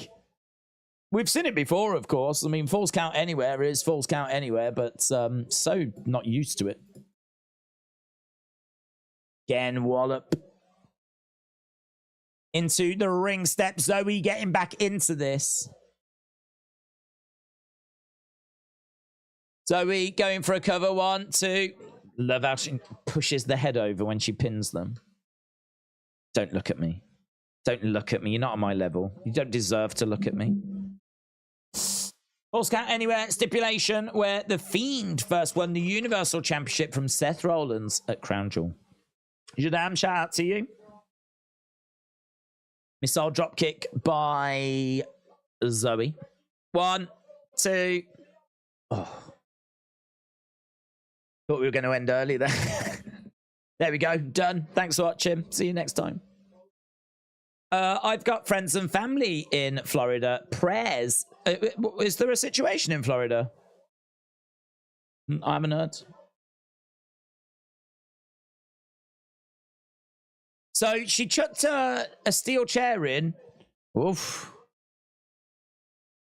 Trish threw a chair in the ring, and it, I think, connected with Zoey. Just having a little look at the replay here. Oh, yeah. It did, yeah. You could see that Zoey had a little smirk on her face. You could see that Zoey had a smirk on her face because Trish took the chair, it went bang. It kind of hit around here. And Zoey was like,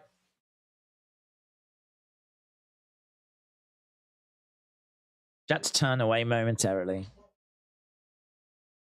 Botch. Did make for a fun moment. Kick coming in there by Zoey. Zoey had that kind of facial expression of, you had one job. You had one job. There was one thing you had to do. That was throw chairs in without hitting me in the face. You can't even do that.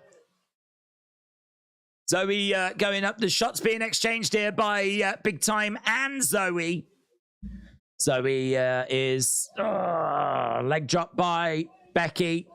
Back of the head. 1, 2. Shoulder up. Shoulder up. Trish, you are extreme. This match is the match Terry Funk would be proud of. Terry Funk would be proud of Trish. So we've got a lovely collection of chairs in the ring right now. Lovely collection. And a kendo stick.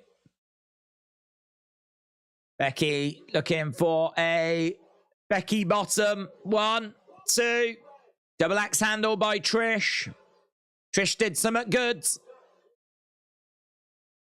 Becky staring at Trish. Trish on the outside of the ring. Becky going over. Stepping through the ropes. Trish running around on the outside being chased. Being chased. Days watching TikTok. He just does the one job now. What am I watching? I do go on TikTok. It coming in. She's got a kendo stick. Boom! Becky to Trish and again. Whoop that trick. Whoop that trick. Whoop that trick. Becky with another kendo stick. Bang! Oh, man. This trick being whooped. Trish is... oh, and again, Trish goes down. Oh, right on the buttocks, man. Right. Oh, and on the back. Trish being absolutely walloped, man. Zoey with a chair. Trish was selling that so well, but legitimately, it's got to hurt. It's got to hurt. I don't think that's selling. I think that's real life. Trish was just getting battered there. Look good. Look good. Zoey came with a chair. William said, chat question, does anyone else have weird dreams where Valhalla is making you breakfast? I say good morning, she turns around and then she attacks me and I wake up. I wish I had dreams of Valhalla. Question, would you have Raquel win the Rumble, take the title off Rhea at Mania if she doesn't win at Payback?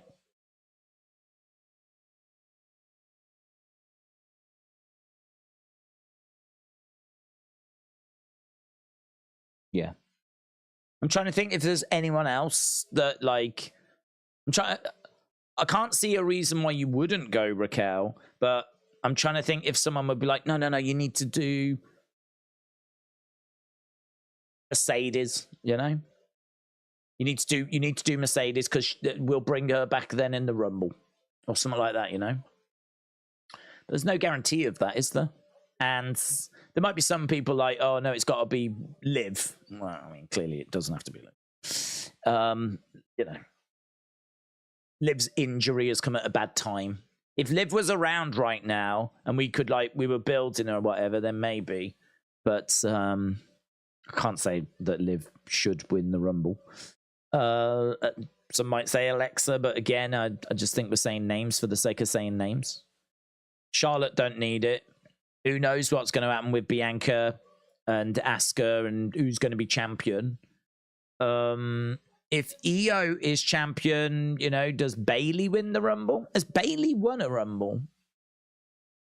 Has Bayley won a Rumble?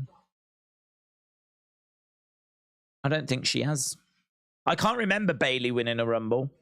So, yeah, I would say Raquel favorite if she isn't champ already. And then maybe a Bayley and an outside shout at Mercedes.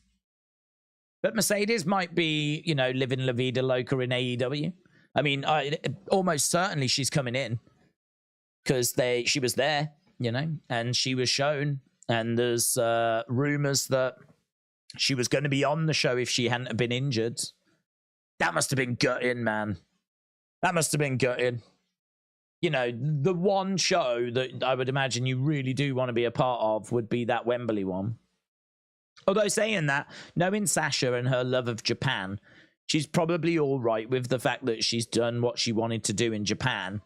And all right, yeah, she'd love to have been at Wembley, but maybe the Japanese shows mean a bit more to her. Maybe. I don't know. But yeah, I think there's a chance that Mercedes does come back to WWE. I think WWE would always welcome her back, take her back. I think there's enough water under the bridge. I know she walked out, but that ain't a barrier, is it? You know, Stone Cold walked out and he came back. And, you know, we even had other people like Bruno Sammartino who went on TV and publicly spoke out about WWE and, like, you know, what they were doing and, you know, the product and the drugs that were within WWE. Bruno did that. He still went in their Hall of Fame. So I wouldn't see that being a barrier.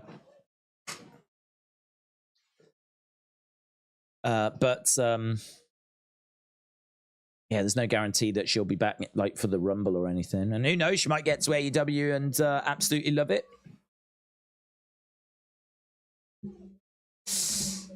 John Cena on Friday said WWE AEW fan John Cena on Friday. Bop, bop, bop, bop. They've shown Sasha too much at All In, like she was going to interfere. Yeah, that was weird. That was weird. The bit I don't get, right, is that why don't you just show her during the show? Like, I feel like that moment that you first see her is like a, oh my God, she is actually there type moment. And they did it during the kickoff show, and then there was nothing else apart from just showing her a couple more times during the show. I feel like you could have just done that moment where after Saraya wins the title and is celebrating, then you just cut to the crowd where Mercedes is in the crowd standing up, just staring at Saraya for like a little bit of a, oh my God type moment. We just didn't get that. The biggest pop moment was when she was shown on 0 Hour. But, you know, we don't know when she's medically cleared. You know, she might not be medically cleared for another month or so. So perhaps they're thinking, what's the point? What's the point in building something if we can't pay it off? Although I would counter that by saying that getting any kind of hype or excitement and getting the wrestling fans talking about your product, there is massive value in that. Getting people on social media talking about your products, excited about Mercedes. Oh my God, did you see Mercedes? What's going to happen? You know, teasing that, even if you can't pay it off at the moment. Yeah, I don't see why you wouldn't do it. But in all fairness, Tony was a little bit busy, what with all the kids fighting backstage. We are 5 minutes. 5 minutes. Big time with Zoey. Looking for a superplex. Oh, onto some chairs. Superplex by Big Time. Kick out by Zoey. Save your money. Don't buy All Out. You are welcome, said Hagen Dazs. Well, I think All Out is going to be more in line with my, as I said, my expectation. I think that's, you know, that'll just be something to watch on a Sunday. It's not the biggest show ever. It's not the show that we've been talking about for months and months. It's not the show that we've been tracking the ticket sales of. It's not the show that when they announced the venue, we all fell on the floor in shock. So I feel like that one's going to be a bit more. But I still don't know what the main event is. Oh, here's Trish. Trish is... Oh, my God. Trish pulled the leg of Becky. Becky fell really awkward. Running knee by Zoey. 1, 2. Kick out. Kick out by Big Time. Kick out by Big Time. Bang. Kick. Take that. Take that, you trick. I do love that saying. I'm going to use that all the time. When the postman comes. Thanks, Trick. Becky having to fight Zoey and Trish again. Trish goes over the commentary table. We're in the timekeeper's area. There's a platform. What's that platform there for? She's looking for a Becky bottom. Oh, big clubbing blow there by Trish. Trish. Oh, wow. Through the table goes Becky. Zoey, where are you, Zoey? Zoey's down and out. Zoey's trying to crawl her way over. 1, 2. Shoulder up by Becky.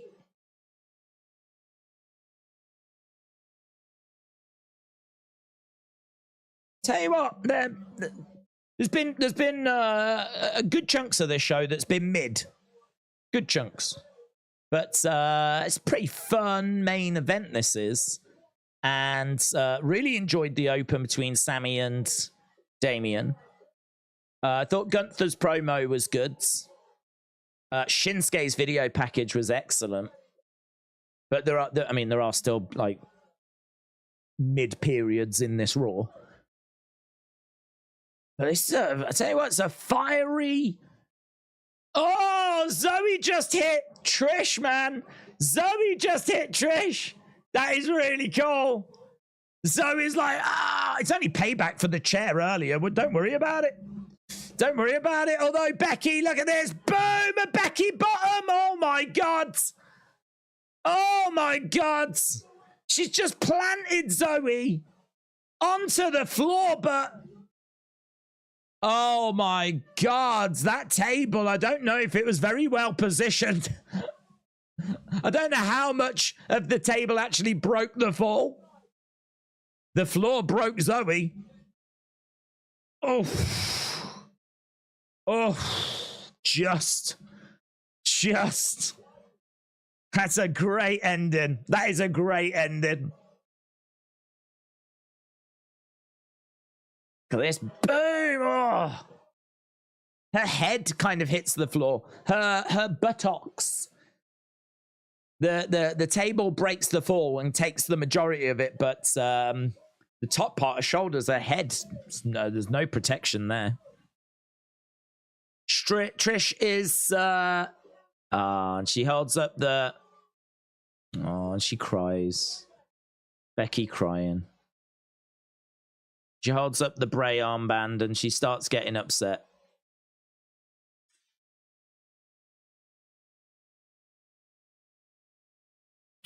I feel you, mate.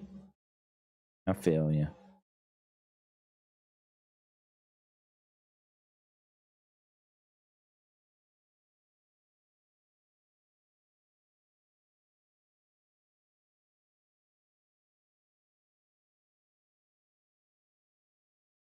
I was just watching Trish in the background. Becky gets upset.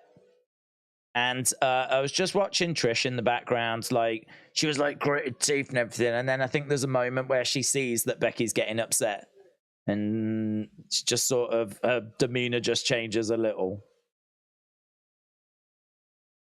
Yeah, I mean, do you know what? That's actually something that we've not took into account.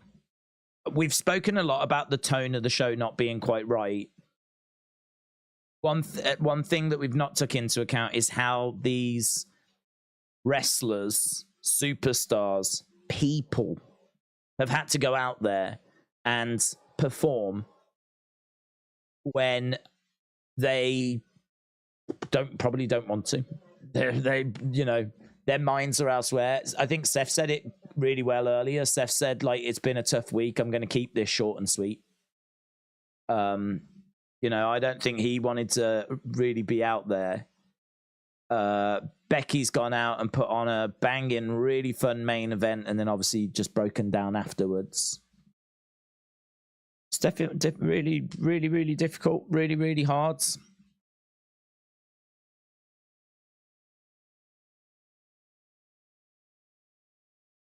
Respect. Trish, it'll win at Payback. That was a beautiful ending, said Oration Minds. It was a beautiful ending. I enjoyed the show. 8 out of 10 for me. I'll put a thing up for it. Mercedes is not the draw she's hyped to be. I don't get it. She's got star power, but let's not pretend that AEW are so invested in what the women aren't doing. I don't think we are pretending that AEW are invested in what the women are doing, but I think Mercedes is a big star. I think she is a big star. I think, you know, if you look at Twitter and you look at the Sasha stands, look at the high profile matches. I mean, Sasha has main evented WrestleMania. She's got to that level where it was her and Bianca at WrestleMania 37. She's been part of multiple firsts. She's really done a lot to push women's wrestling forward in WWE, along with, you know, Charlotte, Becky, Bayley, Triple H, Steph. I mean, is she gonna like, you know, take this company? Is she gonna do to AEW what the NWO did to WCW? No. But I think she is one of the biggest names you could go and get.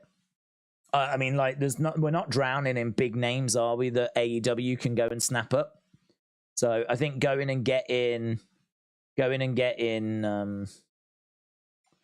Mercedes. I mean, I always put myself in Tony's shoes, and I always think, what would I do? You know, what would I do? Would I go and get Mercedes? And it's a resounding yes. It's a resounding yes. Of course you would. I mean, right now you're fighting for attention. You're fighting for any kind of interest, any kind of intrigue. If you can get anyone that's not watched your product or did and then left to come back, or people that have never watched it to watch for the first time, it just, anything like that is just, you know, it's worth its weight in gold. So, and I think Mercedes definitely helps with that. Definitely helps with that. But is she going to take Dynamite to 1 million on a consistent basis? Probably not. Probably not. I would say almost certainly not. But this is the challenge that Tony's got, isn't it? Because this is the challenge that Tony's got, because he's got to make sure that women's division is vibrant and worthy of, you know, holding Mercedes. You could say, though, that if Mercedes gets the title and has the title on lockdown, and then you just rotate in different challengers. I actually thought the way they booked Hikaru Shida back in the pandemic was really good. Thought it was really good.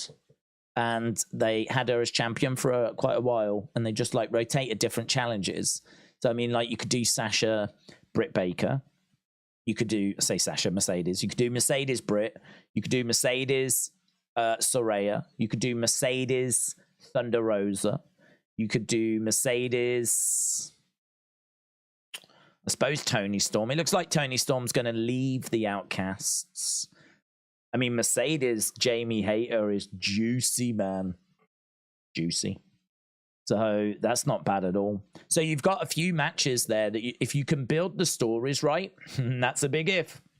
If you can build the stories right, I mean, I think you've got an easy 8 months, maybe even a year. Maybe even easily a year. Maybe if you book it right. You see, you don't want things to outstay their welcome, right? So I reckon a couple of months on each one.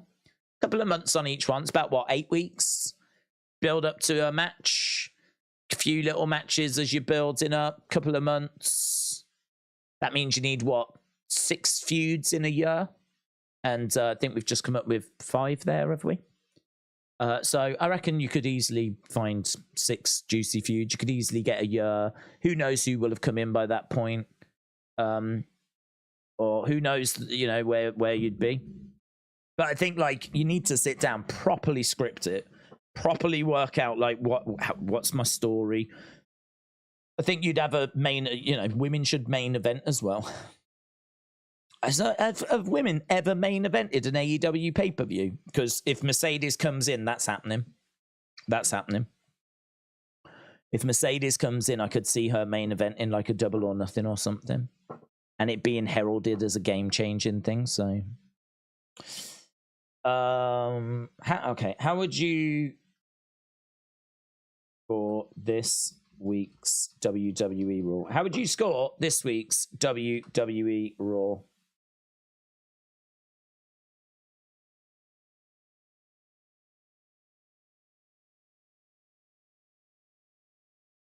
I'm going to put it up on the channel as usual. I didn't put it up for SmackDown. I thought it was irrelevant. I know we've all got thoughts on the tone of the show, but it felt a bit irrelevant to score it on Friday, so I didn't bother. But this has been a pretty standard Raw. Obviously, we got the emotion at the end from Becky, which I have to say I think was really... I don't want to say needed, but there did just feel a little bit of, and I think it was by design. There was very little emotion that was shown here.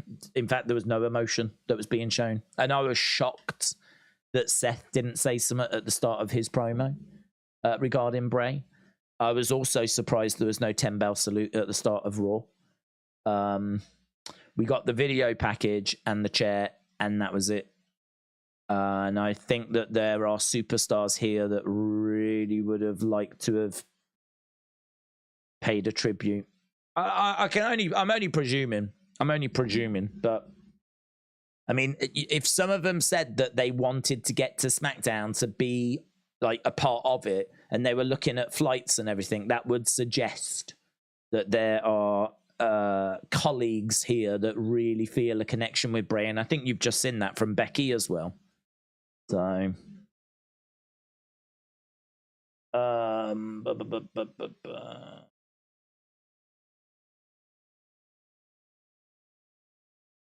me try and get back to the chats. I'm a bit lost. I've just put that poll up. Here it is. I closed the wrong window. My bad. Carlos said 7. It was very quick Raw, said Theodore. Victoria says 9. Raw felt like it was 2 hours, said Dinesh.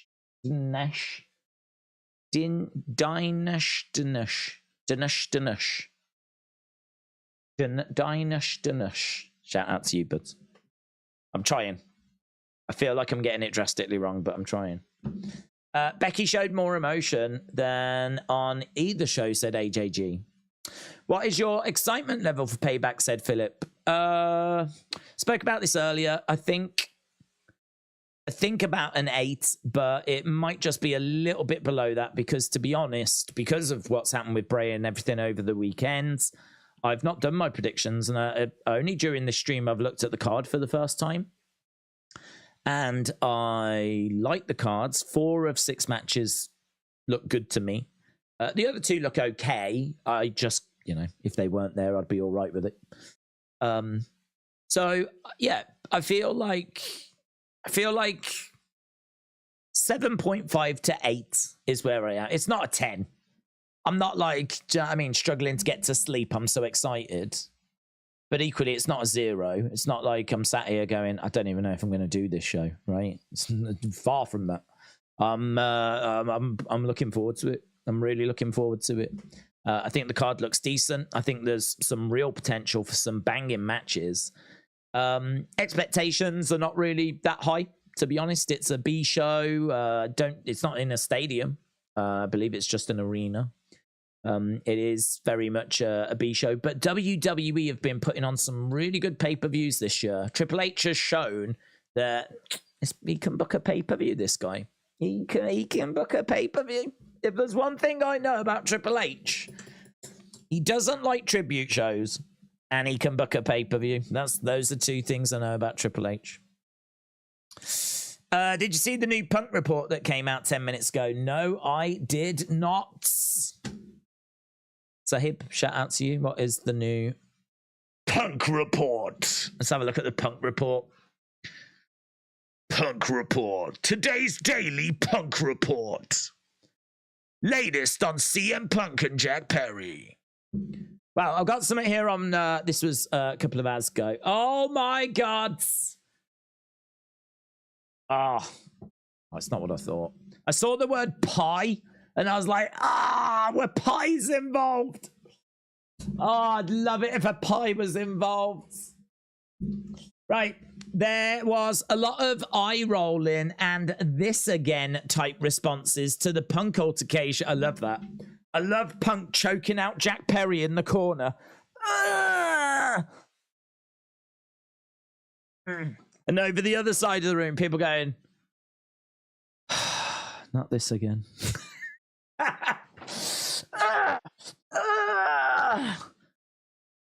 Oh, God, not this again.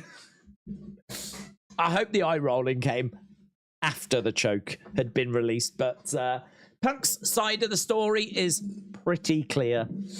We're still getting details about the other side. One source said with 100% certainty, 100%, Jack Perry didn't throw the first punch. Punk shoved him and put him in a choke.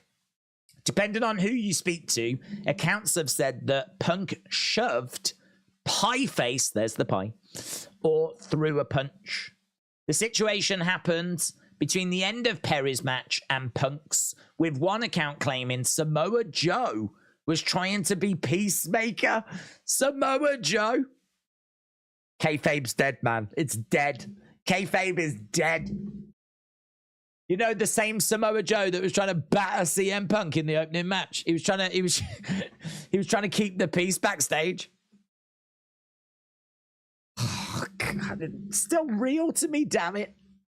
Still real to me. Okay. Several accounts claim that Punk asked Perry if they had a problem, and Perry said that Punk started some online regarding the real fake glass story, and that was his receipt. As reported by PW Torch, well, you all know about those guys. Yeah, we all remember the Edge story. Perry had told a couple of people he was planning to make a comment during the match. Oh, God, he just seems like such a twat, doesn't he? Oh, God. Oh, do you know what I'm going to do? I'm going to make a comment during the match. Yeah, that'll stick it to him. Grow up, you child!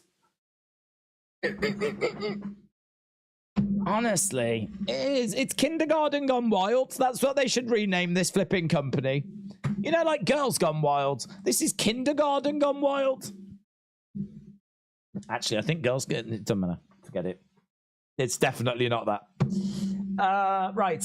As a reminder, we were not present for the skirmish, and we don't endorse either side, says Fightful. As gospel, many situations like this will be inconsistent. Well, can I just say then, I will backtrack momentarily. If it's true that Jack Perry has said, I'm going to make a comment during my match like this, then he's a child. He's an actual child. Like, scientifically, he's a child, right? If it's not true, then yeah, fair play, whatever. I really want it to be true now, though. I really want it to be true. People close to Punk say there wasn't much communication between he and Tony after the incident. No hugs. No hugs. I thought they were 24/7. I thought you could knock on Tony's door and just be like, and he'd be like, bring it in. Oh. No, apparently not. Punk went as far as to tell people he hates this place. Now, all I'll say is he could be talking about Wembley and London, in all fairness, couldn't he? He might not mean AEW. He might be referring to the UK. I mean, I live it. It's pretty trash at times, right? So we don't technically know what he's referring to.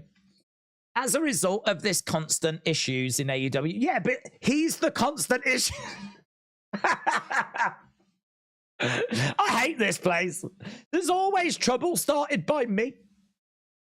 Just like I hated WWE. There was always trouble there started by me as well. I'm going off to Impact. Hopefully there won't be any trouble started by me there. That's what you need in it. Do you know what? I just want to say a big public thank you to AEW. Because you honestly really lift my spirits, man. You really lift my spirits.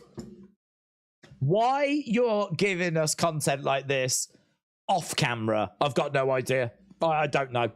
I don't know. Only you can answer that question. Why you feel that the best form of entertainment that you are coming out with is not being recorded and shown. I'll never understand that strategy. I'll never understand that. Right? But fair play to you, because you are coming out with some fantastic stuff. Just record it, would you? Put it on TV. Jeez.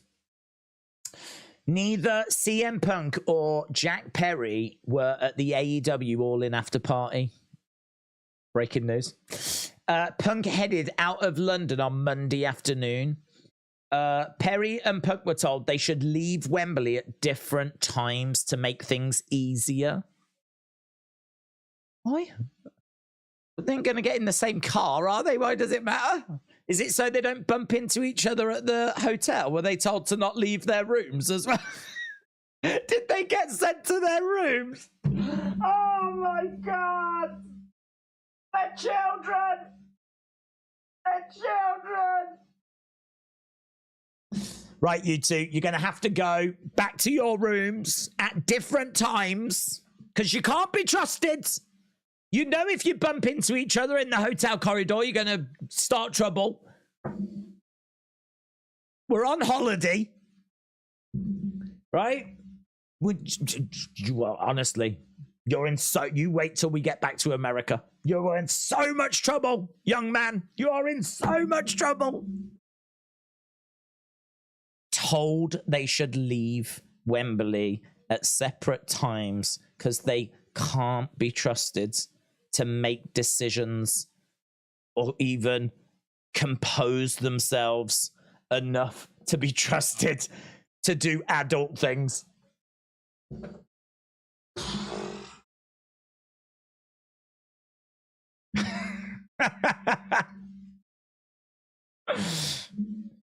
Does this... I'm trying to think if this makes anyone look good. Does this make anyone look good? Does this make Punk or Perry or anyone look good? I don't think it does. I don't think it makes anyone look good. I don't think it makes AEW look good. I don't think it makes Punk look good. I think the fact he choked out Perry makes him look cool, if I'm being honest. But then the fact that he got told he had to leave Wembley at a different time and he's being told what to do kind of takes a bit of that coolness away, to be perfectly frank. I don't think Perry comes out of this good at all. At all.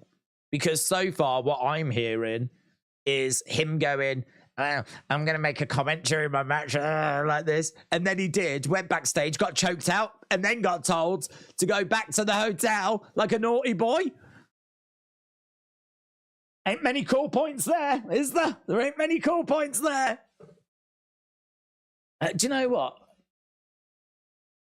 However hard it is in your life, whatever it is you're going through, because life's hard, just take a moment and think, at least I'm not a Jack Perry fan.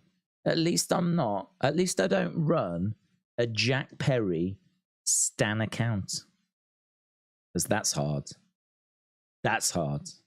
That's when life's been really tough on you. You really enjoyed Jungle Boy. You loved Jurassic Express. You thought to yourself, he's one of the pillars. He's going to get somewhere. I like this guy. He seems like a good guy. And then we hear these backstage stories, don't you? You hear these backstage stories where he's just a bit off with the fans and you go, hope that's not true. And then you find out that he's a sniveling little, I'm going to make a comment, June. And you go, don't know if I quite feel the same way anymore now. Gonna make a comment. Good for you, mate. Good for you. Oh, you show him. Oh, by getting choked out and told to go home. We can confirm that PW Torch's report that the production team was informed of a possible match order switch because of the situation with Golden Elite match considered being moved up. There are suspension rumors, but we've not confirmed them yet. Ashley, shout out to you, my friends. Shout out to you. I think that all of this is hilarious. And I can see people in the chat going, oh, Punk started it and all this kind of stuff. Did he? I mean, I've seen a clip of Jack Perry going, it's real glass, cry me a river, deal with it. I've seen him say that. So, I mean, if that's... So, my understanding is, so far, and of course this could change, Jack Perry wanted to use real glass. He was told by multiple people, no, you're an idiot, right?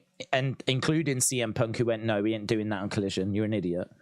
And Jack Perry, I think, wanted to keep the fact that he's an idiot quiet, right? And you would want to keep that quiet. Unfortunately, word got out that he's an idiot, and he's upset about it. So what he seemingly did, and I can believe he said this because he did say the line, right? So was that line that, yeah, it's real glass, deal with it, cry me a river, right? Was that in the heat of the moment?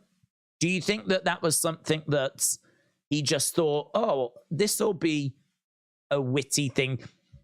Me saying something to anger CM Punk during the show, that feels like the right way forward because that's never backfired before. That feels like the right thing to do. Is this the best thing for business? I think it is. I'm going to say the line. Do you think that was something that he did in the heat of the moment? Or do you think he is a sniveling little, I don't know, insert your own word, right? And he did say backstage, guess what? Whenever I want to do an impression now, the image I've got of him is, guess what I'm going to do? Guess what I'm going to do? Guess what I'm going to do? I'm going to say a line during my match down the camera. Wow, how did that work out? How did losing your consciousness work out for you? I've got no sympathy for Jack Perry at all. Everything I'm reading about him at the moment is he is a tool. He is a tool. Everything I'm reading, right? Could this all come out and change? Yes. And you know what? I will then issue an apology, and I will do my Jack Perry voice for CM Punk then. right? If it all comes out, it's all the other way round, then I'll flip it around further down the road. But as of right now, with all the words that are coming out and the fact that it's already been reported that he was off with fans anyway, he weren't high on my Christmas card list going into this thing, right? There was plenty of fans that met him at For the Love of Wrestling that said he was really off with them. And wasn't it during like that promo exchange as well, where like people were getting into it, talking about like if only people knew what you was really like. Remember when the Four Pillars were like going at each other as well? And there was like all these comments being chucked around. You get the feeling that there is a little more than what meets the eye with Jack Perry. Him in particular. I feel like, you know, Darby is probably a really nice person in real life. I don't know, but I've never heard anything bad about Darby. But I have heard stuff about Jack Perry. I have heard stuff about him that he's not the nicest of guys. But guys, I just think it's hilarious. I just think it's hilarious. So, am I a CM Punk fanboy? No, I'm not actually. I'm not. I do like him. I do think that he is a boost to ratings. I do think that he's trouble. But I think that his trouble that you know is trouble. And I think that if you bring him into your company, you have to know what you're bringing in. And I think it's a calculated risk. And as I said, I think with CM Punk, you've got to treat him with, you know, you've got to put the gloves on. You've got to really look after him. Yes, sir. No, sir. 3 bags full, sir. That's the deal. If you want the ratings and you want the association, then you gotta look after the man. You know, you gotta treat him with respect. You gotta treat him as the big star that you are bringing him in as. He is someone that, you know, will quite happily find trouble or quite happily speak his mind. And so I think that you've got a bit of a situation there where you need to manage that situation. I don't know that he's been managed. I don't know that he has been controlled in the way that he should have been controlled, because he is a disruptive force. But this is not news. This is not news. When he came into AEW, it's not like everyone thought that he was Mother Teresa, right? And that it was all going to be lovely. Like everyone's going to get along. It's going to be kumbaya. I think everyone knew that this had potential for fireworks. And, you know, we just needed to make sure that the matches got hidden. But instead, matches have been left everywhere. It's been Match City. Fire's burning galore in there. So I just think, like, you know what you was getting with CM Punk, and CM Punk is being CM Punk. So it's very hard to turn around and go like, oh, CM Punk's being a douche, when that's CM Punk being CM Punk. Well, the other thing, the flip side is that, you know, you've got EVPs that, you know, should have been a bit more professional rather than barging into his locker room. And now you've got Jack Perry, who strikes me as being a bit of a tool anyway. And everything I'm reading here makes him sound like a tool. So, I don't know. If they do part ways with CM Punk, if this is it for CM Punk, then, you know, maybe it's for the best. But it's going to hit their ratings. It's going to hit their business. It's going to hit their business more than getting rid of Jack Perry. I know that much. So, you know, Jack Perry, I think just, I don't know. I think his ego was hurt. That's the vibe I'm getting. His ego was hurt. His ego's got the better of him. And he's done a bit of a hangman. And he's kind of said something that he shouldn't have said. And you've poked the bear. And CM Punk's responded. That's kind of my reading of it right now. But could that change? Maybe. Definitely interested in keeping an eye on this situation. I think it's hilarious. It's one of my favorite things from the year. Ashley, shout out to you. Corey Johnson, shout out to you as well. Days, the locker room was aware that CM Punk would be difficult. Yes, they had to be. to work with, but they put it to the side. They believed it would skyrocket AEW, and I think it did help. Yes, massive TV deal, more money for them. Yep. You know, we spoke, didn't we, earlier about Mercedes being one of the biggest stars you could go and get, which is why I would go and get her. And yeah, you've got to be careful with your booking of the women's division. Blah blah blah blah blah. CM Punk was the biggest. He was, without a shadow of a doubt, he was the biggest. In my mind, there was no one that you could go and get outside of WWE's roster that would be bigger than bringing back CM Punk. That was the top of the tree. That was it. That was absolutely it.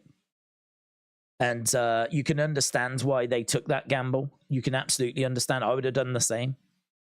But I mean, I don't know. Maybe they have done a lot behind the scenes.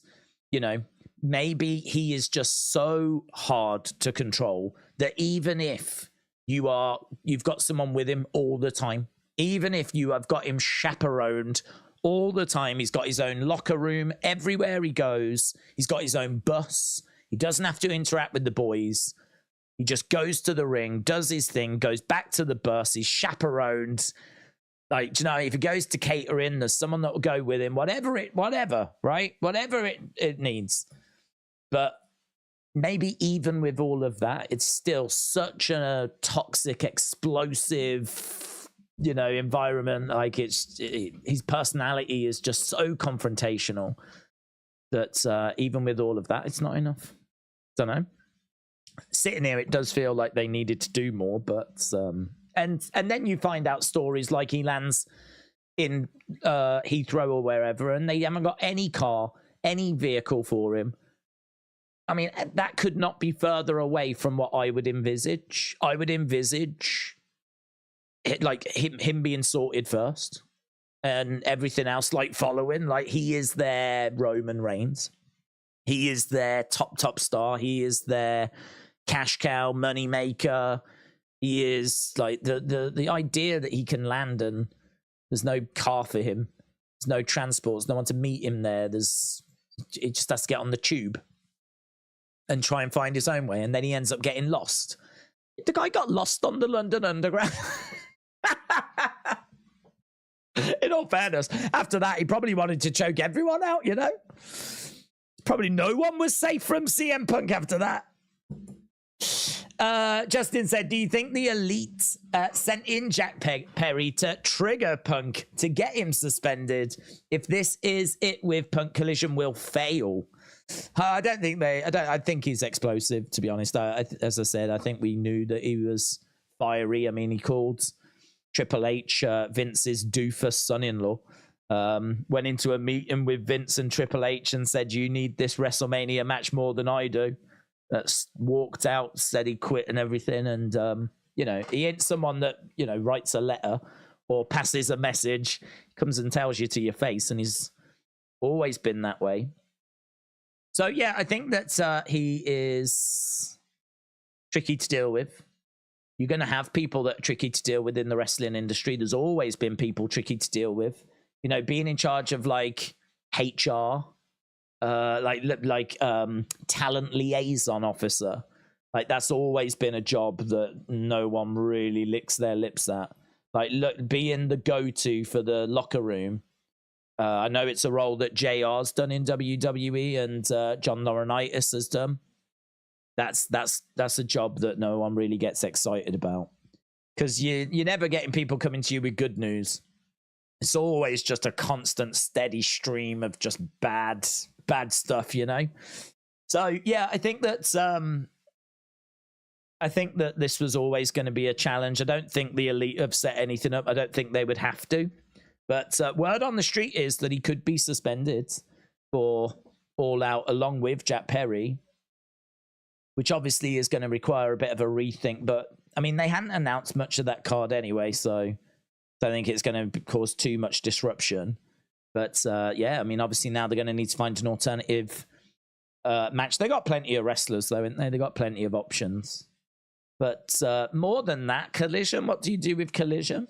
If Punk's not at All Out, that's a hit. And is it in Chicago as well? Where's All Out? Where's All Out? Is it in Chicago? All Out is Chicago. In all fairness, there's been 5 All Outs and 4 have been in Chicago. all of them have been in Illinois. Right, so, I mean, I don't know where Hoffman Estates is. I would imagine that's Illinois. I'd imagine it's not far from Chicago. In the Now Arena. Don't know. But 4 of the 5 have been in Illinois. The only one that hasn't has been in Jacksonville, Florida. But this is the United Center. Actually, surprisingly, this is the first time we will be in the United Center in Chicago, Illinois. And it looks like CM Punk's going to miss it. I mean, that is pretty funny, isn't it?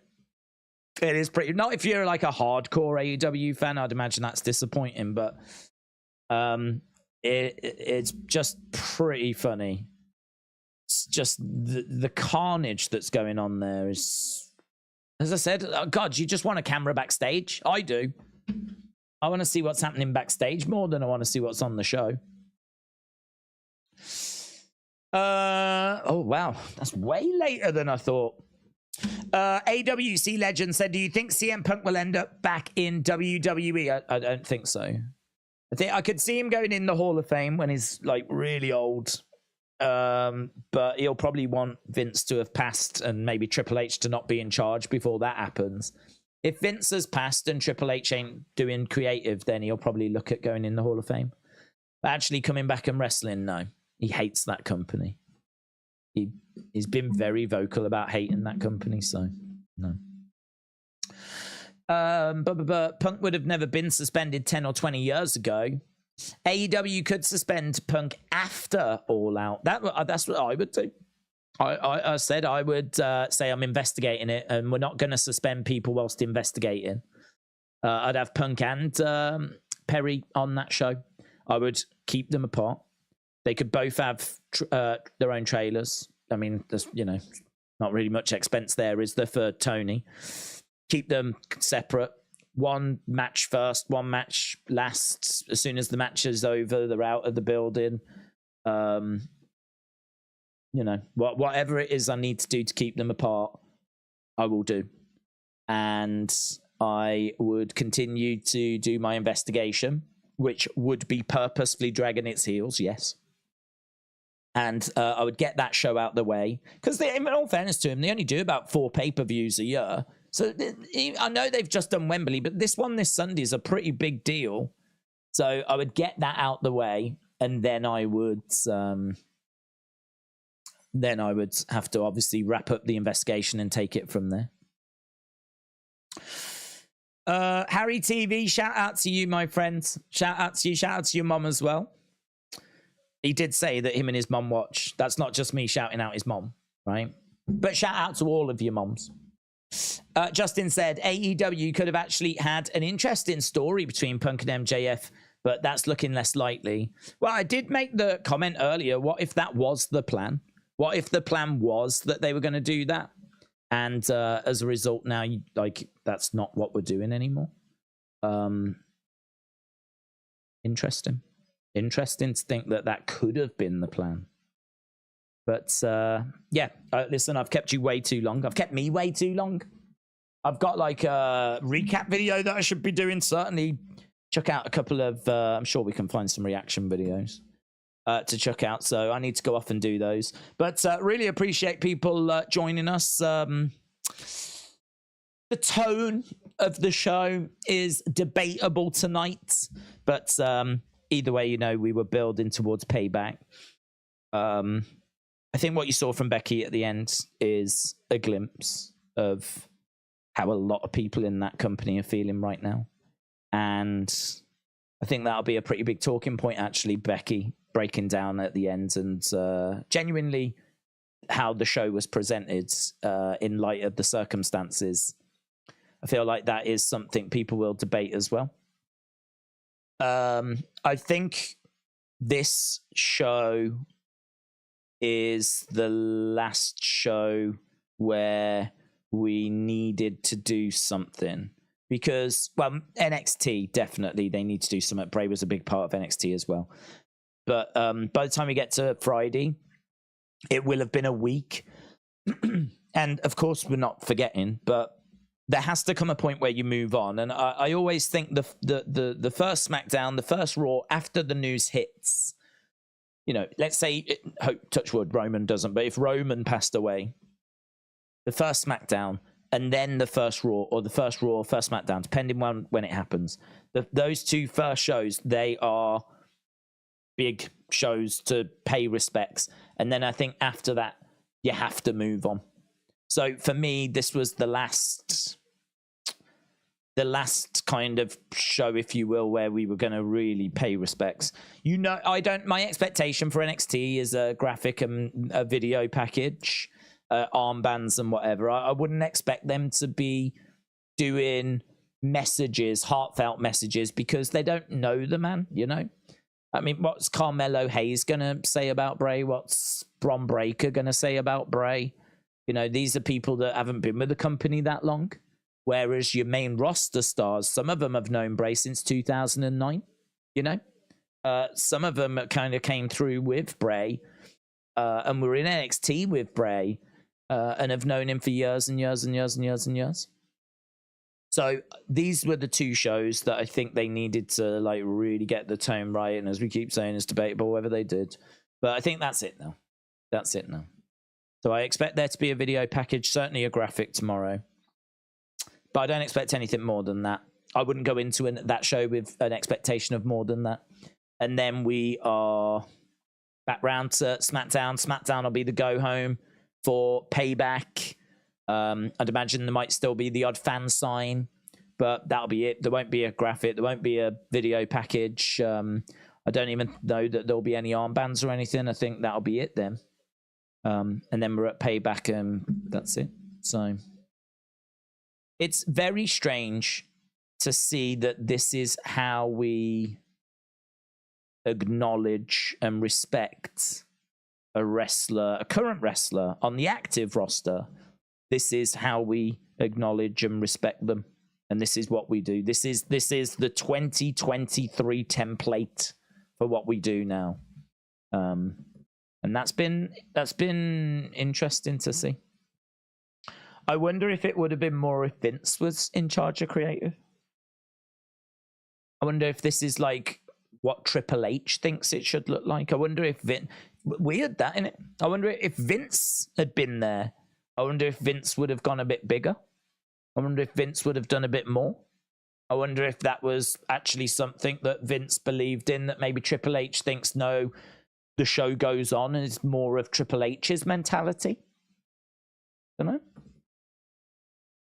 Interesting to think, isn't it? That like this is what a Triple H tribute show looks like, you know? Anyway, we can sit and waffle away. I keep saying I need to go, and I really do as well. They'll probably rerun tonight's video package tomorrow. Yeah, I agree with that. Chance 4 said, I feel bad for her, and Bray was like their family, and they had to work whilst grieving. Yeah, very difficult, and actually that's something I think that we didn't, or I didn't really take into account. I think because the show was so normal in its presentation, I think you can be forgiven for not forgetting that Bray had passed away, but like for thinking that it hadn't affected them as much as what it had, you know? Like, you got a glimpse with Becky, didn't you? And as I said, she won't be the only one. She's just the only one that showed it. And I'm really pleased that she did. I'm pleased that she did. I think that it's, you know, if that's how she's feeling, she shouldn't have to bottle it up. There won't be a single wrestling fan that is down on her for getting upset at that moment. Not a single, not a single person. Not a single person. So I think that was a nice moment, actually. Bit of a downer, isn't it? Bit of a downer. It was much better when we were laughing at Jack Perry. I'm going to go off and do that now anyway. Laugh at him a bit more. Appreciate the support, guys. I'm back tomorrow for NXT, of course. Look after yourselves. Have a great evening. And I will see you again next time. Bye for now.